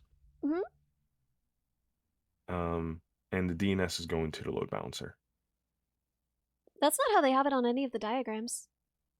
That is exactly how they have it on the diagrams. I'm looking at a diagram right now, bro, and it doesn't look like that. See? Observe. Oh, never mind, you're right. That's not up to code. I thought it was a double-ended arrow for a moment. No, we're good. So, should I have the CDN? To locally yeah, cache that'll give us things an excuse to the object store. Okay, cool. Oh no, Jira! Yeah, we do have a Jira board. Because we got a lot of things to get done, chat. So, you need an arrow going here. Get over here. Get over here. Drama queen. Okay. And then this has to go to our object store, which should be reading from our databases, right? Yeah, so the object store itself, I would say... Actually, an object store should be, like, it should be its own database, like, yeah, a cylinder. And I would say it only needs an input from inventory service. Well, that makes sense to me, yeah. Yep. Like, it would be initially cloned from here, right? But then... Yeah, well, it's the same data. It's just getting it from inventory service. So inventory service is being used to periodically update our object store. Yeah, and it doesn't need to be completely accurate data at that point either. Yeah, because we're just seeing what's available. If you try and place an order on something that is sold out, you'll find out. Yeah. So this would be a good example of a case where it's like, what was the term that was specifically used? Do you remember? Where we don't need it to be completely in sync, the database information? No, I don't remember. Can you remind me? I forget the term myself. But you forget it too? That way. I feel betrayed. I told you, I'm not good with terms, but I am good with explaining what's needed. And in this case, all you need to do is say, oh, well, yeah, the CDN-based information doesn't need to be completely consistent. It needs to be relatively consistent and can be updated eventually, but it does not to be immediately consistent with the data. Atomic! Is it atomic? I thought atomic would be more about... So atomic is Yeah. operation based. Yeah, that's more about like operations that can be performed and like how many and when, right? That would be Operation or versus database, but it's not quite the same as object the store stuff. okay, well, anyway, coherence? Coherence would be I feel like it's not coherence. Yeah. And if you want to just put in like a funky little memory cache, you could just literally just have a little box called cache and have the read APIs go into it. Okay, yeah, that sounds reasonable to me. And yeah, just have it straight from the read APIs, and then I'm you can gonna I'm just gonna do say that. not everything is going to use the cache, but everything can use part of the cache depending on the request, and that's just how you explain it. Mhm. Eventual consistency, yeah. Cash. I Um, wrote cash. That's so funny. so Okay. eventual consistency is the uh Cache goes to the read APIs. is Does a the method. does the database have to also go to the cache? Or should it go Uh, Not necessarily, because the read API is getting it from the database. oh, so this arrow is double-ended. I would have it double-ended, yeah. That way you can update your cache and know when to invalidate it. The diagrams they have there are not double-ended, but I disagree with that because they Mhm. also have no double-ended arrows anywhere. And this cache, I would say it doesn't go anywhere. yeah, it It doesn't go just anywhere. goes It's back and updated, forth. yeah, Yeah. from the read API, and it updates the read API. Cool. Well, not updates the read API. The read API reads from it and also is how it gets updated. Cool. hmm Let me make this smaller.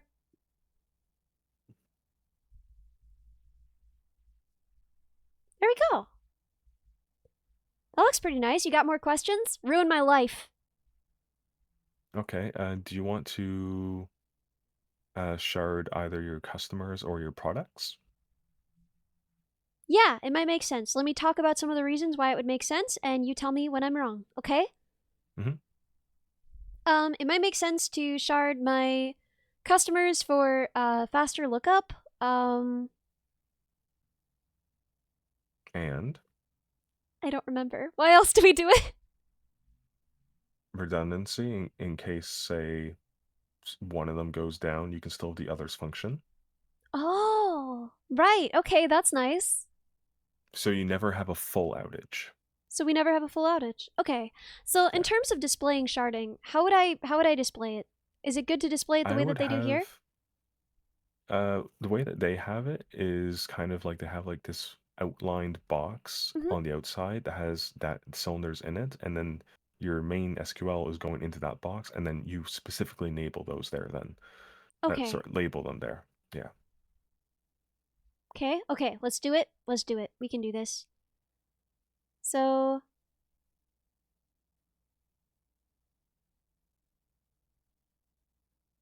don't worry. Don't panic yet, I promise. No fill, and then the line should be dashed. Oh yeah, you also distribute the load for sharding as well. So it's fast and you distribute the load so not each one is oversaturated, Oh, which is interesting because if you do customers based on name, statistically you will oversaturate some of them. So you probably want to do it based on something else, and you might even have like some procedures to like migrate people between them eventually to balance them. But you don't you're need to way think over about my that. head right now. Yeah. Yeah. um, Same thing for like database replication. Instead of sharding, you just have the replication, which kind of is like similar but different. Um, yeah, it seems like it would it- accomplish a lot of the same things in terms of yeah, not overwhelming data redundancy, but also you would lose some stuff that you get from this because you wouldn't get the faster lookups, right? hmm I'm pretty sure the most common female name is Maria, but I could be wrong.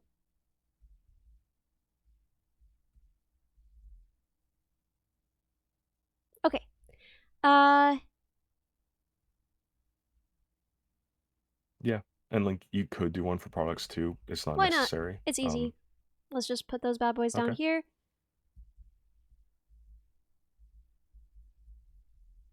Actually, let's not shard the products. Let's just have this show tables then. So you have shards for the customers, and then you just have products, and then you have orders.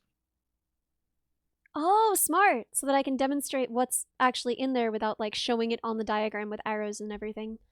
Yeah. Inventory and orders. Get in there. Get in there.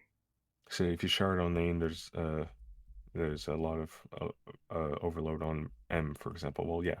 I mean, you probably shard on last name potentially, but the idea is that optimization is out of scope immediately for the system design, and that's something you further refine once you're doing implementation. You solved the problem before implementation, but for high level, it's not necessary.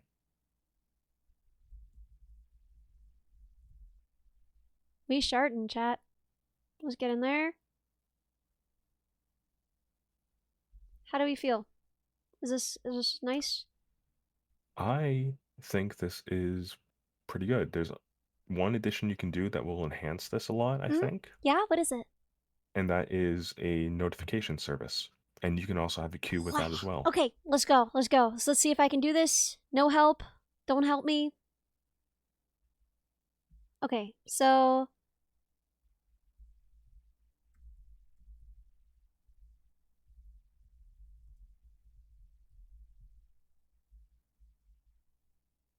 How about request auth? So authorization and all that stuff is out of scope for high level stuff.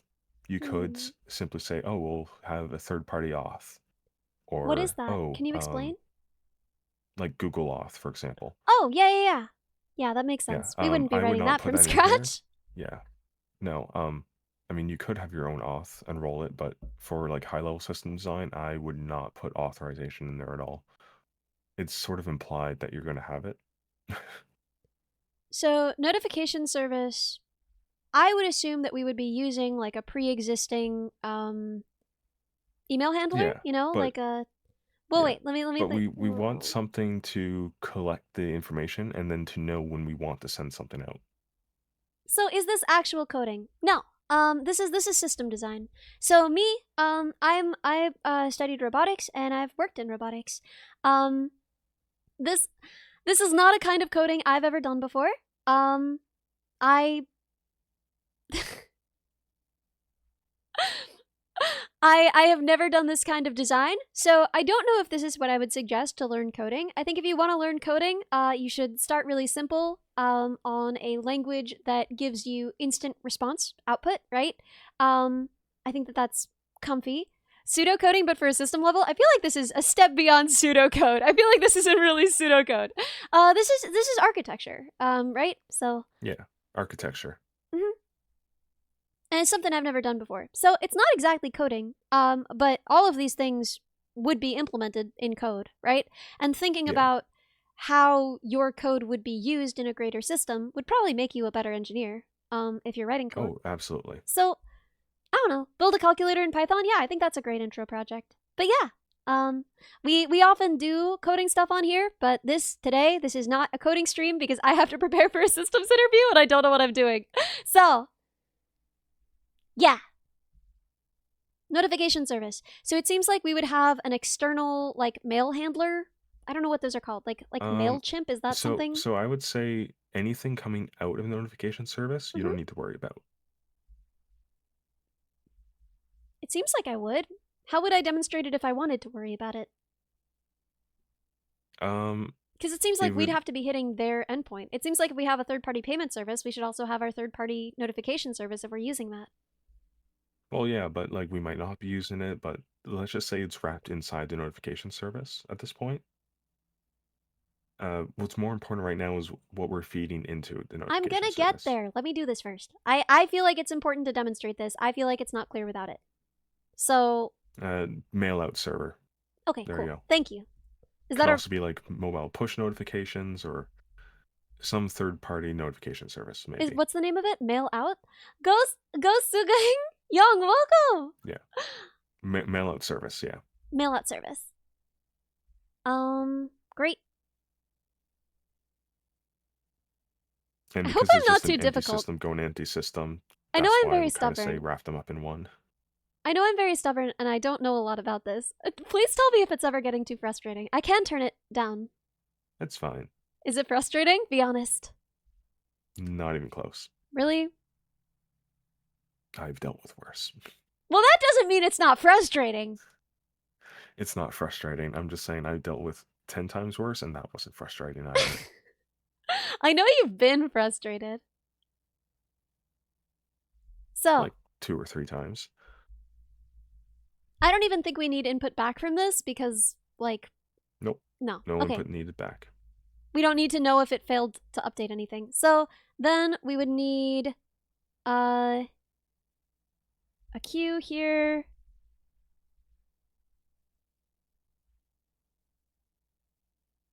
So that we don't lose And this the queue data. is... So that...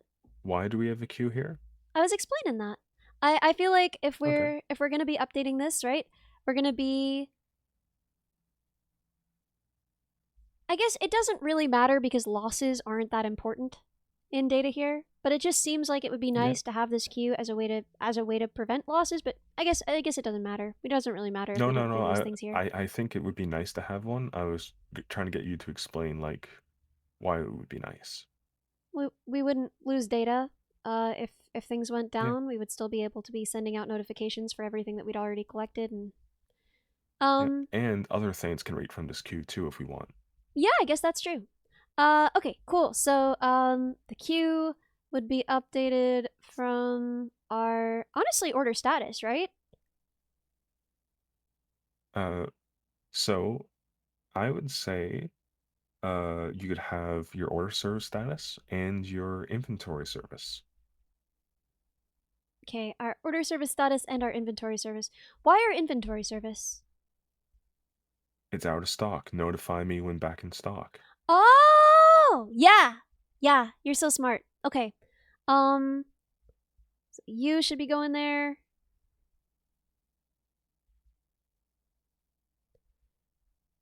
That looks bad. There. That's a little better. And then also the order service should be going there. Order status service. I don't think you need it for order service because you gain status updates. Should we go directly? Yeah, no, there's no reason to do that. I'm dumb. Okay, so there we go. Okay. Anything else? I think this is pretty good. There obviously can always be changes and additions and shakeups. But the point is you have a design and you need to justify it and be flexible with it. So let's walk through starting with the user/client and loosely justify your strategy here. Okay, cool. And I'll be slightly driving the asking here. So good, thank you. We have our user client Holy here. clone, welcome. Yeah.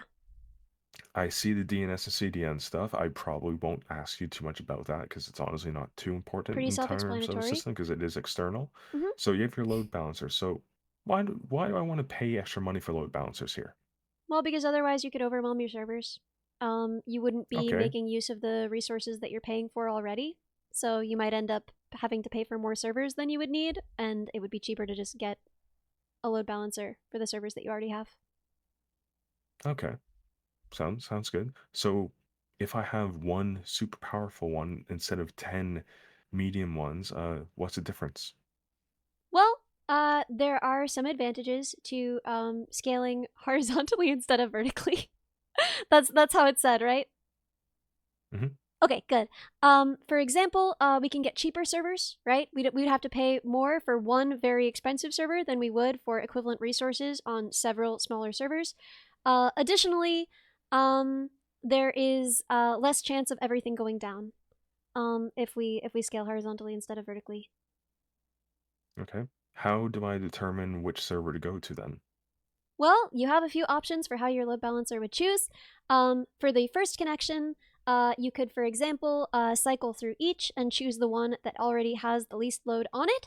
And this might be great, but this is always going to be a bottleneck, so that is a more costly operation than, for example, assigning it randomly, which could also be done. In this case, I don't see any reason why we couldn't just assign them randomly. Okay. We assign them randomly, and maybe we have them stick to the same one if with a Yeah, session with cookie. cookies. It Mhm. depends. Okay. So now we're at the web servers. That's pretty much given. That's our client's entry point into our internal services. Yep. And I see we have our read and write APIs, which makes sense. They're probably going to be hitting some of the same things. Mhm. And oh, good. I see you have a cache on the read API. So that way, for select things that we want to cache, like maybe the inventory, Mhm. or maybe like something about a price, maybe. Then we could just cache that instead of having to hit our databases. Smart, smart. So I see our 3 services here. Why do we have 3 services? What's the Well, benefit? oh god, I have no idea how to answer this. I mean, it seems relatively self-explanatory to me, but like, I have no idea how to explain this. Okay, give me 1 second and then let me get my head back on. Let me explain this. Oh, I'm so garbage. Okay, if our inventory service goes down, we should still be able to keep track of orders and be updating and displaying orders. And if our customer service goes down, we should still be able to display our inventory. There, it seems like it is reasonable to separate these tasks out, as they are relatively distinct from each other, and it will be more robust if we do. So bonus points there, because I was first trying to get you to just say microservice architecture, and then I was going to ask what Oh, benefits it gives. oh yeah, But that too. no, no, but the way that you said that is actually way better. Oh, nice. Yeah, because you answered it prematurely in the case where I was kind of expecting that as a bonus.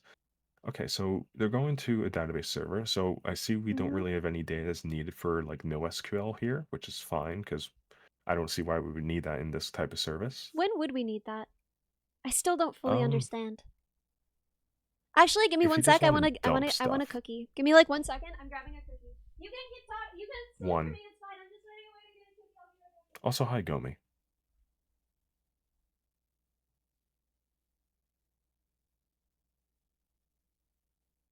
Hi, Gomi. I'm back. I have a Chat, this cookie. is Hi, also Gomi. I'm back. your I got opportunity it. to get a cookie. Hi, Gomi. Hi, Gomi. I'm back. I have a cookie.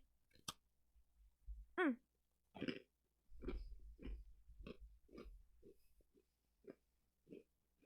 Okay, let's get back to it. What was your next Okay, question? so next question is, you were saying the NoSQL, like when we would need it. In Mm-hmm. NoSQL really is when you just want to dump stuff into a database. And personally, I don't see why you would want that in this e-commerce situation. You might on a further level when it comes to like your web traffic, for example. Mm-hmm. But I don't see a reason for it right now. Unstructured data, yes, and just dumping it continuously. But for this example right now, I don't see a reason for it. Can you give me If an we wanted example of a to, time when it would be useful? um, you could, for example, dump your logs into NoSQL. Mm-hmm. You could do some like analysis on them there as well. Oh, what about search? Like the ability to search through your Yeah, you could inventory? do I mean, that too there. yeah. Yeah. Though you could also do regular SQL for that as well. Mm-hmm. It depends. Um, Maybe do like a quick like 15-minute web search on reasons to use NoSQL later, and then Mm-hmm. just to see. Elasticsearch go burr. Ooh, yeah, but it takes so much RAM. Uh, yeah, I tried self-hosting it. I was like, no, not anymore. All right, SQL. So we have just that, and I see the database structure split up a bit weirdly. Explain that to me. Like why we chose to use sharding for splitting up our customers' Mm-hmm. data. So in this case, our searches would be slightly faster, and if customers A through M went down, we would still have access to our data for customers N through Z, making it more robust. I need to stop using that word. um, No, that's fine. and then we also have split up inventory and orders into separate tables, because it makes sense. That's separate data. Yep. Um, we did not put anything in here for like the master slave concept for databases or services, but that's something that we Well, we could can study easily later. say this is master slave, and we've got some read replicas next to it. You know, like Yeah. that seems easy enough to do. Is to say just like we have read replicas of all of these, and we also have master slave architecture on each table. Okay, so you somehow managed to pass my bonus question there of being flexible with your design. Good job. Nice. Okay, and then let's see. So we have an order status service. Explain to me that flow. Okay, great. So when we are fulfilling orders, we would access this internally, so that as we update shipping progress, this data is still accessible by our internal. This service is still accessible by our internal warehouse staff. Even if all of this goes down, even if we don't have access, even if all of our web servers go down, this data won't be lost. We put this data in a queue, so that we can always rely on it being there and updated and up to date, so that customers always know the status of their orders. Oh my god, I'm saying so many words and none of them are useful. And it is also updated by our third-party payment service. Oh my god, why am I saying so many words and they're all bad? Dude, why am I this nervous? It's just you. It's fine. I think you're doing fine. Like, I would expect this level of nervousness. Okay. How'd we do? Was that okay? Was there stuff? I don't even Pretty good. remember what I said. I just remember saying so many freaking words. That was fairly good, but I will want you to now describe the flow for the notification service Okay, and great. mention part of the order status service in there as well, and like how it Binary integrates star, with the other welcome. services. So, our flow here, again, we have a notification service. We use mail-out service to update our customers directly. We use a queue here to prevent data loss, I guess. And this is also updated by the order status service, so that the same order updates that are being used by our warehouse to keep track of the packages is also being used to update customers. Okay. And the inventory service? Oh, I completely forgot about him. Yeah. So the inventory service is keeping track of what is available and in stock. It is we have an object store here, because what we display on the site doesn't necessarily need to be the most up to date, but this will be much faster.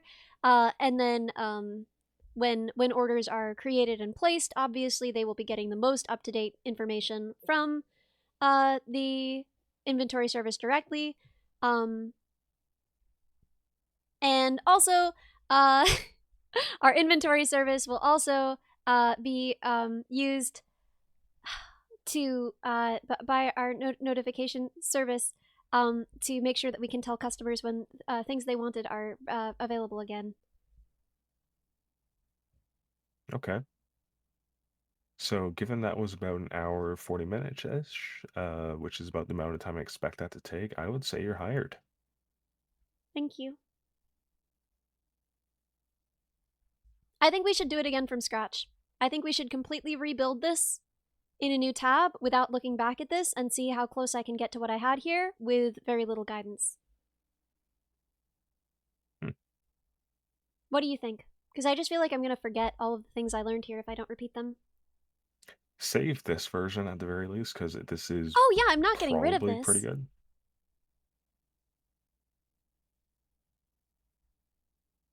It'll create it in a new tab. Don't worry. Yeah.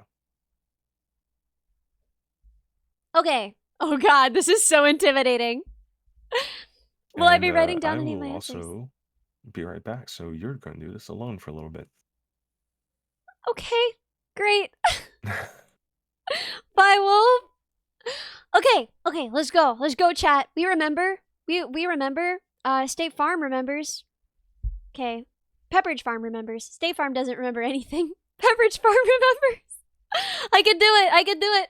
World Ender, welcome. Thank you for the follow. Don't worry, my world is already ending. Let's go, chat. Let's go. Okay, so users. We got them up here. I remember users. Okay, so from users, we're gonna have our DNS and CDN. Actually, we're just gonna do our we're gonna do our DNS for now because we'll do our CDN after. Actually, before we do any of this, we should write out our assumptions. We should write out our assumptions. So we're gonna need to open. No. Oh god, what is it called? What's the one that has the charts? What's the one that has the charts? Okay, it's fine. We'll just do this. So our assumptions, right? We're all Jake from State Farm today. Okay, so for here, our assumptions are we need users, service, and we should be able to,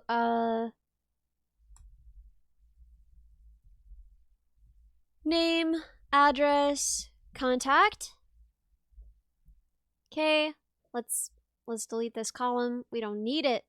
We don't even need a column here. How do I delete a column?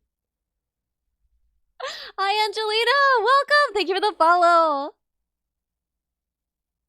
What does that do? That was the opposite of what I wanted. How do I get rid of one column? Hey, there we go.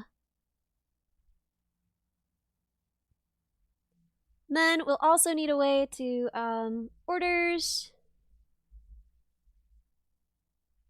We'll need to update our orders. We'll need to update them. Let's do inventory before orders. Inventory.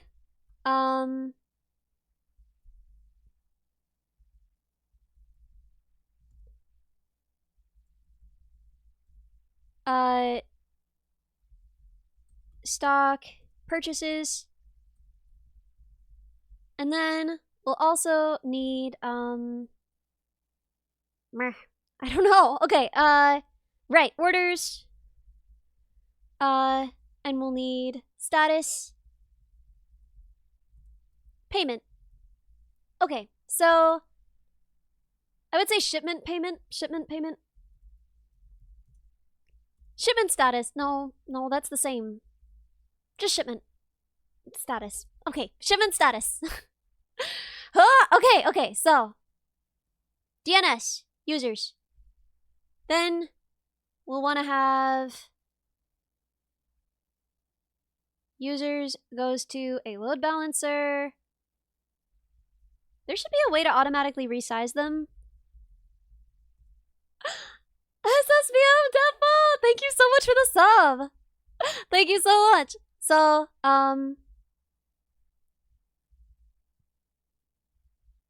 cool. Now let's group these.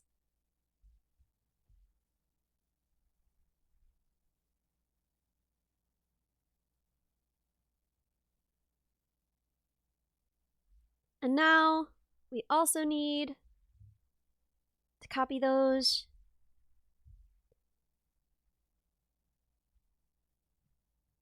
And have web servers. What is the assignment? We are designing, we are architecting a solution for a small e-commerce company. And that's about it. So goes to the web servers. And then we're gonna have read APIs and write APIs. So again, same thing over again.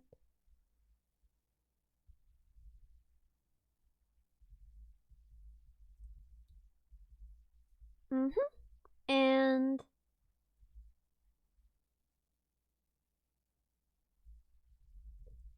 we are just going from memory and it's bad. Read APIs and write APIs. Let's go. I want you to go down there. I don't know how to make you do that in a way that's aesthetically pleasing. But aesthetics are not what matters here. We're after the cold, hard knowledge. There we go. Okay, cool. And then from there, we're gonna have our 3 services. Yeah, Annie rated earlier. Yeah, we met Annie for the first time. Very exciting stuff. Very exciting stuff. She's asleep now, which is good because in her time zone, she should be. We would be worried if she wasn't. But yeah, we got to meet Annie. I'm so excited. Anyway, I'm gonna stop being a dork and keep working on my thing. Cause we have an interview tomorrow. And if we don't work on this, we'll never have a job. We'll die penniless. Let's keep going. Okay, so we're gonna need our user service. We're gonna need an order service. Actually, I'm gonna put that last. We're gonna need an inventory service.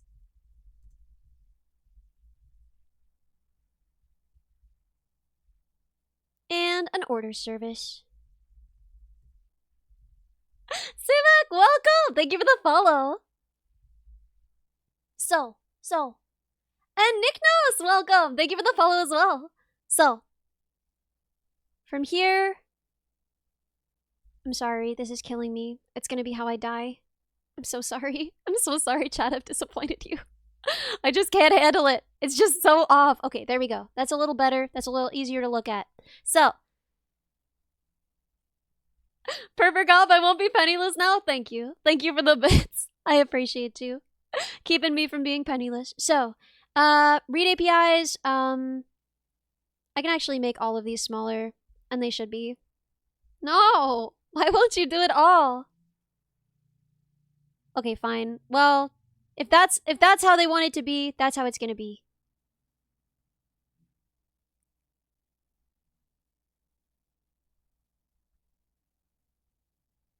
I just don't want them taking up so much space, you know what I mean? So,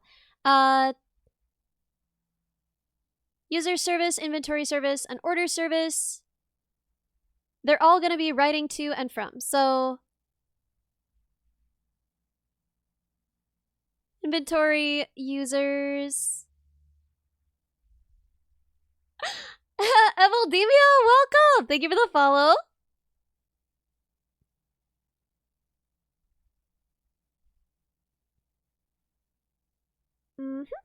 And then,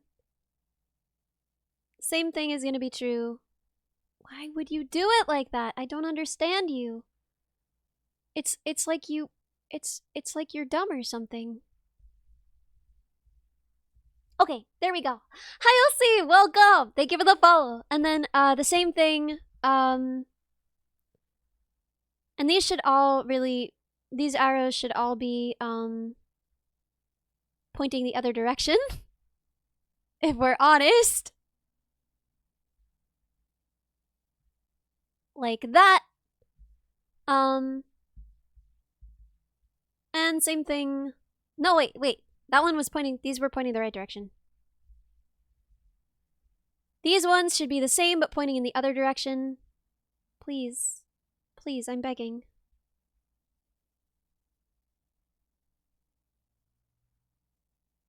Cool, okay. So, it's a little messy to look at, but that's fine. That's not what they're grading me on. So, from here, the inventory service is going to be, the order service is going to need to access the user service and the inventory service. Maybe just the user service? I'm actually not sure. I think just the user service.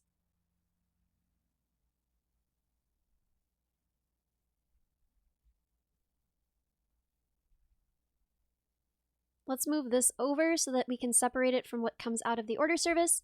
So now we're going to need the database layer. And this should be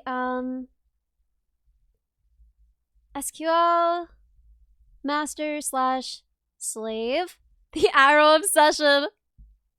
So, why do we want master slave architecture here? Data safety, redundancy.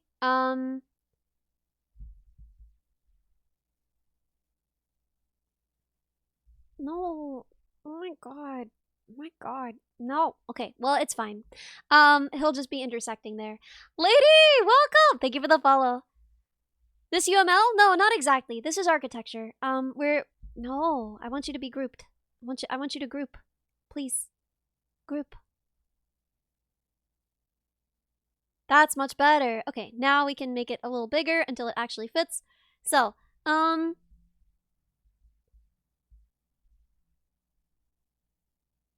then we're also gonna have read replicas here.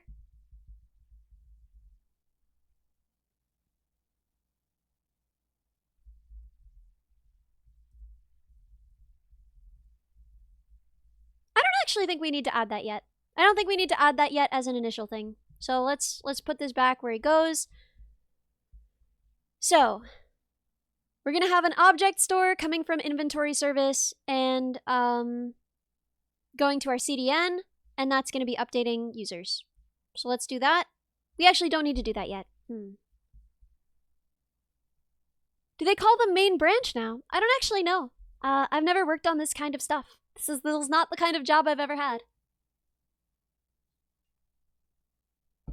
Pushed it to parent-child labeling. Well, that has weird implications. Let's go. I mean, it all does.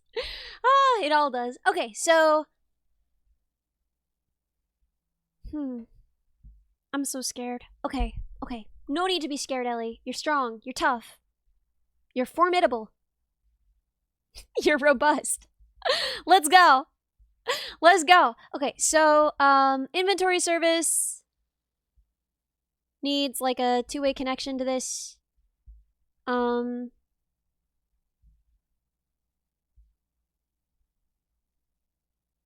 Order service needs a two-way connection. And user service needs a two-way connection. I think, yeah, it should.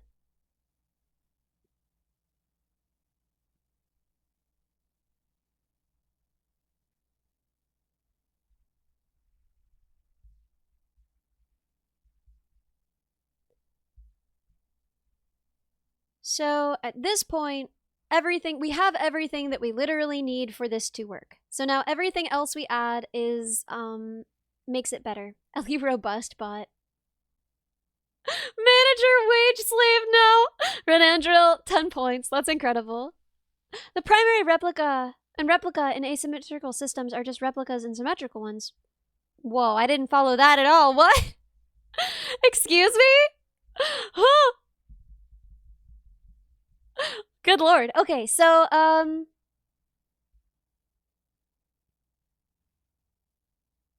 okay, let's start by adding our update system. So that should be over here, I think, because it should be closer to orders. That's going to make this easier for us to display. So we're going to need a order update service. Let's see if I can spell. Y'all, I got a question. If a boy wins a spelling bee, is he still spelling bee queen? Because of the queen bee? Or do they make him spelling bee king? What does that even mean? I'm curious. Okay.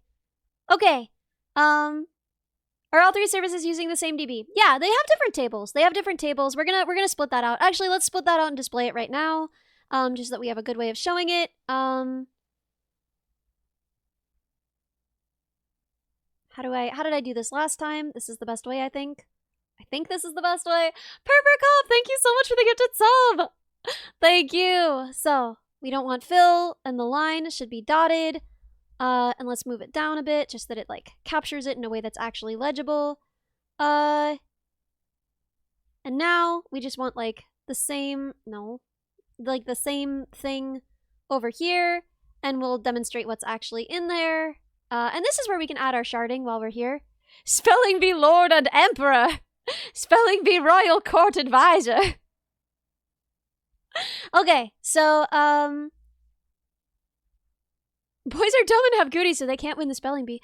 God, Bo's story yesterday about how, like, 2 kids in his preschool class kissed, and so they had to get married to be cured of cooties. That is, like, so the South to me. I can't get over it. I can't stop thinking about it. Like, what was happening over there? So, our tables are gonna be, let me make you, I wanna make you smaller. No. Please, let me change you. Let me fix you. Okay, so now,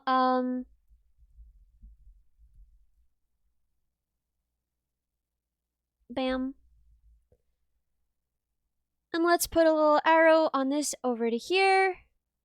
And this should be a dotted line with like no arrows on either side. Line, make it dotted. Okay, cool. So, we want customers. Now, we should, split the customers up on something. Arbitrarily, I'm gonna use, like, last name A through M, but it's a bad idea. We would realistically have them sharded on some other thing. I don't know, user ID or something.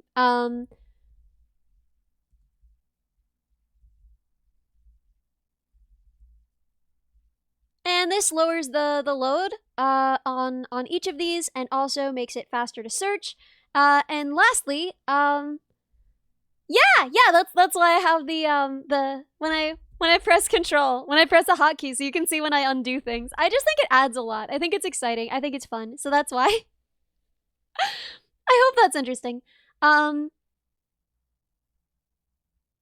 also it means that if A through M goes down, N through Z doesn't. So we still have access to some of our customer data. And then this will be our inventory. And this will be our orders.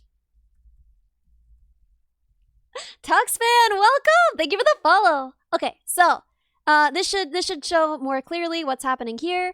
So our order update service should be connected to the order service. But not like that though. Not like that though.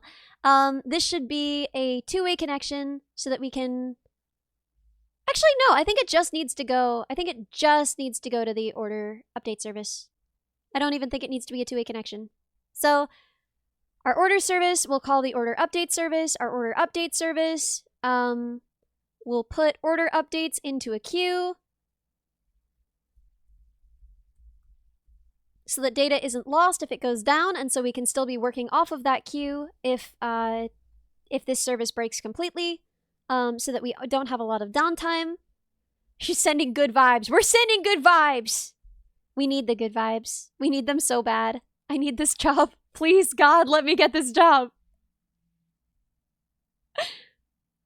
Are those tables or databases for each thingy? Okay, so these are just tables. Should they be separate databases? I am not sure. This is not an area of expertise of mine. None of this is, which is why we're practicing it together on stream. But, must be good since Wolf hasn't spoken in a while. Wolf left us. You can see because his sword is in his mouth, so that's how you can tell he's gone. He left us to the wolves. Oh! Has he been listening this whole time? Ominous. Not fully, just like for 30 seconds. But I'm still doing other stuff. I'm trying not to listen such that you can explain this to me fully without any of my knowledge on it. So. Natsuman, welcome. Wolf jump scare. I'm sorry, Wolf. I won't summon you again. So, this will go to the queue, which will go to the man, I don't remember how we were doing this.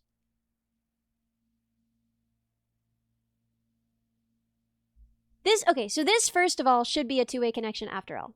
This should be a two-way connection because this order update service should also be updating the orders to make sure that our order status is correct in our database. So, put those in a queue. Oh, I want to look at the old ones so bad, but I'm not doing it. I'm not doing it.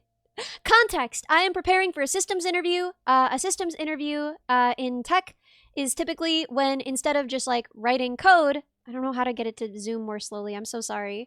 There we go. You have to design a whole system. So you have to describe how you would architect something from the ground up. So that's what we're doing here. We are architecting a small e-commerce site, and we are doing our best. Destroy! Destrox! Welcome! Thank you for the follow. Legend says that if you say thermite napalm 3 times while looking into a 3D printer, Wolf will appear in your room. Wait, that's so good. Okay, so, oh god. goes into the queue, and then...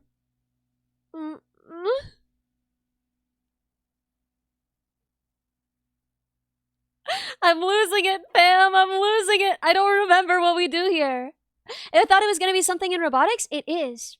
I don't know why they want this. I think it's just because it's industry standard, but if they want it, they're going to get it. They're going to get it. It is primarily a software role within robotics, but it is still very much a robotics role. But yeah. Let's go. Let's go. The sword is going to be on the ears when he's deafened. I don't know how you do that. Did I hear back from that robotics dream job? I have the next interview. This is what the next interview is going to be, and that's why we're working on it. That's why we're working on it. So,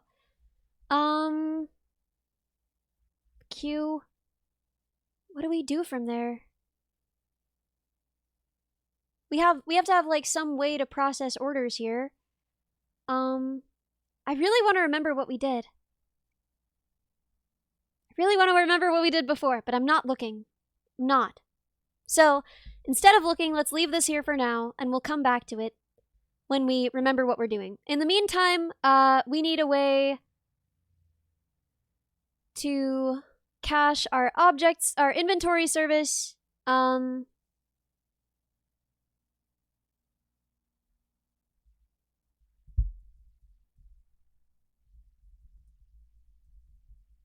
For speed reasons. Why are you so hard to select? Gotta zoom in a little bit. Not that much, though. I wish there were a way to zoom in only a little here.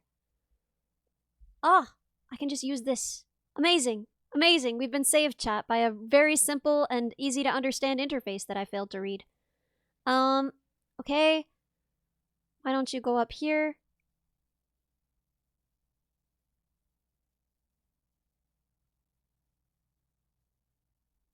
There we go. So the inventory service should be going to the object store, and the object store should be going...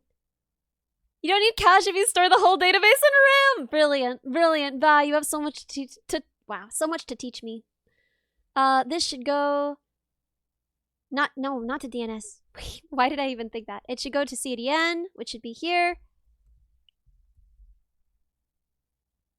Which means that all of this will be cached locally so that you can see it faster, depending on where you are.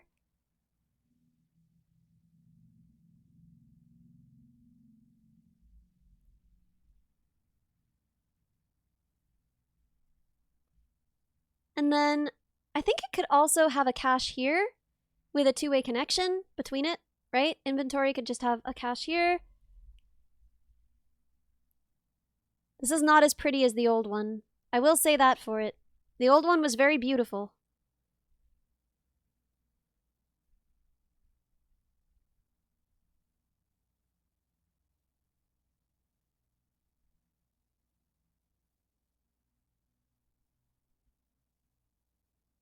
Okay, we're gonna move this so that it doesn't look like it's going into that arrow. And then we're gonna make it a double-ended connection because we need to be able to update the cache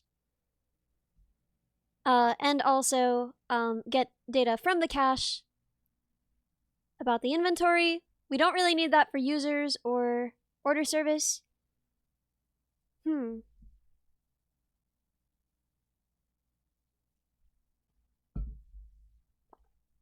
Well, Wolf is better than I am, so in every way, really. Let's make the cache smaller so that he doesn't take up half the screen, huh?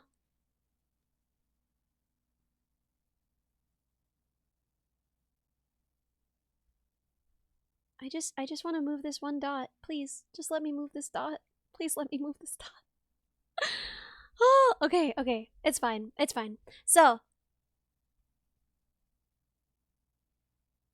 what else needs to happen here? I believe that we had a...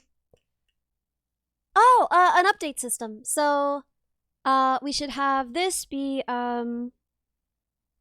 customer update service, I think? Yeah, yeah. Customer update service. I think it should also have its own queue.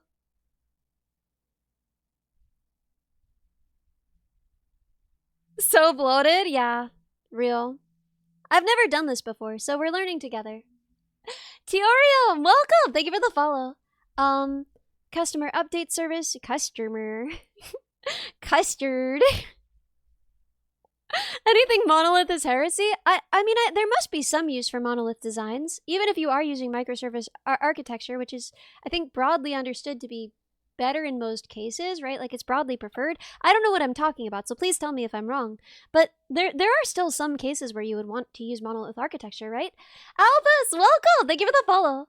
Monoliths are good for job security. Cute. I love that. Okay, so. This is gonna be our queue. And our order update service also sends things into the customer update. No, whoops. No, none of that. No, get out of there. Get out of there. Vlad Plays Games, welcome! Thank you for the follow! Okay, so our order update service also sends things to our customer update service. Why would it be out here? Why would I want that? Why would I ever want that? Why would that be my preference, actually? Okay, there we go. And that sends things into the queue. And then from there, we would have a, I think he said mail out service is one. The only one I know is MailChimp, but I don't want to say that in this interview. I don't want to admit that.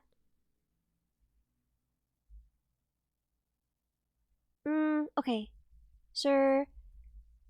This. There are a lot of those, though. And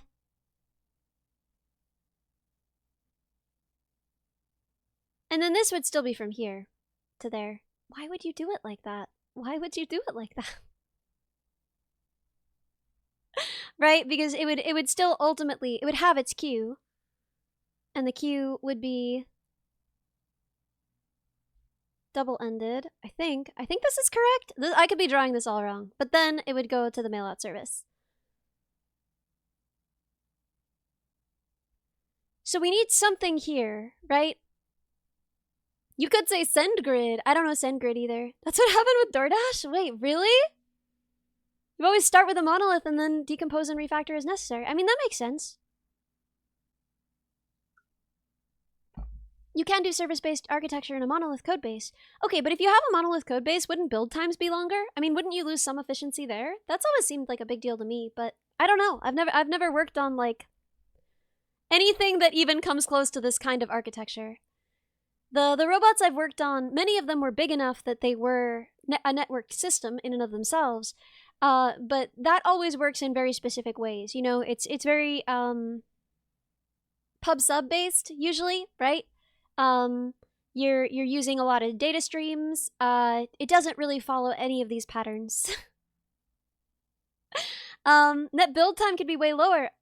Net build time could be way lower. I guess that makes sense. Although, as the engineer, you're probably not working on multiple at once, right? Like, if you're talking about the total build time for each, like, as you're pushing them out, maybe? But they can be running in parallel, so I actually don't think so. I don't think your net build time would be lower if you had a monolith in basically any case.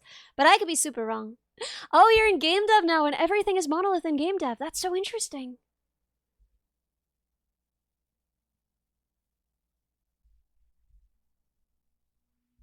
Okay, I think this broadly has everything we had before. I think it's just kind of ugly and bad. So let's look back at our old one and look at how we did it there, because I feel like I'm doing this all wrong. So here... Okay, let's look back through this and see if I even understand it anymore. So... these are all double-ended connections. The order service attaches directly to the customer service. We have that here. Am I doing anything to do whole UML diagram? This isn't a UML diagram. Imagine installing a game and it deploys a local Kubernetes instance. Incredible. Wasn't the reason OW became OW2? I don't even know that. I don't even know what that is. So.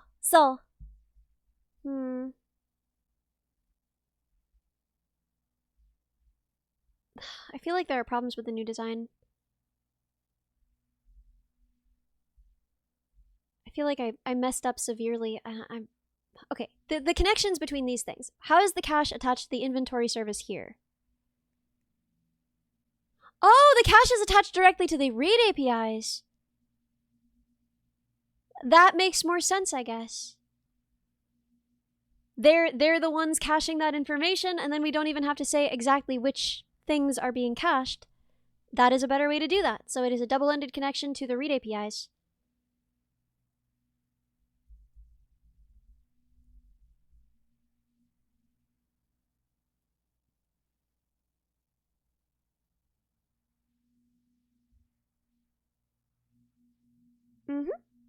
And it should be double-ended.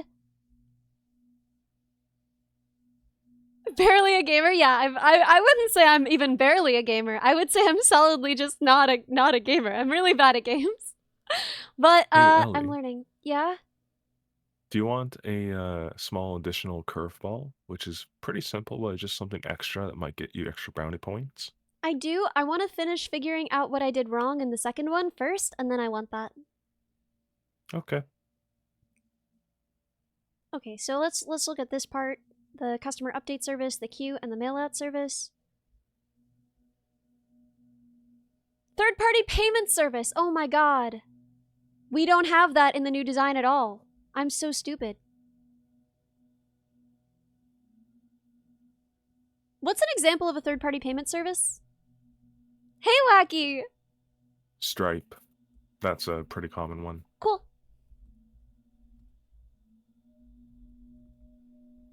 Can you hear the construction outside of my PayPal, apartment? Very cool. technically. Stripe, Crypto, PayPal. if you want to get scammed. Shut up. Stripe is pretty good, yeah. Okay. Cool. And the leg bone's connected to the leg bone. How's it going? Square as well, I believe. Oh, Square. Interesting. Vaguely, I think so. I just wrote it from chat. So the third-party payment service updates the order status service and is updated by the order service. That makes sense. The order status service I would say, though, has a queue that goes to the order service. Wait, why? Oh, because as you update it here, then the status will be updated. Yeah, that makes sense. Gubon, welcome. Thank you for the follow. Okay, so let me explain this flow once again so that I really have it in my skull, and then we'll go back through. So order service updates the third-party payment service directly. That's just a direct connection, and then that is connected to the order status service because this tells it if the payment went through, and then the order status service updates two different queues. One goes to the notification service, to the mailout server, and the other queue goes to the order service directly, so that the order service is updated with the status of the order. Okay, let's do it. Let's do it, chat. Let's make it happen. So, in this case, the order service is connected directly to the order update service. That is not what we need. We don't need that. let's get rid of that arrow. So, the order service is connected to the third-party payment.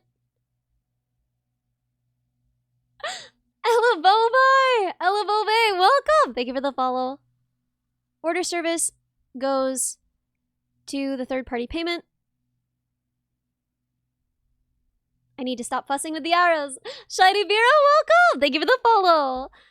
Okay. And then the third-party payment service, the order service also goes to the order update service, which updates two queues.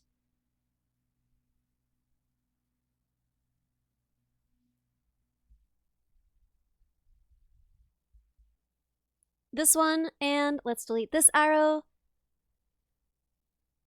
This one.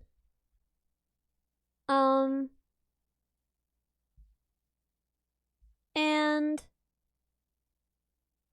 instead of this queue going like this queue is already updated here by the order update service, so this should be called by our order update service directly.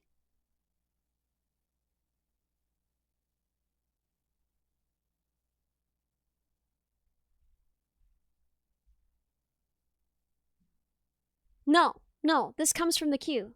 This comes from the queue, right?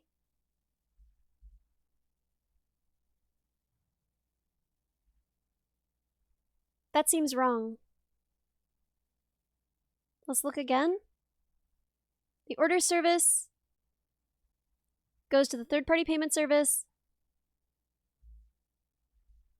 The order status service connects to 2 queues and is updated by the third-party payment service. The order status service is connected to 2 queues and the third-party payment service. Right. That shouldn't be connected to the order service at all.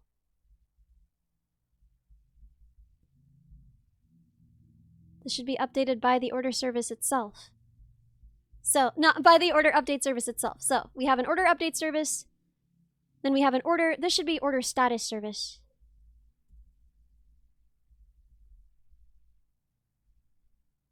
Status.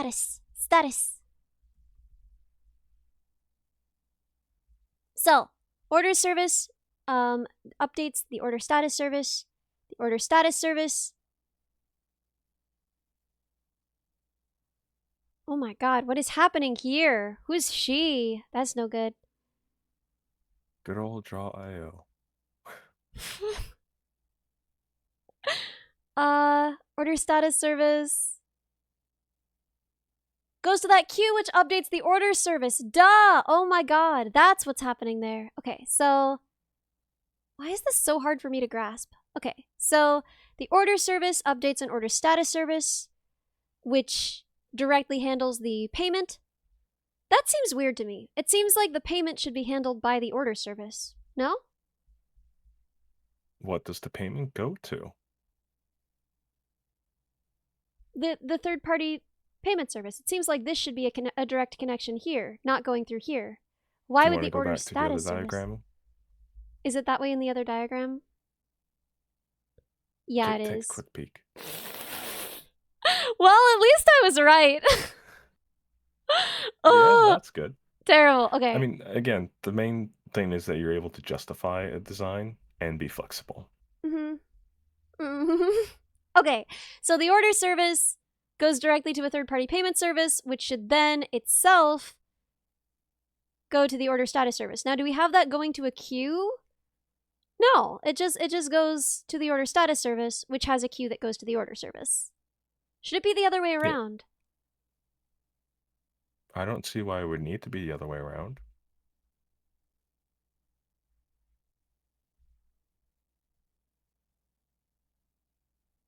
Yeah, I guess that makes sense. Doesn't really matter. Okay, so... Plus, the third-party payment service probably has their own system and their own queues in case they mess up. Yeah, that's true.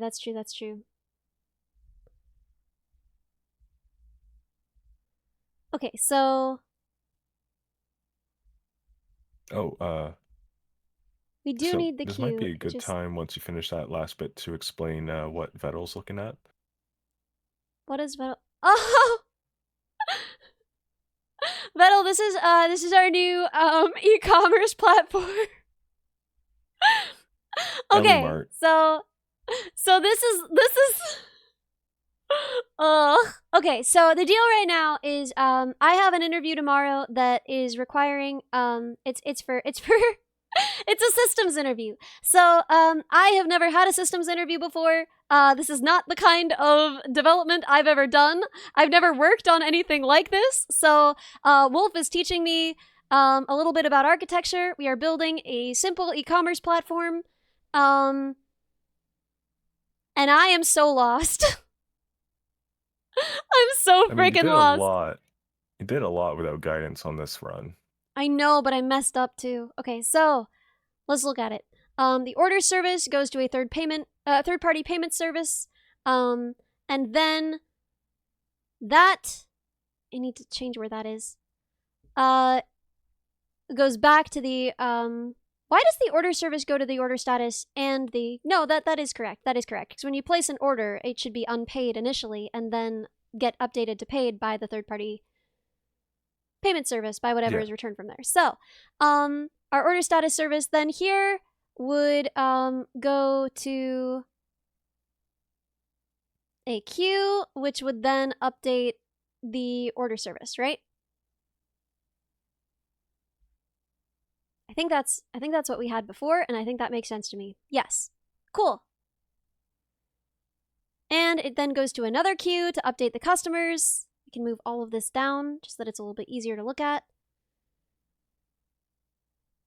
And there's no reason why that should be over there or why this should be on the top.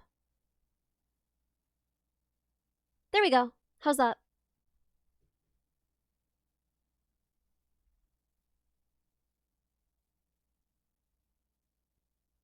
Pretty good. I think you have this almost exactly like the other diagram now. Let's see if there's anything else I messed up. Web servers, load balancers, read APIs, write APIs. Order service. Multiple services. Your Can object read from store, the your customer sharding. service. Yeah, okay. We've reproduced it with minimal having to check what we're doing. Okay. Flexibility pop quiz. I have a requirement change and request. Yes, sir. I want for my backend monitoring, so that way we can be aware of some system faults and, get someone assigned to the job. Mhm. I want a service to be implemented in here to monitor the logs from the various services of the system, and to put that information into a queue that gets spit out into a backend service we have that is irrelevant to this diagram. Basically, I want something to capture logs, and I want it to be put into a Kafka topic that is part of another internal system. Okay, so just for me, I'm gonna put monitoring service,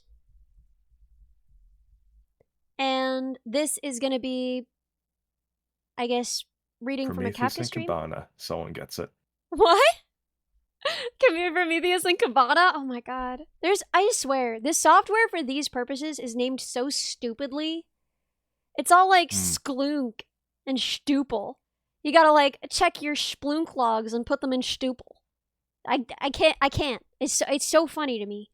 Am I missing anything? I still find it annoying that one of my clients, when they request people with experience with Elastic, Kibana, and all that junk, they screen resumes for ELK. They do not screen for Elastic or Kibana or any of that.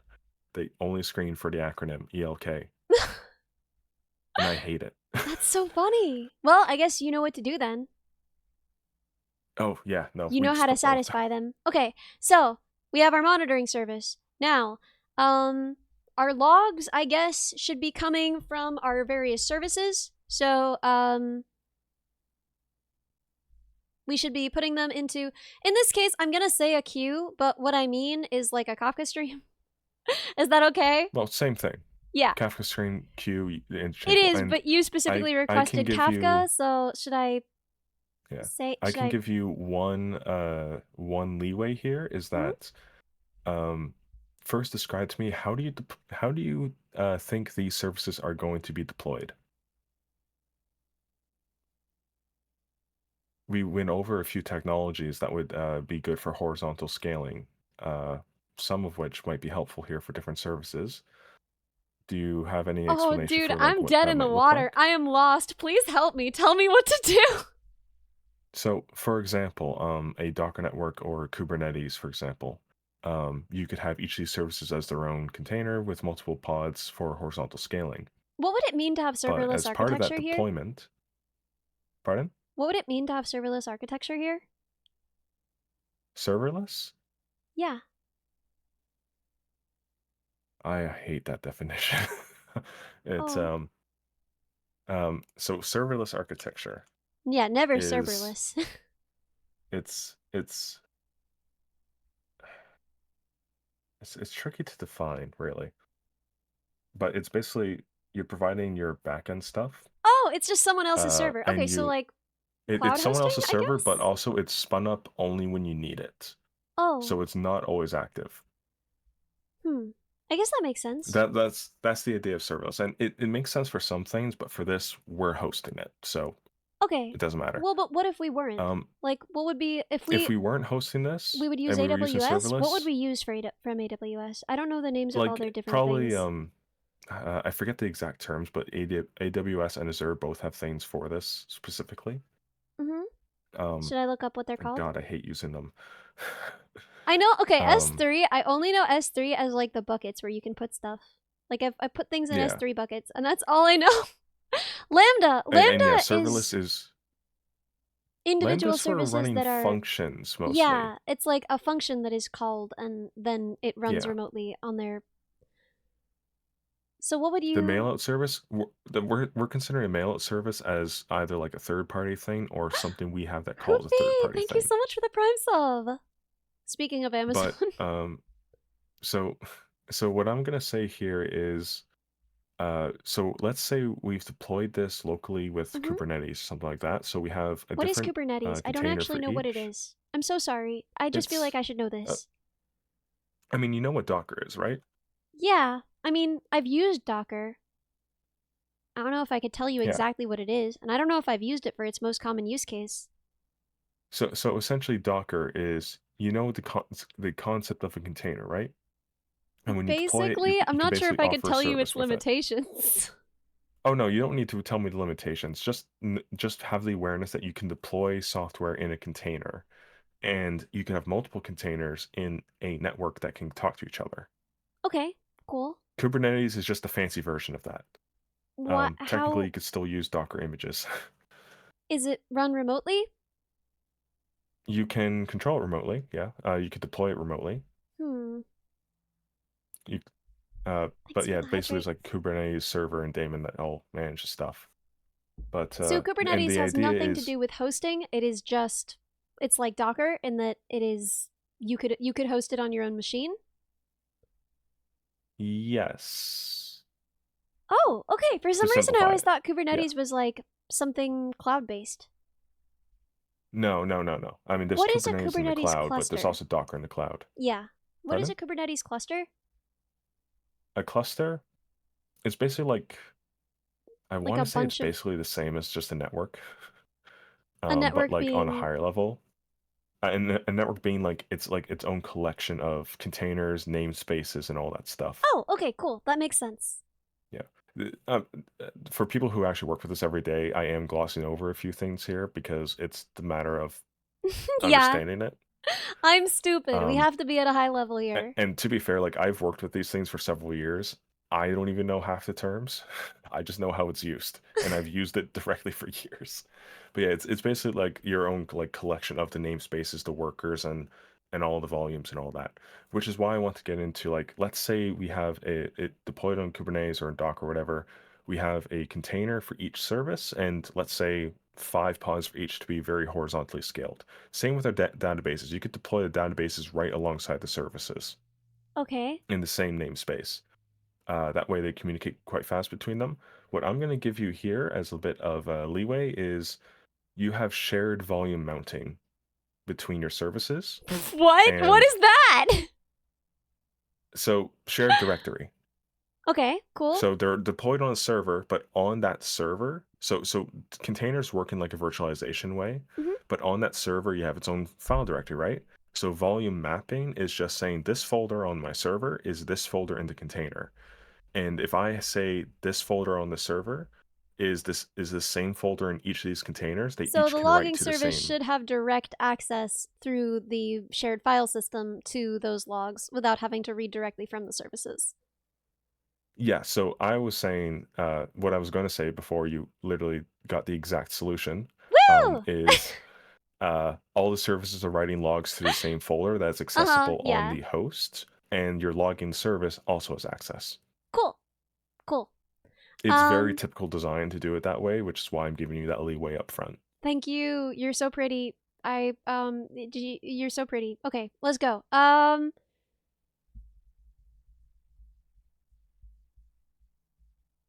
So logging service should write to a queue, and that queue should update the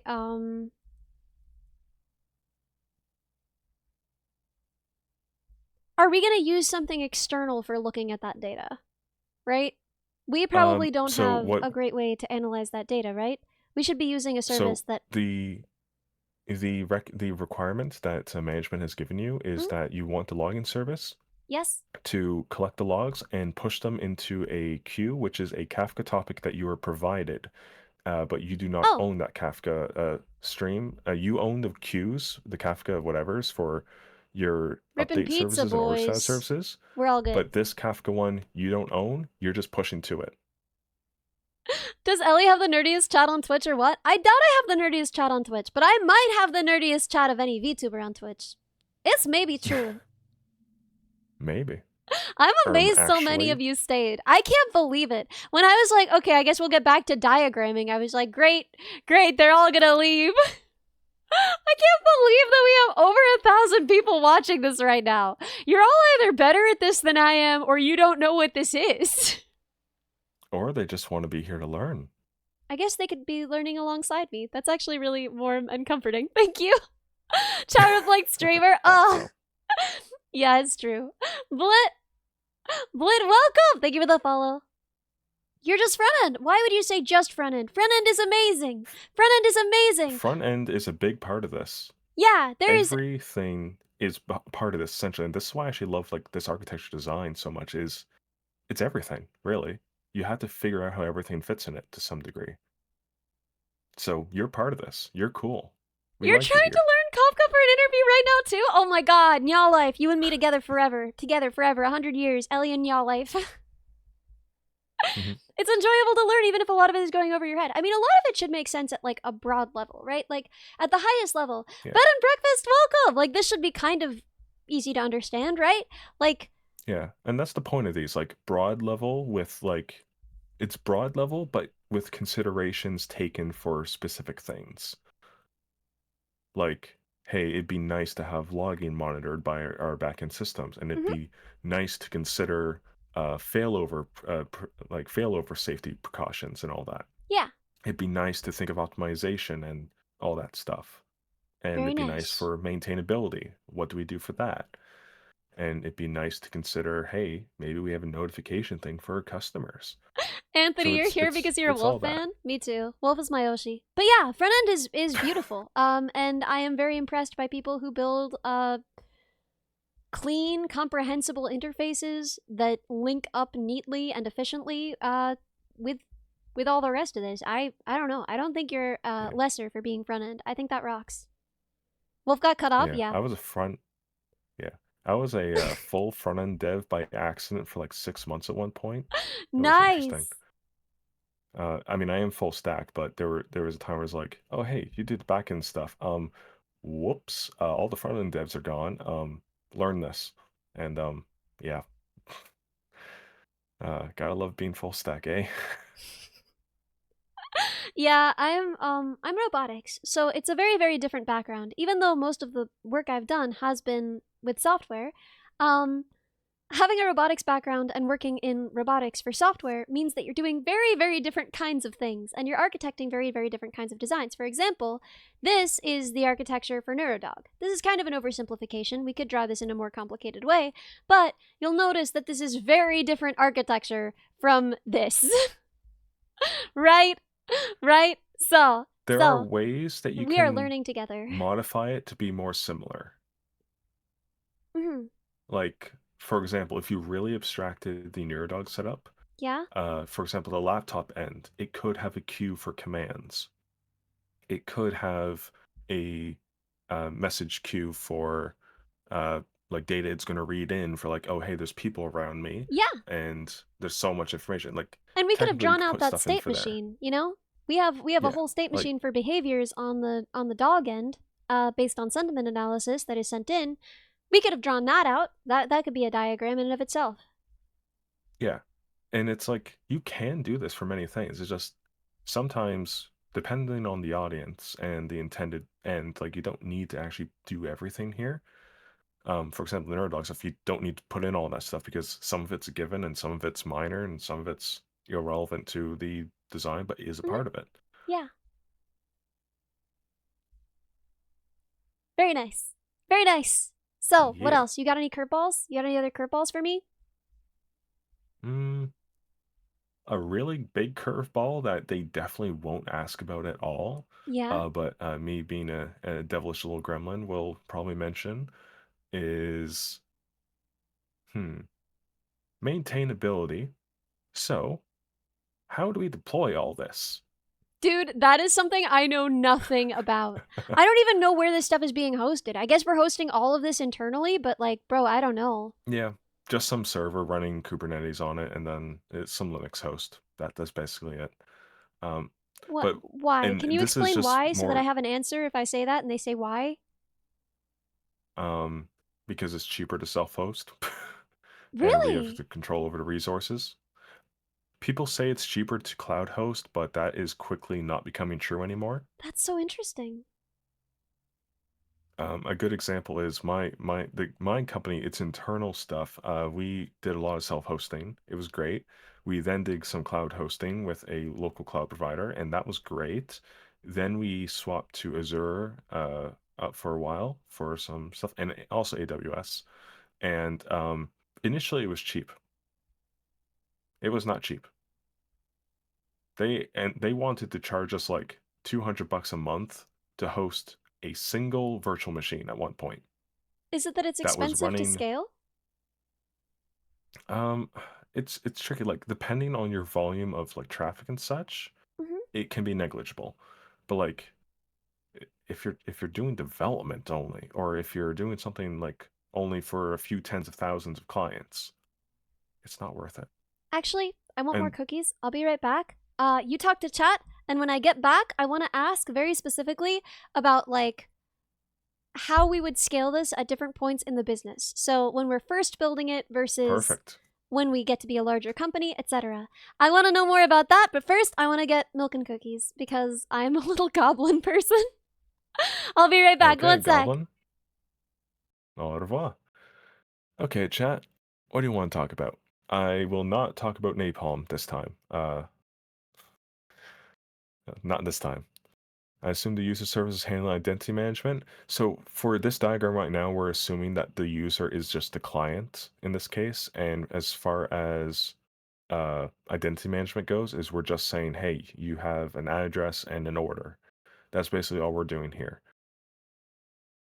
Can you tell us about the other times you made napalm? Probably not. I don't want to be put on more lists. I'm already on quite a few.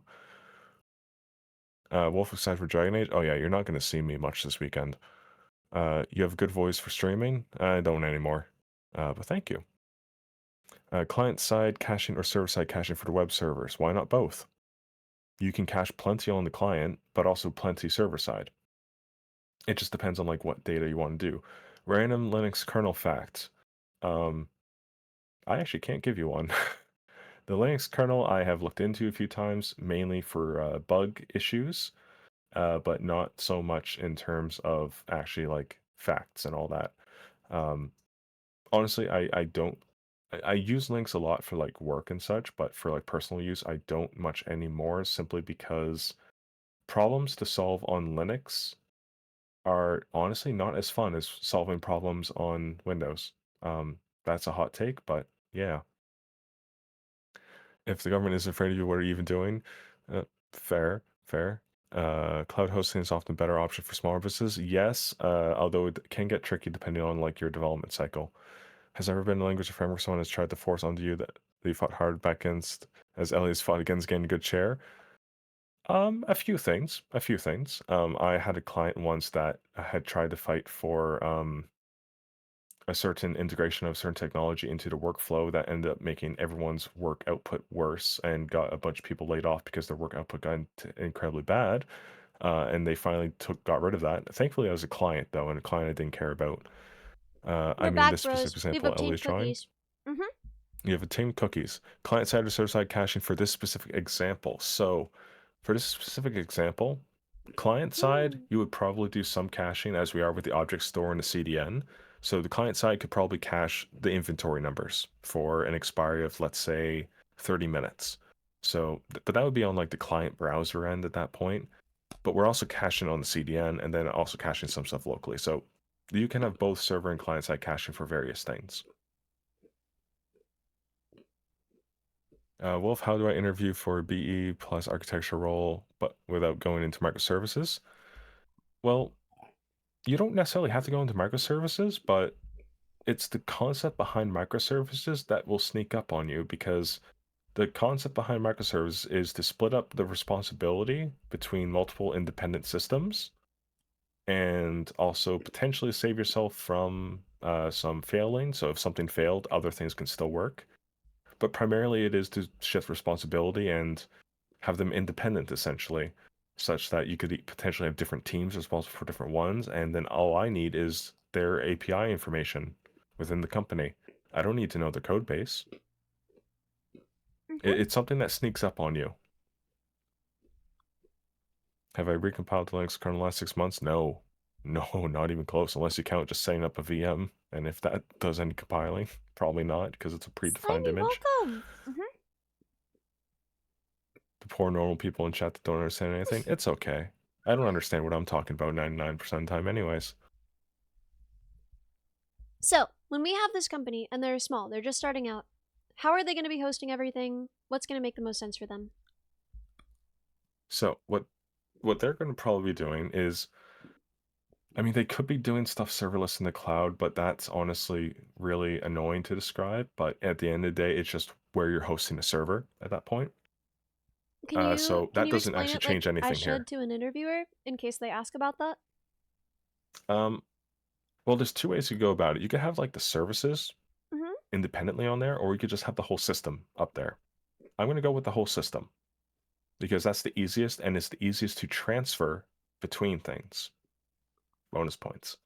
Mm-hmm. So let's say you have your serverless structure and it's, or even local, it's a Linux host and you have Kubernetes running on there. And with Kubernetes running on there, you have, and this is going to be, I'm starting off at the web servers area. I will get back to load balancers later because that's important for later. So Okay. at the web services layer, we have it deployed through Kubernetes on some Linux host, all our different services. Each are maybe their own pod or container, and they could have some of them scaled up. Like let's say our user service or inventory service is multiple pods, and but maybe not the orders, or some combination of that. Our databases and object store are also on there. So for example, we might have an SQL deployment as state DB and something like that. So all that is What's state deployed like DB? on a state DB is just a term of saying it's your database for like states. So that would be like the state of an order. Mm-hmm. Yeah, it's just a term to just call it state DB. Okay, so we have our services, they're all deployed. Our database are deployed alongside them on the Mm-hmm. Kubernetes instance, and it's there. So we have our resources allocated, CPU, RAM, storage, our volume mounting. That's all set up to how we like.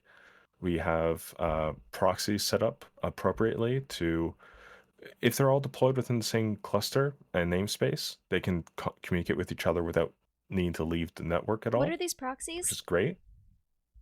Pardon? What are these proxies?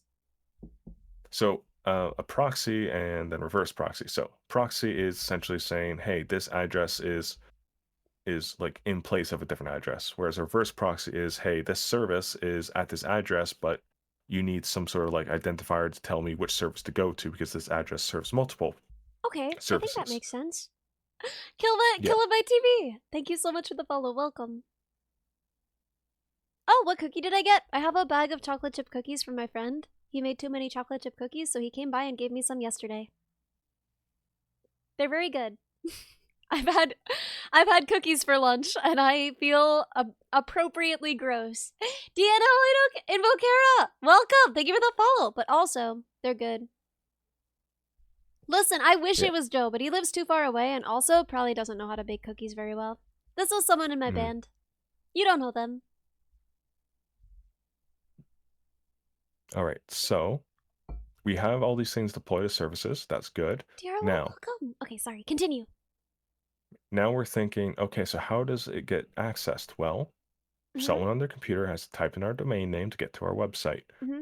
That's where we get into the DNS and CDN and all that, and the load balancers. So the load balancers might be its own separate thing, entirely outside of our outside of our like stack. That could even just be because I believe Microsoft, Azure, and AWS also offer some load balancing just outright. I might be mistaken What does there. that mean? But load balancers are generally external, like they're external to the system because they have to redirect to multiple copies of the system. If you have your servers up, it seems like this would be something built into most of the services that would let you do that, right? Yeah, so a lot of these things are built in, but they are like individual components within. Like, for example, if I have a car, a fuel tank is very different than a wheel, Okay, but they but they're both part come of in the the same car. thing. Yeah, okay. So Yeah. give me an example of Although a you could have one provider. without. Rough. Give me an example of a provider that you would use to get some of these things and which things you would get from them. So for like your CDN, DNS, and I don't know if they do that. Let me just Google that quickly. Okay, so they do. So CDN, DNS, and load balancing, you could have all that network stuff be just on, like, say, Cloudflare. Okay, so Cloudflare would be your host. Yeah.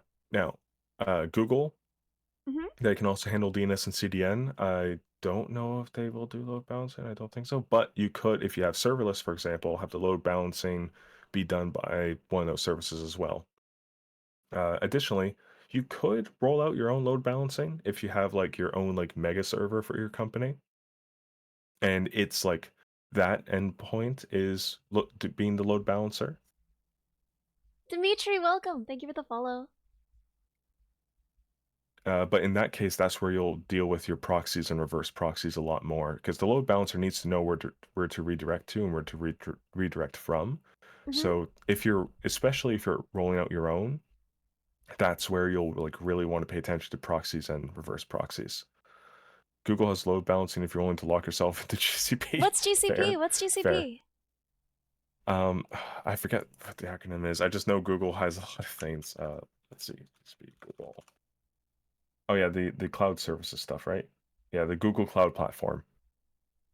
Nice. It's Okay. their version of like cloud computing services, but yeah, yeah. So if they ask me what I think we should use for this, what do I say?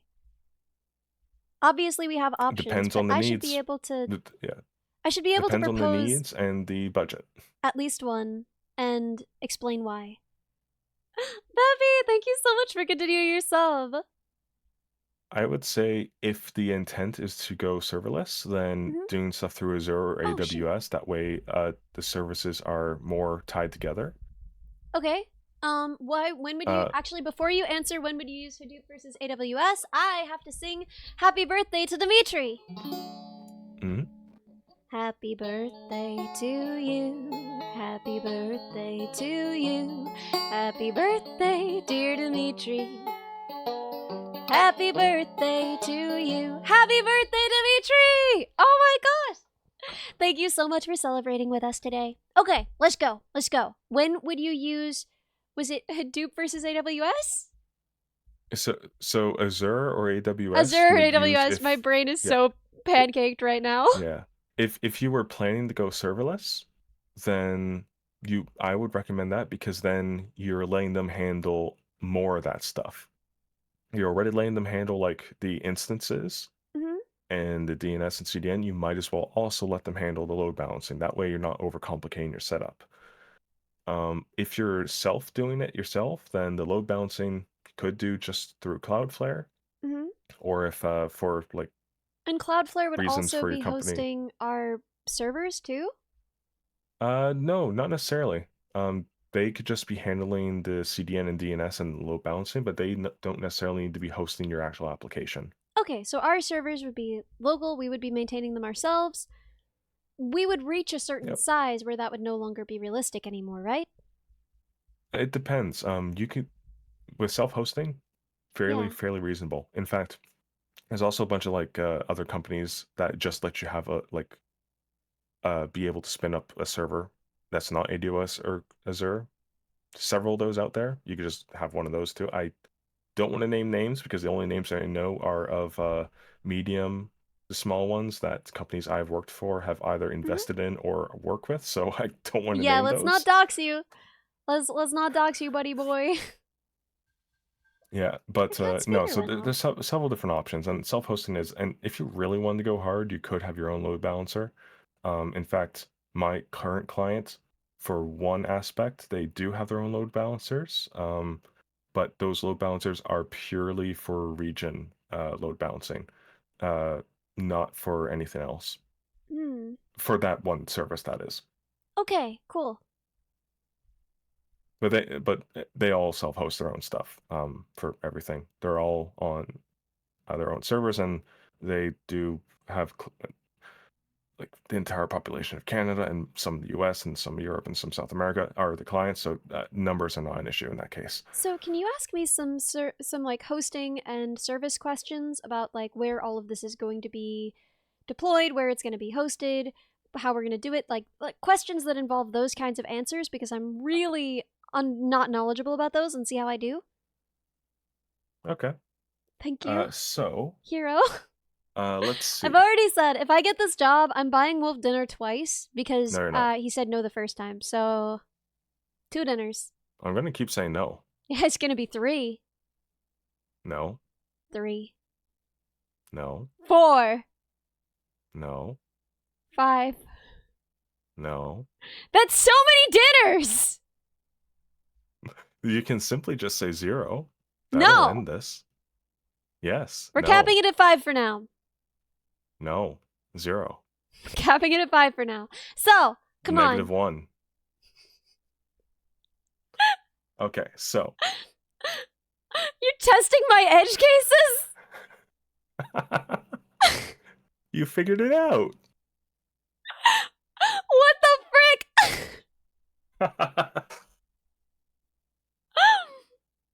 Okay. Well, if I broke them, then you clearly didn't consider them. But, okay, so, deployment. I see you have 4 to 5 to 6 services here.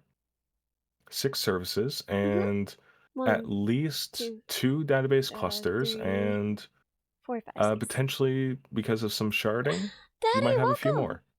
more. Why would sharding be additional services? Well, not necessarily, but like let's say it's like one database, or 2 databases or whatever, and if you want them sharded, well, We need background processes it's to basically keep updating that, yeah. you mean? Yeah, okay, Well, not cool. necessarily. The database itself is something you deploy in this case. You could have like a cloud database as well, like what's the one from Microsoft or Google, BigQuery or something like that. You could just use like a remote database, but if you're going to be doing all this stuff anyways, you might as well just roll out your own database. I'll be honest, it's cheap. So if you're sharding the database though, Mm-hmm. then you just have it's basically the same as horizontal scaling in that case. Okay. You might have 20 pods for your database that's sharded, or 50 pods even. What are pods again?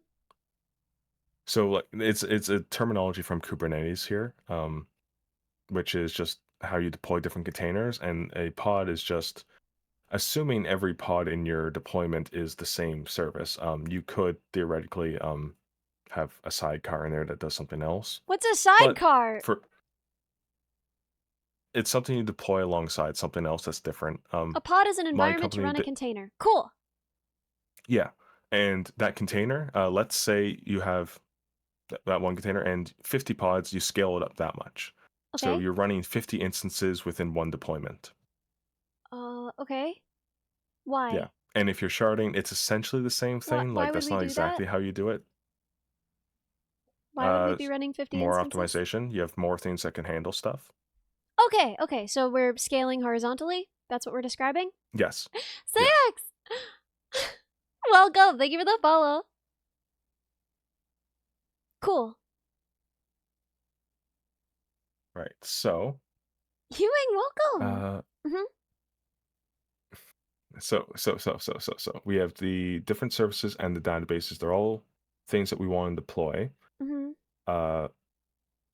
I guess we kind of already just discussed like the whole pod situation just there. Yeah. But let's ask it again. So you have all these services and databases, and we want to deploy them. What is your idea for that? Well, you can very easily just say horizontally scale. We deploy different instances of them. And where would we do that? Where would we deploy those? Onto some Linux server, And Linux those host or could be something. ours or they could be cloud hosted. Yeah. Okay, cool. And the benefit to your design here is if you do it with the whole system, then you can easily migrate between the two depending on your needs.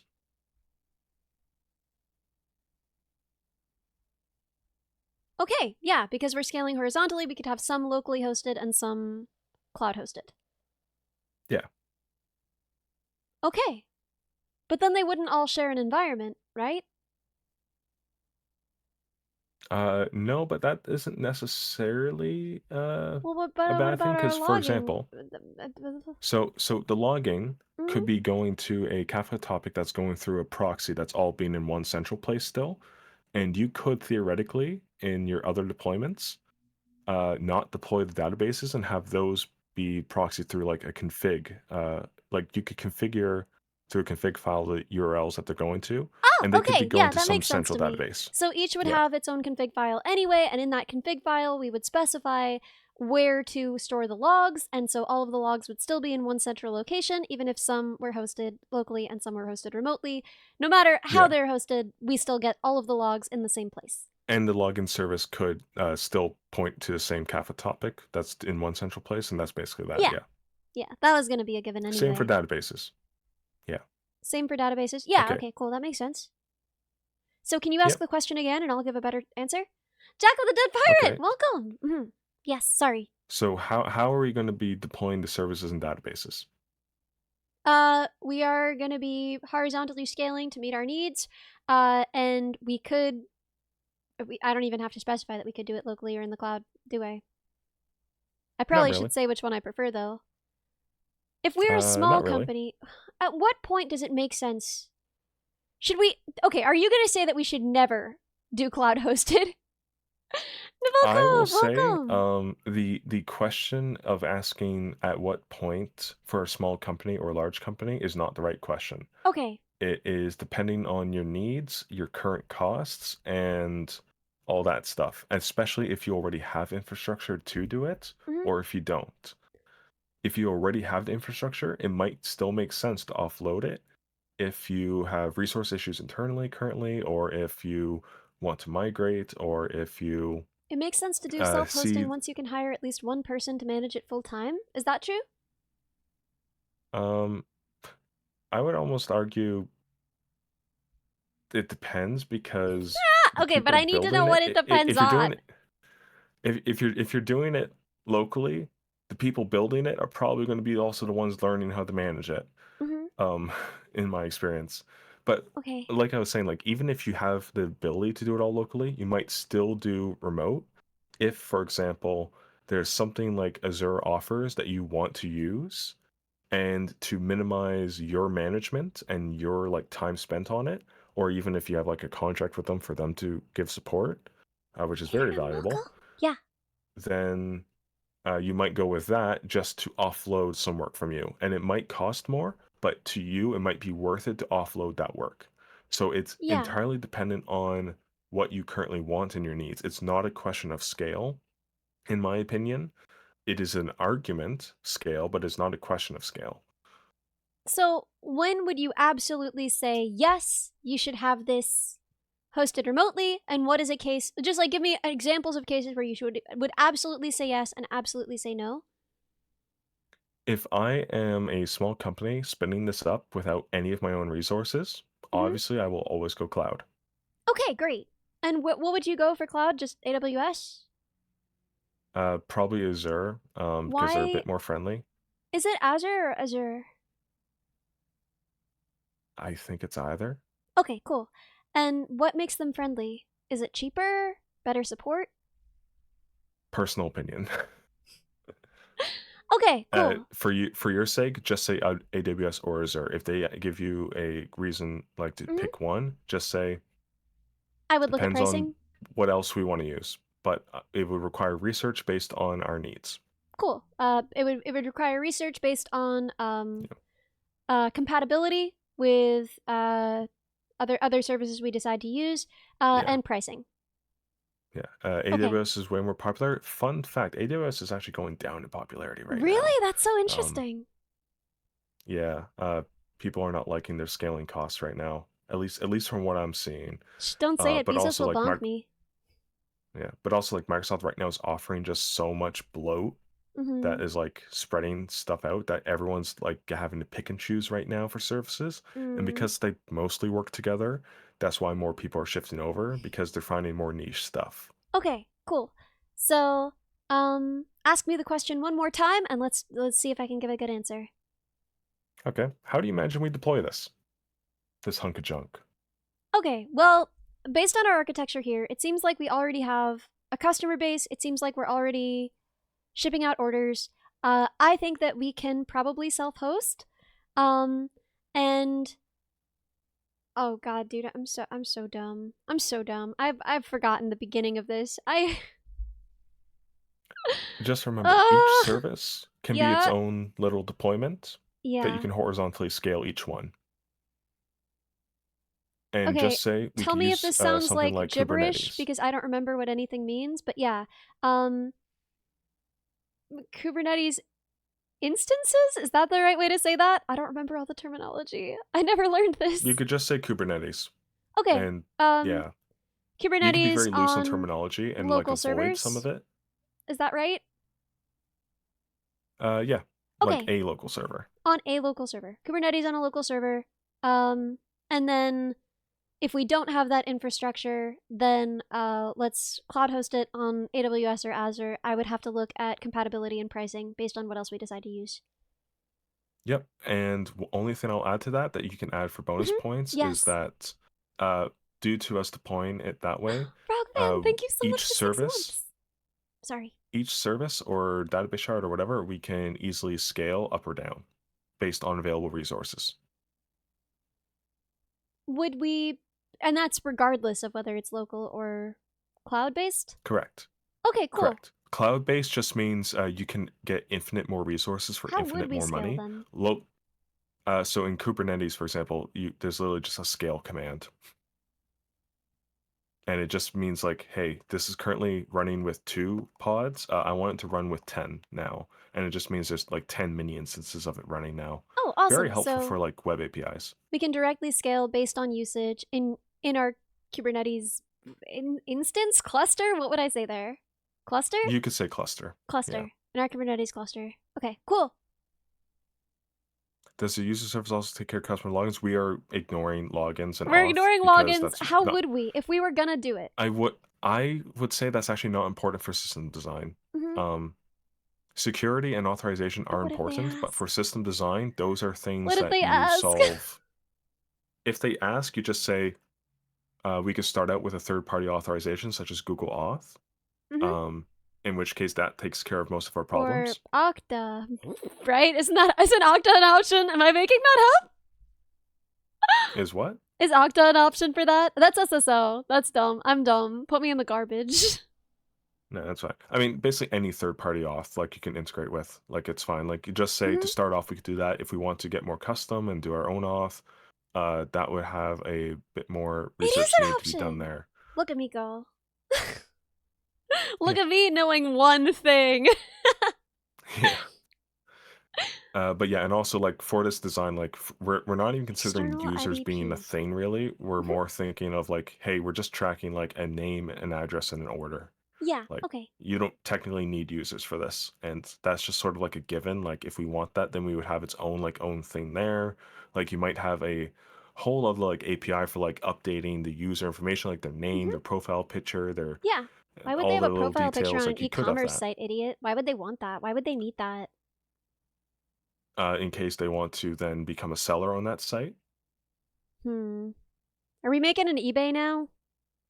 Or if you have reviews potentially and you want to have a friendly photo on a review because that makes people think it's more human. Oh, and that's because cute, of that, it tricks people into thinking, hey, this is an actual real person and not a bot. But you just have it there, but you actually do load it with bots. I started drinking and then you made me laugh. E-commerce site for dating. Oh my god, brilliant. It's eBay, but for boyfriends. Oh God. Yeah, it's simultaneously, it's an eBay, but then also you can date them. You could be like, wow, I received my Minions tray table and it was so good, I'm ready to go on a date. Here's a 10% off coupon. Also, I like long walks on the beach. Not human trafficking, you're not buying and selling them. It's just you're networking. Right? So you make a sale and then you have the option to swipe right or left on the person that bought. And they have the same option, and you can decide based on the quality of the item and the promptness of payment whether you would like to date. See? I'm a genius. So it's network trafficking. Backrest, welcome. Thank you for the follow. So it's network trafficking. Well, I guess there is network traffic involved. Yeah. LinkedIn but dating. Ooh, oh my god, that's disgusting. Although I will say this is like most of what I use LinkedIn for. I use LinkedIn a lot even before I lost my job, and I wasn't looking because I had my dream job. Where if my friend wasn't answering or was being hard to get in touch with, I would just keep sending them like, I would like to connect. I would like to know more about your experience with blank on LinkedIn. I would just spam them with like the LinkedIn auto-generated messages until they responded. So like if I was outside their home and they weren't picking up because they weren't awake yet because they're the worst, I would just spam their LinkedIn. Hydrogax, Nice. welcome! You're the ball. I'm a menace. And now you can be too. Yeah? One thing I'll say about this whole thing is don't get too hung up on like Kubernetes pods and scale and all that. Mm-hmm. Just remember at the end of the day, like even if you forget the terms, just say these services and databases and such will be deployed onto some server, and we will have the capability to horizontally scale them due to demand or resources. Okay, great. That is the justification, and you can, as long as you have justification and ideas, you can forget every term possible. Okay, cool. That makes sense to me. Arjun! I never thought I'd meet another person who did this thing. I'm so glad. I would like to know more about your experience with answering the door. I went all the way to Brooklyn. Answer your door. God. Also, don't make me go to Brooklyn. Ew, Brooklyn. Dude, it's terrible. You have to take the most crowded train you've ever been on in your life. And like, listen, if you're in Japan, I understand. I don't even know what a crowded train is. But if you are not in Japan, if you're anywhere else in the world, this train is so freaking crowded. You're just going to be shoved directly into the body of a person. Like you are going to be, you're not just going to be touching them. You're going to be like within them. Like your elbow is going to be in their like abdominal cavity. Like you are going to be performing surgery on the person next to you. You are going to be smelling everyone's breath at once and clipping into their bodies. Exactly. When you finally get off this train, after like probably 100 years, you know, because you're going all the way to frickin' Brooklyn, then you're gonna be in Brooklyn, first of all, which means you're gonna do that whole thing again on the way home. But second of all, you're gonna be surrounded by people who could be anywhere from, I want to say like 18 to 40, and you have no way of knowing until you talk to them because they're what's the term? Is it riding them hard, putting them up wet? Is that the term? Hanging them up? What, I don't know what it's called or what. I don't know. I don't know the origins of that phrase. But the point is, they are not optimizing for like a healthy lifestyle. Like they are eating only pizza and they are like vaping something poisonous. And so like they could be 18 and look 40, or they could be 40 and look 18 because they've never known a day of work in their lives. And it's impossible to tell. And they all live in like high efficiency, really beautiful apartments. They all have way too many houseplants. It's impossible to talk to them if you don't. Ridden hard and put away wet. It refers to horses. Thank you. It's a horse term. Yeah. We're doing horse terms now. And they dress in a way that is incomprehensible. Like they're like a newsboy from the 1930s, but they're also like dressed like your mother when she was like super beautiful in the 80s and just like showing off. And they're also dressed like it's impossible to tell anything about their professional background either. Like, some of these people are CEOs. Most of these people have never been gainfully employed. Brooklyn is a hellscape for me. I find it very confusing. I can't tell who works there if I go into a coffee shop in Brooklyn. Brooklyn bars, there doesn't seem to be any division between the people who work there and the people who go there. Like, everyone is drinking, it does seem. Everyone is drunk. Something, don't look a horse in the mouth. Yeah, we're doing horse terminology again. Am I implying your mother isn't super beautiful now? Listen. My mom is gorgeous, right? But she's also, like, very, like, how do I explain it about her appearance? She doesn't care, right? Like, she's just kind of an effortless sort of beautiful, right? An effortless, wise sort of beautiful. But like, I've seen pictures of her where it was like, oh my god, when my mom cared about her eyebrows, they were amazing. I didn't know how good my mom's eyebrows were when she cared about them, you know? Mm. You know what they say, don't look a horse in the mouth or whatever. Don't look in a mouth horse. Don't look in a horse's mouth. Don't bring a horse to a gunfight is so good. Deployed 3 horses to the cluster. Listen, this is not interesting. Plenty of people have complained about Brooklyn more effectively than I can. It's not the hipsters. The hipsters aren't the problem. The thing that hits me about Brooklyn is that everyone there is, like, super rich, and everything works differently there, and it takes forever to get there. It feels like a different world. Your mom was alive in the Toronto, 80s? so It would have been the 80s, right? I'm actually not sure. Yeah, I think so. Anyway, sorry. Let's use horseless architecture instead. how much horsepower does it take to run the system, chat? Right. Wolf designed an entire measurement system based on horses. We figured out how many micro horses there were in a cup of coffee. Yeah, it's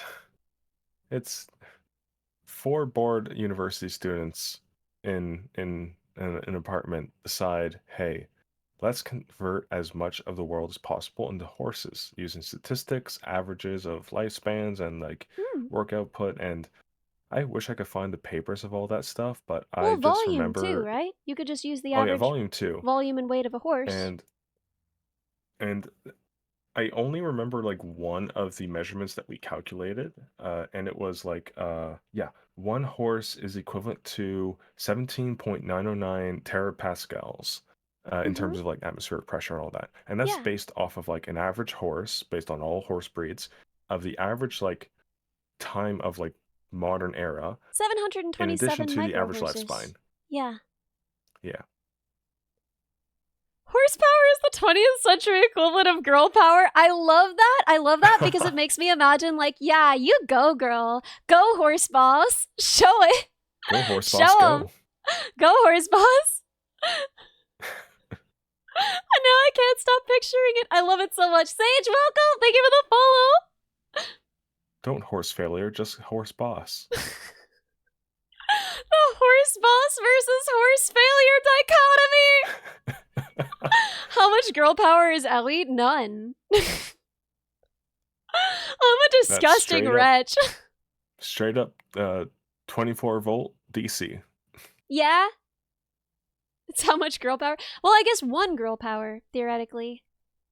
Girl power would just be the measure of power output by a girl. I'm a girl. So, 1 girl power. Right? The 1 horse is not 1 horsepower. No, One it's horse true. is about 15 horsepower on average. I'm aware. So do you think that's that at peak? Well, I do think that like peak girl power is about 15 times, average girl power, right? Okay. Like if I'm doing my best, I'm definitely doing 15 times more than if I'm just doing my average, right? Maybe. So you can output 15 girl power. I think so. I think at peak performance, I can output 15 girl power. Okay. Tell them that in the interview. God. Thank you for the hot pass. Cringe. It wouldn't be the worst thing someone said in an interview. What's the worst thing anyone's ever said in an interview? I've had one person list like one strength and like 20 weaknesses once. Then realized that it was a software developer position and not like a different thing, which is funny. I And that was love also you would like be my crazy. interview. Yeah? Wait, that was Yeah. you? No. My Oh, that's interview was that's something such a different. shame. My interview was I think half of it was me telling a story of having to deal with a drunk person on my first day of work at a grocery store. He woke up behind the grocery store, walked in, like within 10 minutes of me starting that job on my first day. No managers were in at all. And he was just like asking around, like, hey, is there a phone or something to call a taxi? There ain't no taxis here, man. I don't know how you ended up behind this grocery store, drunk off a horse or whatever, but Drunk off a good horse? Is luck. that a thing? That's not a. There's no way in heck It's that's an a thing. expression. No, it's not. No, I'm calling it right now. Y- That's not it. I'm Googling drunk off a horse. If there is nothing that comes up, you have to let me buy you dinner. It's a local thing. Yeah, see, Wait, chat no, saying no, it no, is. no. No, there's totally Chat not. saying it is. I'm getting like, Chat saying I'm looking, drunk off a horse. it's the same as like drunk off his rocker, but Whether as the price of a spell or from falling drunk off a horse, I'm sure I couldn't say. No. it's a thing. Mm, Got him. I'll get him next time. I'll get him next time, boys. Okay, continue, onward. Wolf, if you can see this, you owe her dinner. Which wait, no. No, What? no, I said he had to let me buy him dinner, so Yeah, you're not doing that. I'm so mad. Got him. All right, so I have no clue what we're talking about. Oh yeah, so that was Falling my drunk first off a interview horse. where it was like half of it talking about dealing with a drunk customer, and then it was like, hey, what programming languages do you know? Python and Java. Here's a programming assignment. Take it home. Okay, did it. Got the job. Very nice. Been rehired ever since. I'm trying to think what I've done in interviews that's cringe. I kept telling my interviewers how sweaty I was. That was weird. Once I had an interview Yeah, where that was a week ago. I told them, yeah, that was a week ago. I told them why I knew how to waterproof electronics. That's no good. I'm trying to think if I've done anything else cringe. Actually, I wouldn't say that one's cringe. That's That pretty is cringe. that is a humanizing conversation because it's a funny thing. Is it? Is it? Well, if you don't go and if you say like, well, back in whatever, we got a lot of requests for electronics work, and there were some people coming in asking to waterproof things for reasons that are probably not ideal, but it gave us a lot of experience. I didn't say it like that. Oh, Jesus Christ.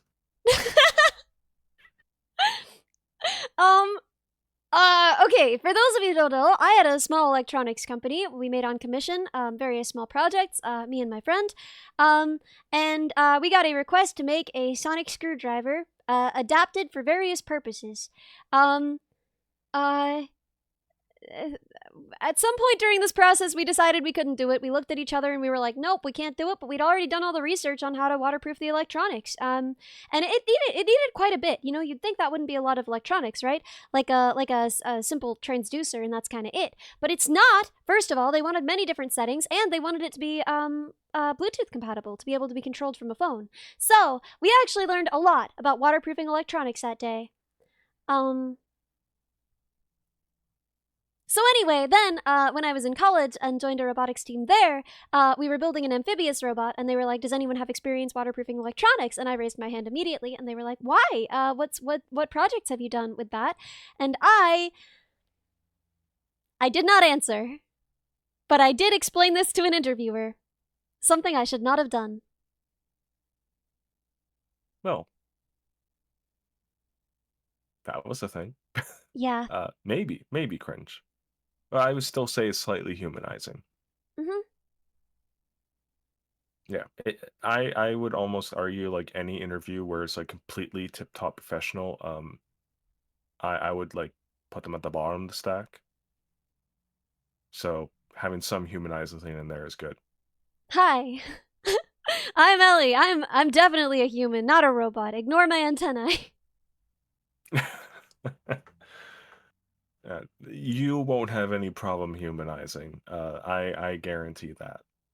I don't know whether I should be offended by that. I don't know whether I meant that as a compliment or an insult either, so it's okay. Jesus Christ. Okay, so, what right. Okay, ask me some strengths and weaknesses questions. Okay. So what do you think is the strength to having your services split up the way they are?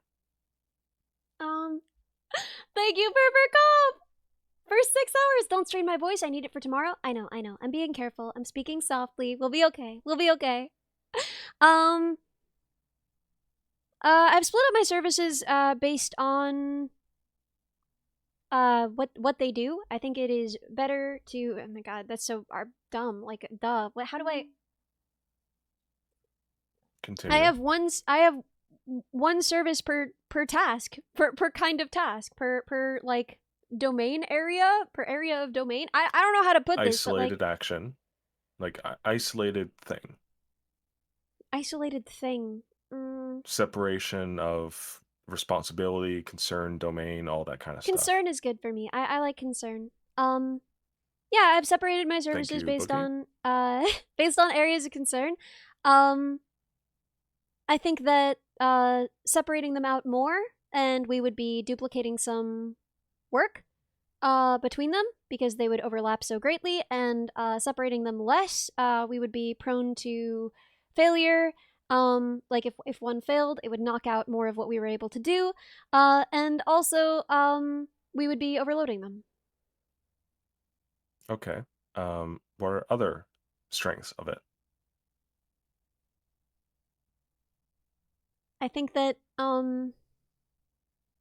dude, I have no idea. What are you looking for something? Is there something I'm forgetting? Or what if one goes down? I said that, didn't I? No, you just said overloading. No, before overloading. I definitely said that. Oh, then I missed that. Oh, okay. Cool. Okay. Okay, so can you scroll down to your databases? Mm-hmm. And the sharding? What about it? Tell me a weakness of that. Theoretically requires more work in the background to maintain. And we, depending on how we're splitting it up for sharding, it might not be a great savings at all. It might be that one is hit a great deal more than the other. If we've separated it based on the wrong attribute. Okay. So two things that I will add on to this. That's good, by the way. Okay. Two things I'll add on is the next question I'll ask is a trade-off related one. So okay, that's cool. probably what they'll be asking more towards. And the second thing is, shit, I just forgot. No. No. It'll come to me. Something about the database. Oh yeah, I remember now. So, how could you determine whether or not that implementation of your sharding or databases will work, or if it might need to be changed? Like, what will you look for to determine that? We could look at the number of calls going to each in the logs from that Kafka topic. And if they're going much more to one than the other, we could consider redistributing them or sharding based on a different attribute. Is that what you're looking for? Basically, yeah, that and also the analytics on the actual data itself might help you, because maybe you might split something off into a NoSQL database and change the entire schema. Like, can you explain when and why I would do that? Because I don't know. It's just data analysis. Like, it depends entirely on data, and there's no like real hard answer. It's an example where that would be the right choice. Like not e-commerce, but like let's say you have a lot of time series data and then a lot of just state data. Those necessarily are not easy to have in like the same thing. So you might No. have one in a NoSQL database or one in a different one and another in just state database. Like there's a lot of different setups you can do, but it just depends on your data. Customer browsing data, for instance, wouldn't fit neatly Yeah. in SQL, so we might choose a NoSQL solution, right? Yeah. And you Cool. probably don't care too much about replication of that, or like No. backups or any sharding. So you just have one and you dump it. Mhm. If it goes down, so what? Yeah, makes sense. Cool. Yeah. And then Yeah. It's not a priority. if I want to perform analytics on it, I could find someone to do that for me, basically. Basically, That's yeah. also Yeah. something that we would outsource.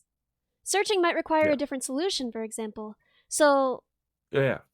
can you explain that a You little might bit to have me? like an entirely different setup for searching. Like, for example, normal SQL, you can have a very good series of indexes and like views and all that stuff. At the end of the day, it's still going to cost more at the end. But you might say, well, we have this whole other database that is NoSQL, and we're just dumping stuff in there, and it might be optimized for searching. And in that case, if Mhm. you have, say, your store database, you might have an SQL, your entire inventory and all your products. But if you want to search, you might be treating that as Wait, metadata, welcome. and you search through the NoSQL database, for example, for That makes products. sense. Yeah. Are you GDPR compliant? Fun thing, GDPR compliancy is not as strict as many people think it is. What is it? It's like the logging that a website can do before asking you to consent to a cookie, essentially. So, fun fact, you can have a website log your like web traffic information and like your IP address with masking the last two sections, by the way. So masked IP address storage and all that traffic data for like up to like I think it's like 6 months, maybe eight. And they don't even need to present cookies for that. They Whoa, can that's kind of also track spooky. your not really, because that's the kind of stuff where they determine like, do we need more resources on the North American I regional guess that makes server? sense. Do we and it's also same stuff for like autofill or remembering your cart. It's all that stuff. Like technically that's all in your cookies. Some of it you don't need consent for, some of it you do. Um, use AdGuard to disable cookies. I did for a while, but honestly, like I understand it, man. Let me accept the cookies. Like if you're gonna get tracked, like I just feel so if you're gonna seen. be It makes me tracked for feel nefarious special. reasons, it's not gonna be in a way that you know. Well, that makes sense. Yeah. Like I'd rather live life easy and then get run over by a car than live life precariously and destroy every electronic device in my life and have a lower I quality of feel like life. okay, okay. I mean, I feel like there's probably a medium between those two options, but I No, broadly agree that okay, absolutely there's a understood. baseball bat next to every printer for a reason. The moment it makes a funky noise, you destroy it and you go into a cave. Okay, got it. Aye, Chief. I'll be Okay. sure to mention that in the interview. Okay, ask me more questions. Okay, so what do you think is like a major overarching trade-off with this design? Okay, let me look at it for a second. Um,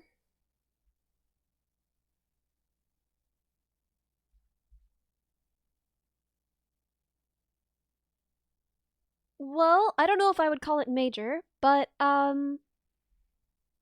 we might possibly at some point present stale data to the user about what is still available, what's in our inventory, because we are choosing to make it faster, by caching it, and as a result, we might at some point present stale data. That is a good answer. I would actually say that is both a trade-off, but also justification if you add on. But that data is not entirely uh, uh, necessary to have always up to date on the Yeah, storefront. However, you could then say we can better enhance that by when the user goes to the product page, we can load the correct count through a lazy loading strategy. Do you know lazy loading? no, explain. Basically, you load it on request. Like you have like Okay, some upfront thing, and then you load it on request. so if they click the product for more details, then we would load and make sure that it's actually available. Yeah, Great. and get the real count and all that. So like that's an example.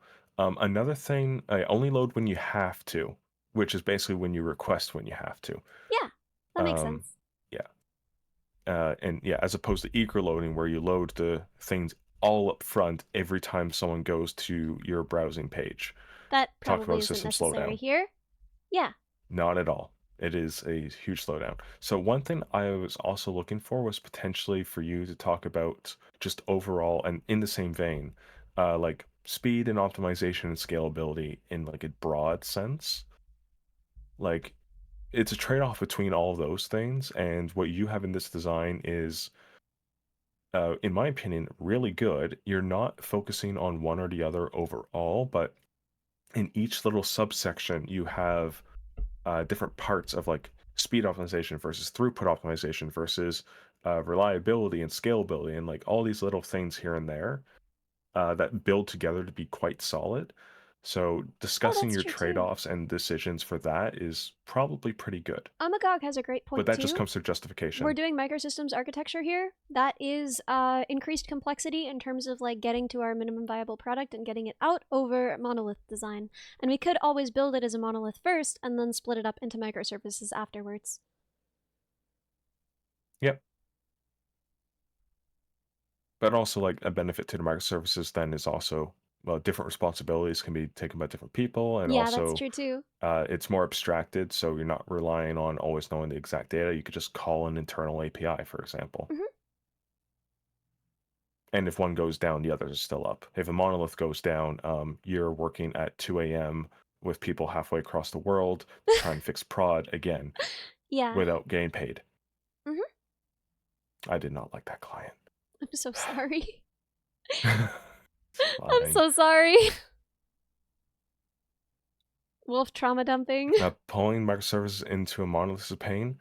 Uh, it's tricky. I personally go by the idea that a medium-sized monolith with a bunch of microservices is the ideal setup, Hmm.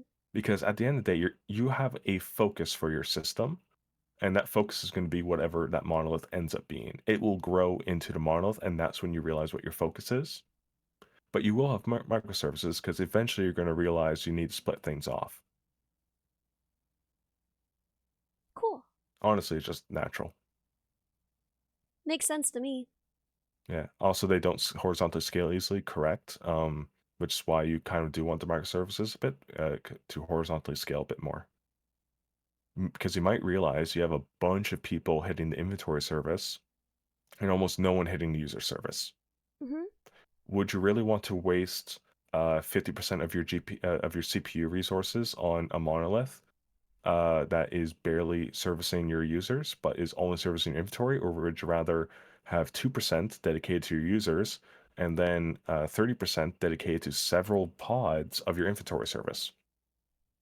You will get more throughput that way That makes sense. and speed. Cool. And that's why they don't work outside the paid hours. So I am salaried, but I'm also a consultant on as and other companies are my clients, and we often work out pay for overtime and outside paid hours per Ooh. client per contract. And for this particular client, on that specific contract, they refused to outline the procedure for that, whether it's to take time off in lieu or you get paid a flat rate or something like that. Every other contract at that client, they had some system, but it's up to the individual management and shareholder of the team that you're contracted to Mm. decide. And on that client, um, I was harassing that shareholder and management for 6 months for that answer, to the point where all of my fellow contractors on that team had started to refuse to do weekend maintenance and on-call support for Heck yeah, deployments because collective they were bargaining, asking us to boys. every weekend. They were asking us every weekend because we were deploying basically twice a week due to demand. And because half the team was in India at the time, time zones did not match up well. And in fact, we didn't even have any onshore QA anymore. Mm-hmm. So yeah, Miserable. it was terrible. Um, I'm so glad I'm off that team. Unbelievably so. Do you It want sucks though, how, to? Oh, no, sorry, go oh, ahead. oh yeah, it sucks how I got off because it's kind of like turns out I was supposed to be off a month earlier, but all the management went on vacation and told me afterward, why am I still there? And at the end of the day, I had the most experience with all the microservices and the monolith on that team. And I had less than a day to do a bunch of knowledge transfer on everything, including services that I built from scratch to the ground up. I do not envy the remaining team members of that team for how much work they just had to take on because I left. I'm so sorry. And as you're saying, Oh, do you want to give me a new challenge? And then we'll do a new one just from scratch and we'll see how it goes. I have a tough time thinking of a new one. Because like e-commerce is going to be like probably what you're going after in the example. That's what they said, yeah. Yeah, and we have a pretty solid thing right here for that. But just like another one so I can get down the process, so that I can try something different, so that I can, you know, doesn't have to be commerce. Okay. How about maintenance automation? Maintenance You are automation. monitoring a set series of equipment, and you receive messages from them, events, and you have to automate maintenance to perform on those devices based on what you're getting in events. Okay, can you repeat that for me? Okay, so here's what you're going to do. You are receiving events Okay. from And these are like many maintenance requests? these are statuses, mostly statuses, or requests. It can be both. And those would be maintenance requests or Maintenance. So it could be, yeah, maintenance requests or some other action. And let's say these are coming from devices or yourself. how would they come from yourself? I'll explain later. What am I supposed to do with that? Zoli, welcome! Thank you for the follow. And Weena, I'm so Let's sorry I put it missed this you. way. You can request something to yourself for like a delay. Like if you don't want to do something right now based on some condition, you can request yourself to read it again in half an hour. Okay,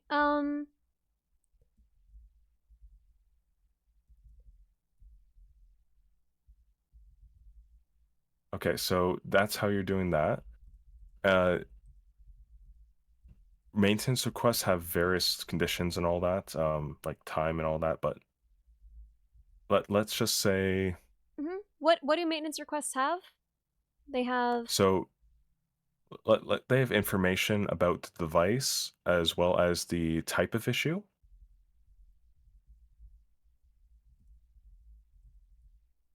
okay. And I assume their time as well? Yeah. Okay, cool. And we have some goals to do with this information as well. We're not just issuing maintenance requests, we are also creating tickets for this. Okay, cool. So it's also a ticketing system. Let me add another row. Create tickets. What do tickets have? Do tickets have status, etc.? They have all the information of the events as well as what you're doing and some other metadata. But we could just say generic metadata, pretty much. How do I... Come on. Okay.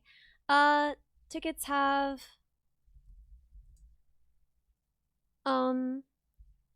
Do tickets only have a single event? No. Some events can merge, some cannot. Okay. Tickets have events, as well as a status? Yeah. Okay, so tickets have event status. Do they have anything else? No, however, there is a thing where you will not open tickets immediately for most events, and you will have an opportunity to like delay stuff because sometimes you might get an event that clears up it without needing to do any work.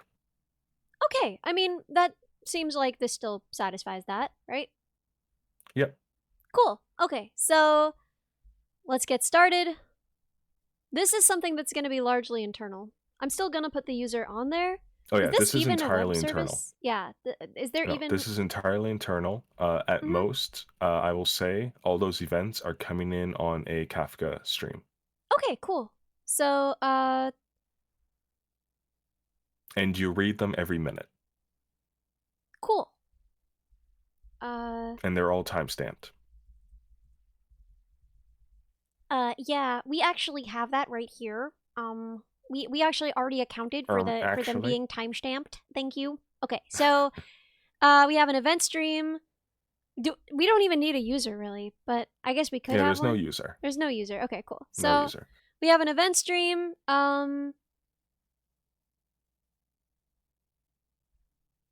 We have a okay.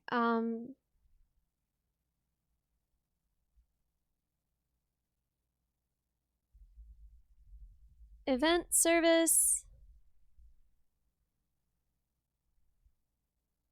So you go into you, and now our event service. Oh, one more assumption is that Yeah. you will have a state DB. What is a state DB? Help. A DB that just keeps track of states of various things, such as Okay, tickets and so events. oh, such as tickets and events. Okay, so do events have states? That seems weird. Tickets should have Yes. states, but why would events have states? Because you could have some events close, but Swaggy, others no way! stay open. It's been 1,000 years, Swaggy. How's it going? Oh my god. Am I winning? No. No. No.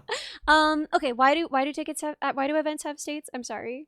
Because you can close events individually, but a You can ticket close remains events? open as long as there's at least one open event on it. Okay, cool.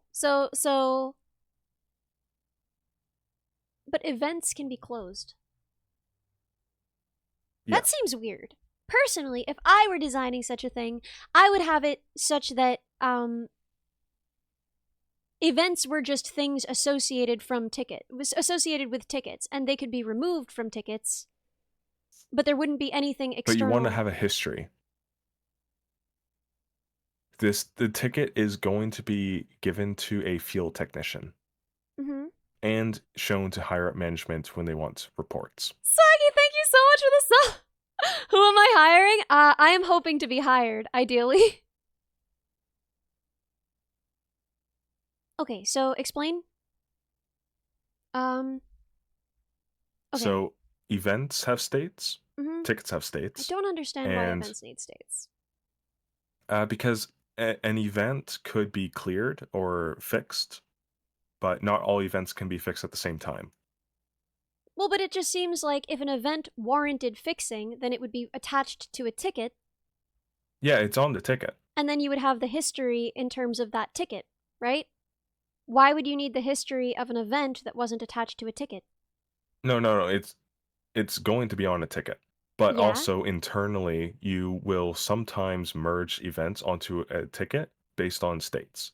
Well, And but you it might would... sometimes, you might also sometimes not do anything with an event if it comes in and then another event comes in clearing the state of that previous event. Well, but I would just within your attach it. time I would just window. check based on a ticket, right? If we attached the previous event to a ticket, and then that new event What if you resolves didn't attach that it to a ticket yet? Well, I simply wouldn't be doing anything with events that weren't attached to tickets. I would only be dealing with resolution and state on the ticket. Okay, but then you would remove from your state DB so that way you don't create a ticket later if it gets cleared, right? Well, if it needed resolution, it would be on a ticket. Well, that's the thing. I said that you have a delay of 30 minutes before you create a ticket from when you get an event that warrants creating a ticket, right? So we're just trying to prevent the creation of an unnecessary ticket? I guess if that's a problem that we Essentially. face a lot, where they are resolved before that 30 minutes time, Yep. then I guess that makes sense. Okay, Yep. fine, events have states. But if it's not, you agree. You agree that that's a weird solution, if it is not common that a ticket comes in that resolves one that came in just less than 30 minutes before. It depends because events could potentially have like 10 different states. What kinds of states? Like it might be pending something, it could be open, it could be closed, it could be doing something else.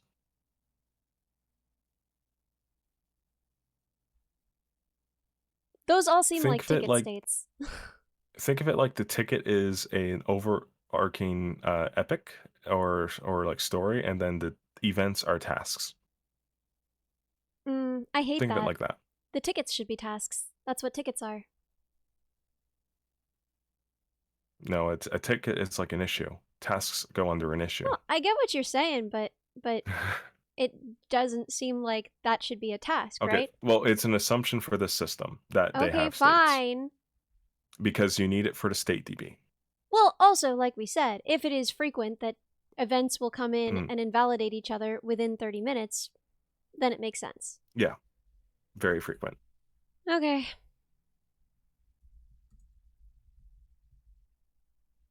Love the doing So- something else state. You don't know how many times I've done that. Time. No.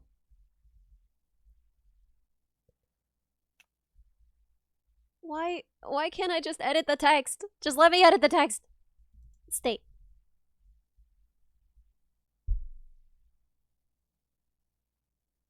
And then you should also have a state. Okay. So tickets are a collection of events with a state. And events are a collection of device info, issue info, time, and state. Are the ticket states and event states the same? Not necessarily. Tickets are only open or closed.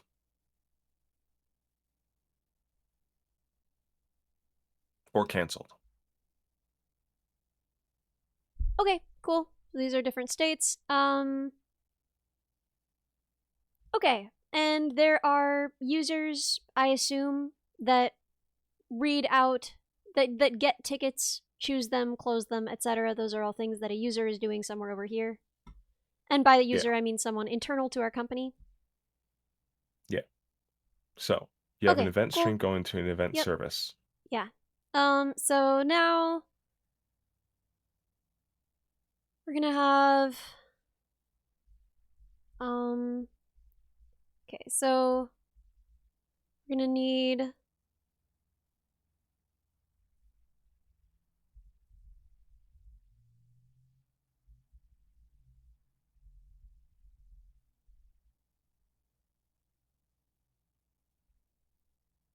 events are gonna be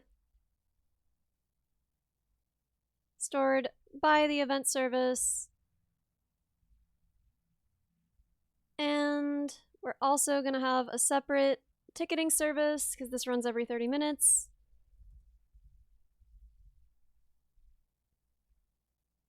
Separately, I promise it'll this is make way more also- sense when I tell you some of the challenges. This is also going to be written to a queue. Why would I want that there? Get back up here.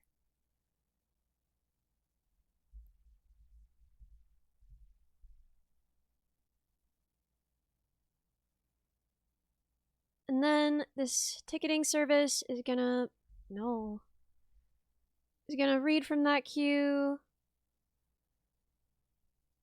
And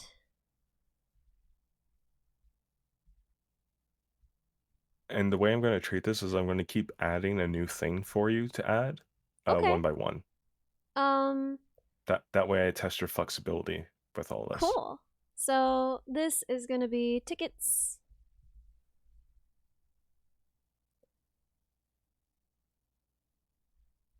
And the ticketing service is also gonna need access to the events because, right? Mhm. The event service, I think we should have a separate service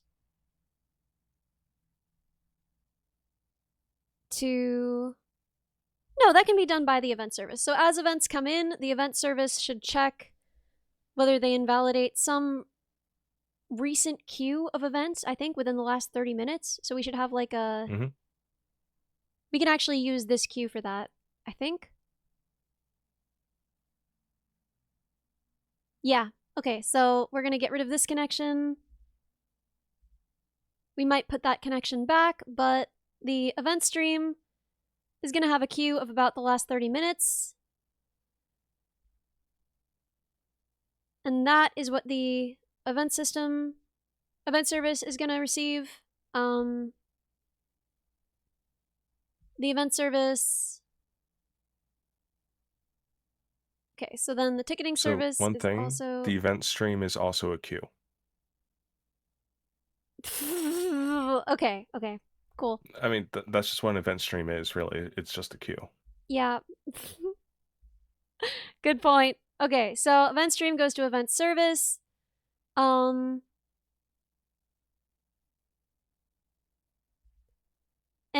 the event service should be keeping like a cache of all of the events from the last 30 minutes-ish.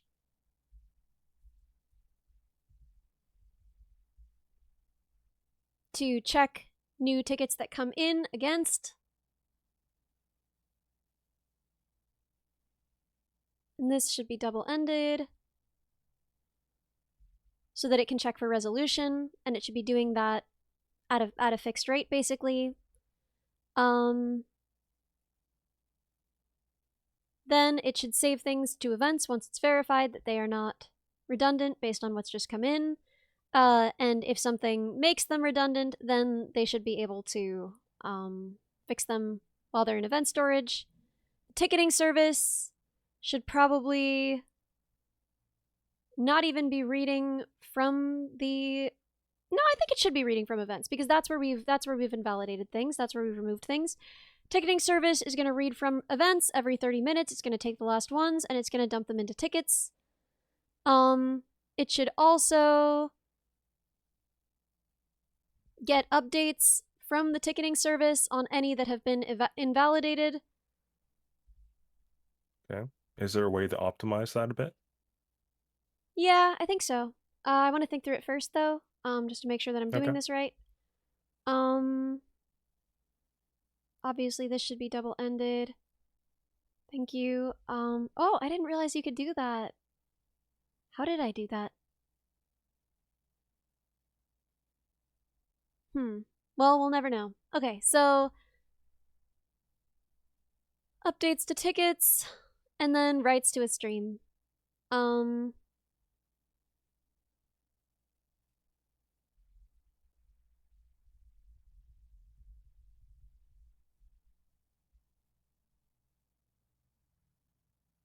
then also, you would hit this ticket service to update the status of any of these. Okay. Okay.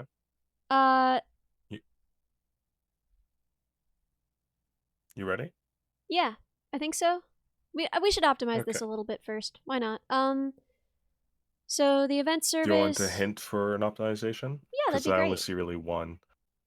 Your ticketing service Mhm. only really needs to read from event service.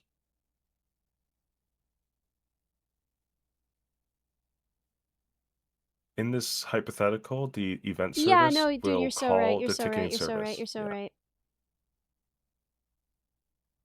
Okay, cool. Okay. I'm not quite sure what the ticket stream is, but This is what we're pretend it's outputting good. to. Remember the stream that you wanted us to be outputting to? Yeah. Yeah, that's that. Oh, I don't remember that. You said that... Okay. Oh, that we might create our own things? That would be going into our initial event stream for something else, but we're getting to that. Wait, what? This would go into our initial event stream? I thought that you said that we should have... No, not tickets, not tickets. I was thought that saying you wanted we can tickets also... output to a stream. Yeah, I remember what you were saying about, like, we can put our own stuff back in the event stream. Yeah, but... we can have our own events, essentially. Yeah. No, that shouldn't come from there. That should come... Yeah.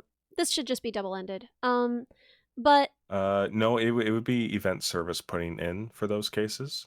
Yeah, event like service event service can put into itself. In the event stream. Yeah, you have the double-ended, so you're good there. Yeah, that's why I just put the double-ended there. Yep, you're good.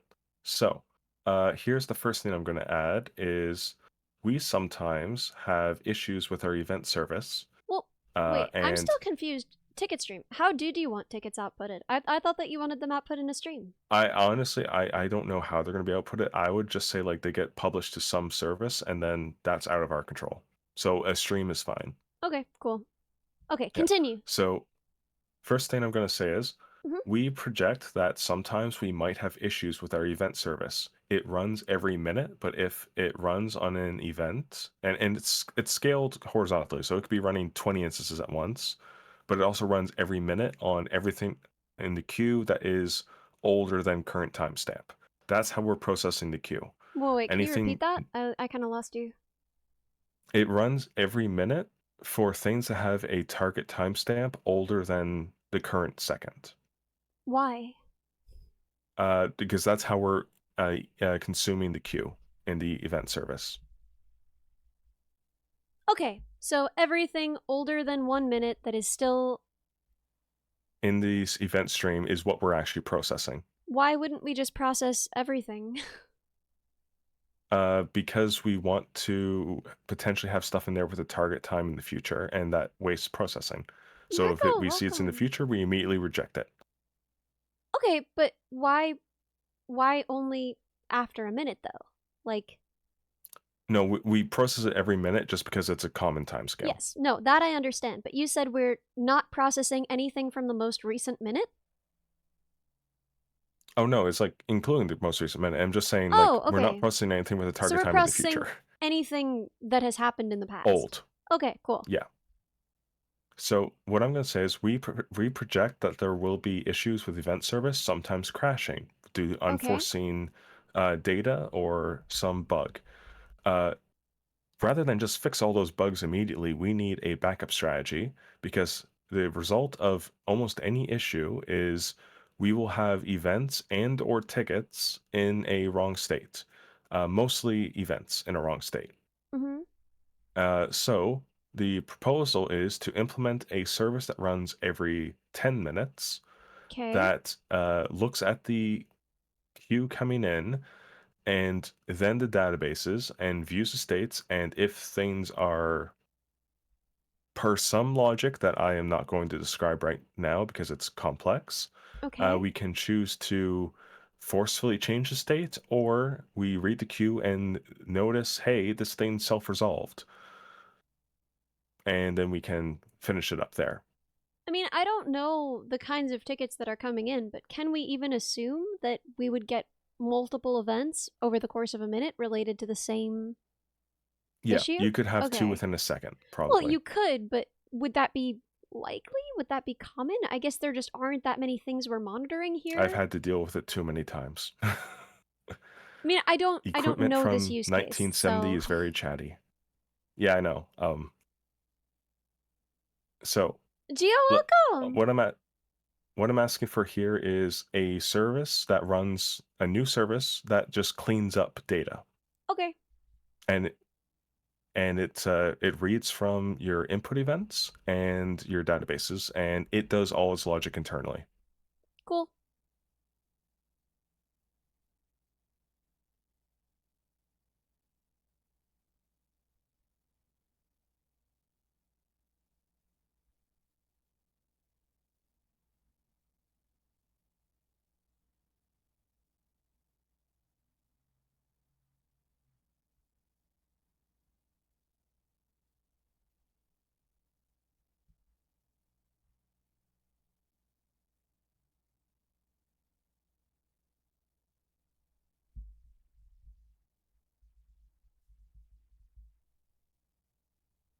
Yep.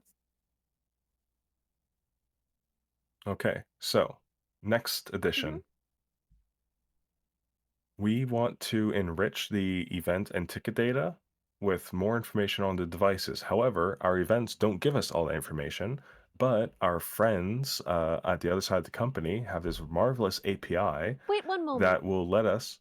First of all, Gerard, welcome. But second of all, these should be updating the databases themselves, right? Yeah. So these should be double-ended. Yeah. Yeah. And then second of all, shouldn't this also be sending data back to the event stream? Like, we cleaned up those tickets? Not necessarily, because they're updating the state DB.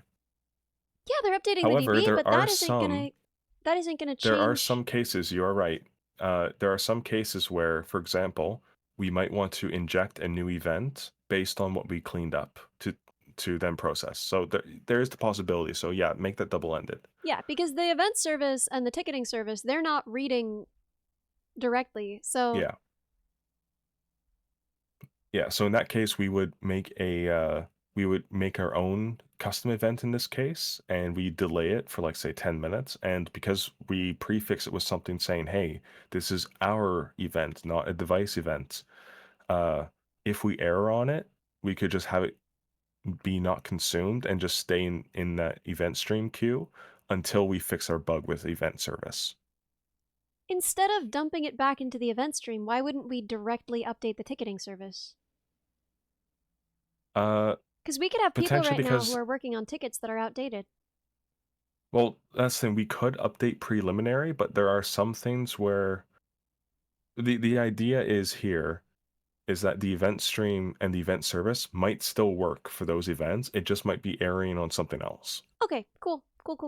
Let's Yeah. let's continue. You were about to Yep. drop a bombshell, I think. Yeah. So our good friends at the company have an API that gives us more data about those devices. When we consume the events in the event service and we have Mhm. the device name, we are able to then query this external API to get more data on those devices, and that we can use to have more decision making power, essentially. Nice. Tal, welcome! Thank you for the follow. So, device service. And we're going to be querying that, so that's going to be a double-ended arrow. And that information is going to get added to the event DB, I assume. Yeah, And but that included goes on the through the event ticket in service the still, ticketing service. Yeah. so Yeah. you're good. It's all going through there. Yeah, no, I was just Uh-oh, explaining the flow. uh-oh, they're bad programmers. That service sometimes for randomly once to 10 times a day returns an error. Okay. However, you know that that information updates very rarely, like once a year. But you get events from these devices like per device probably once every 5 minutes to couple days. So how do you solve this? Knowing that that information rarely changes, and even if it does, it's not that important. like that. Genius. Like, yeah, no, that works.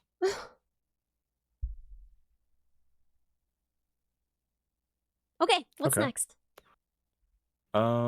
Let me think real quick.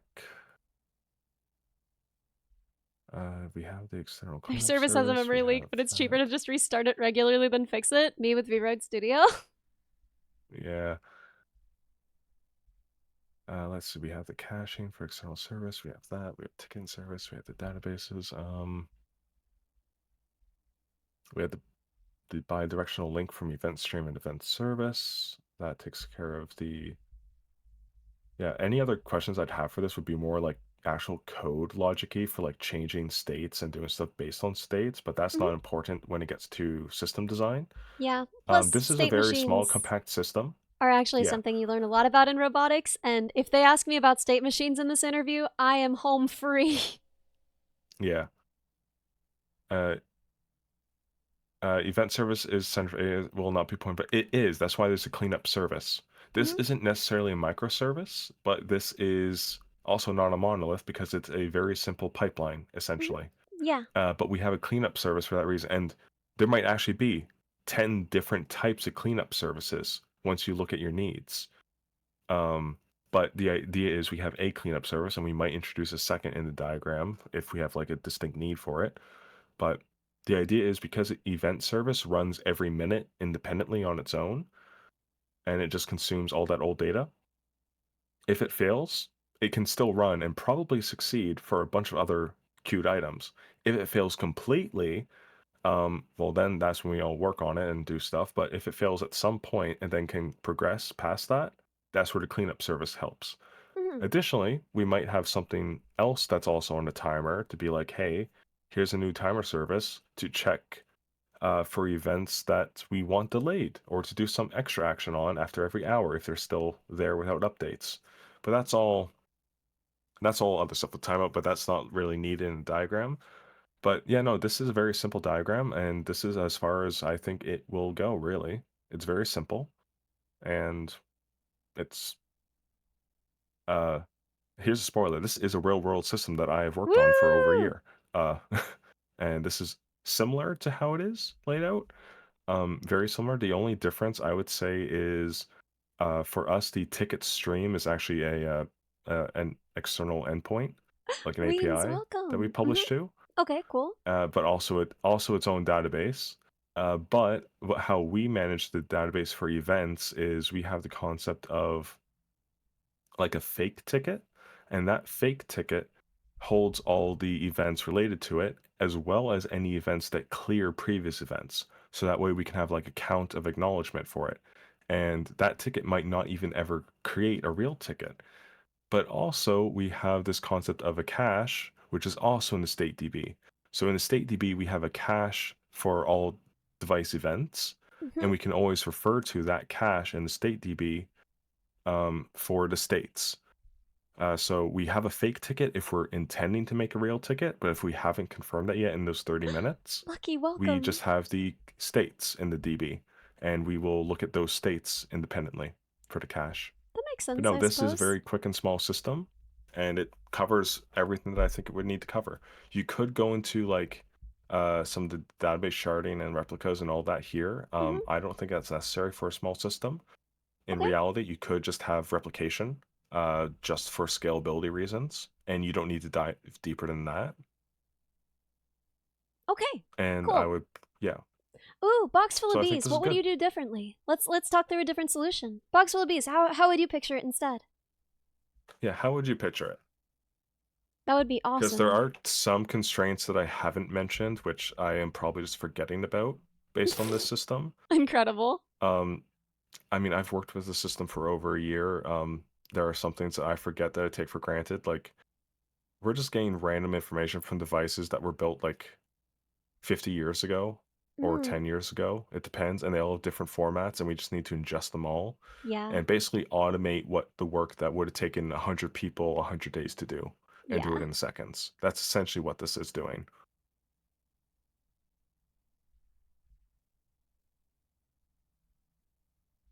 Ooh, I got a message. Who is it from? Oh my god.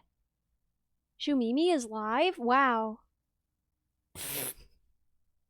Incredible. I need to turn off my Discord notifications when I'm streaming. It's so bad. Yo, Yeah. hey, Bo! How's it going? Hey, How's Bo. it going? So, are we good here? Because it's 4:18. I think we should end a little early. I'm going to do some practice on my own. And then, Wolf, if you want to hang out after that and practice more, I'll be around. Sure. But I think we've done all the practice we're going to do this stream. Let's see who's on right now. Let's see who's online right now. Twitch.television. Why would there Guys, be so many cleanup services? It depends. It might not be cleanup service. It might just be timer services, for example. And just one is responsible for cleaning up. so I'm looking through who's on right now. We've rated Shumi like the last 3 streams. So maybe we can again, maybe we shouldn't. I don't know. We could always raid Vettel, but I feel like that's kind of unnecessary. Like, he doesn't need that from me. I always feel like I'm bothering that's someone. yeah. I get really nervous raiding anyone who has like a higher CCV than my raid would be because it feels like, what if I'm annoying them? You know what I mean? Even though I've never been like annoyed by a raid. Raid knew me again? No. No. No, that literally I was like, "Hi, I'm Ellie." And she was like, "Oh." And I was like, "I raided you one time." And she was like, "Oh." And then she left. I'm not doing that again. I can't live like that again. No, this is so embarrassing, man. Am I annoyed by a small streamer raiding me? No, but like also I'm built weird, man. I'm a strange creature. I feel like that's different, you know? CCV is just a number? It is, but also, You could raid Katie and get a metal collab out of it. I don't know who Katie is. I don't know what Katie did. No one ever told me. All VTubers are built weird, but they're not built weird the same way. You have enough people to be a large raid? Is that true? I don't know. Yeah. We're at like 824. She's at like... Ellie, just do the thing. She's at like 2,237. We're not I feel like it's Do the thing. weird. Do the thing. No, because now I'm just gonna be like, hi newbie, I rated you twice. Like, that's so freaking weird. Girl DM, we love Girl DM, but also, again, feels weird, man. I don't know. I feel so uncomfortable about rating someone that... Yeah, both Maple and Fizzlin, like, Maple gave a suggestion, and also, like, Vettel is also your friend, so, like, that... Yeah, Vettel's my doesn't friend. matter. I could raid Vettel. I'm not worried about that, right? It's only because, like, I don't really know Numi. We could always just raid Shumi again. We love Shumi. She's doing music today, I think, which always rocks. She has a gorgeous voice. Okay, we're gonna raid Shumi. We're just gonna raid Shumi. It's gonna be fine. It's gonna be fine. You guys don't even know Shumi, a lot of you, because some of you are probably still from, a lot of you are probably still... Let's help Shumi write a song. She's writing a song today. Oh my god. Of course we're raiding Shumi. Of course we're raiding Shumi again. I won't be able to hang out that long. Shumi me.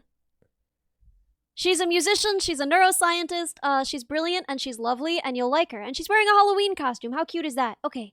Okay. I gotta tell her that it's my 16-month anniversary. Yo. Hey, yo. Hey. Okay, now let's start this raid. 83 viewers ready to raid, 178 ready to raid, 299 ready to raid, 435 ready to raid, 718 ready to raid, 779, 814, 819. Let's go raid Shumi. I love you guys. Thank you for hanging out with me. Thank you for helping me practice. I promise we'll be up to more fun stuff in the future. Tomorrow we'll be playing horror games, and the day after, we will be working on Neurodog. So, I'll see you then. Bye, everybody! Au revoir.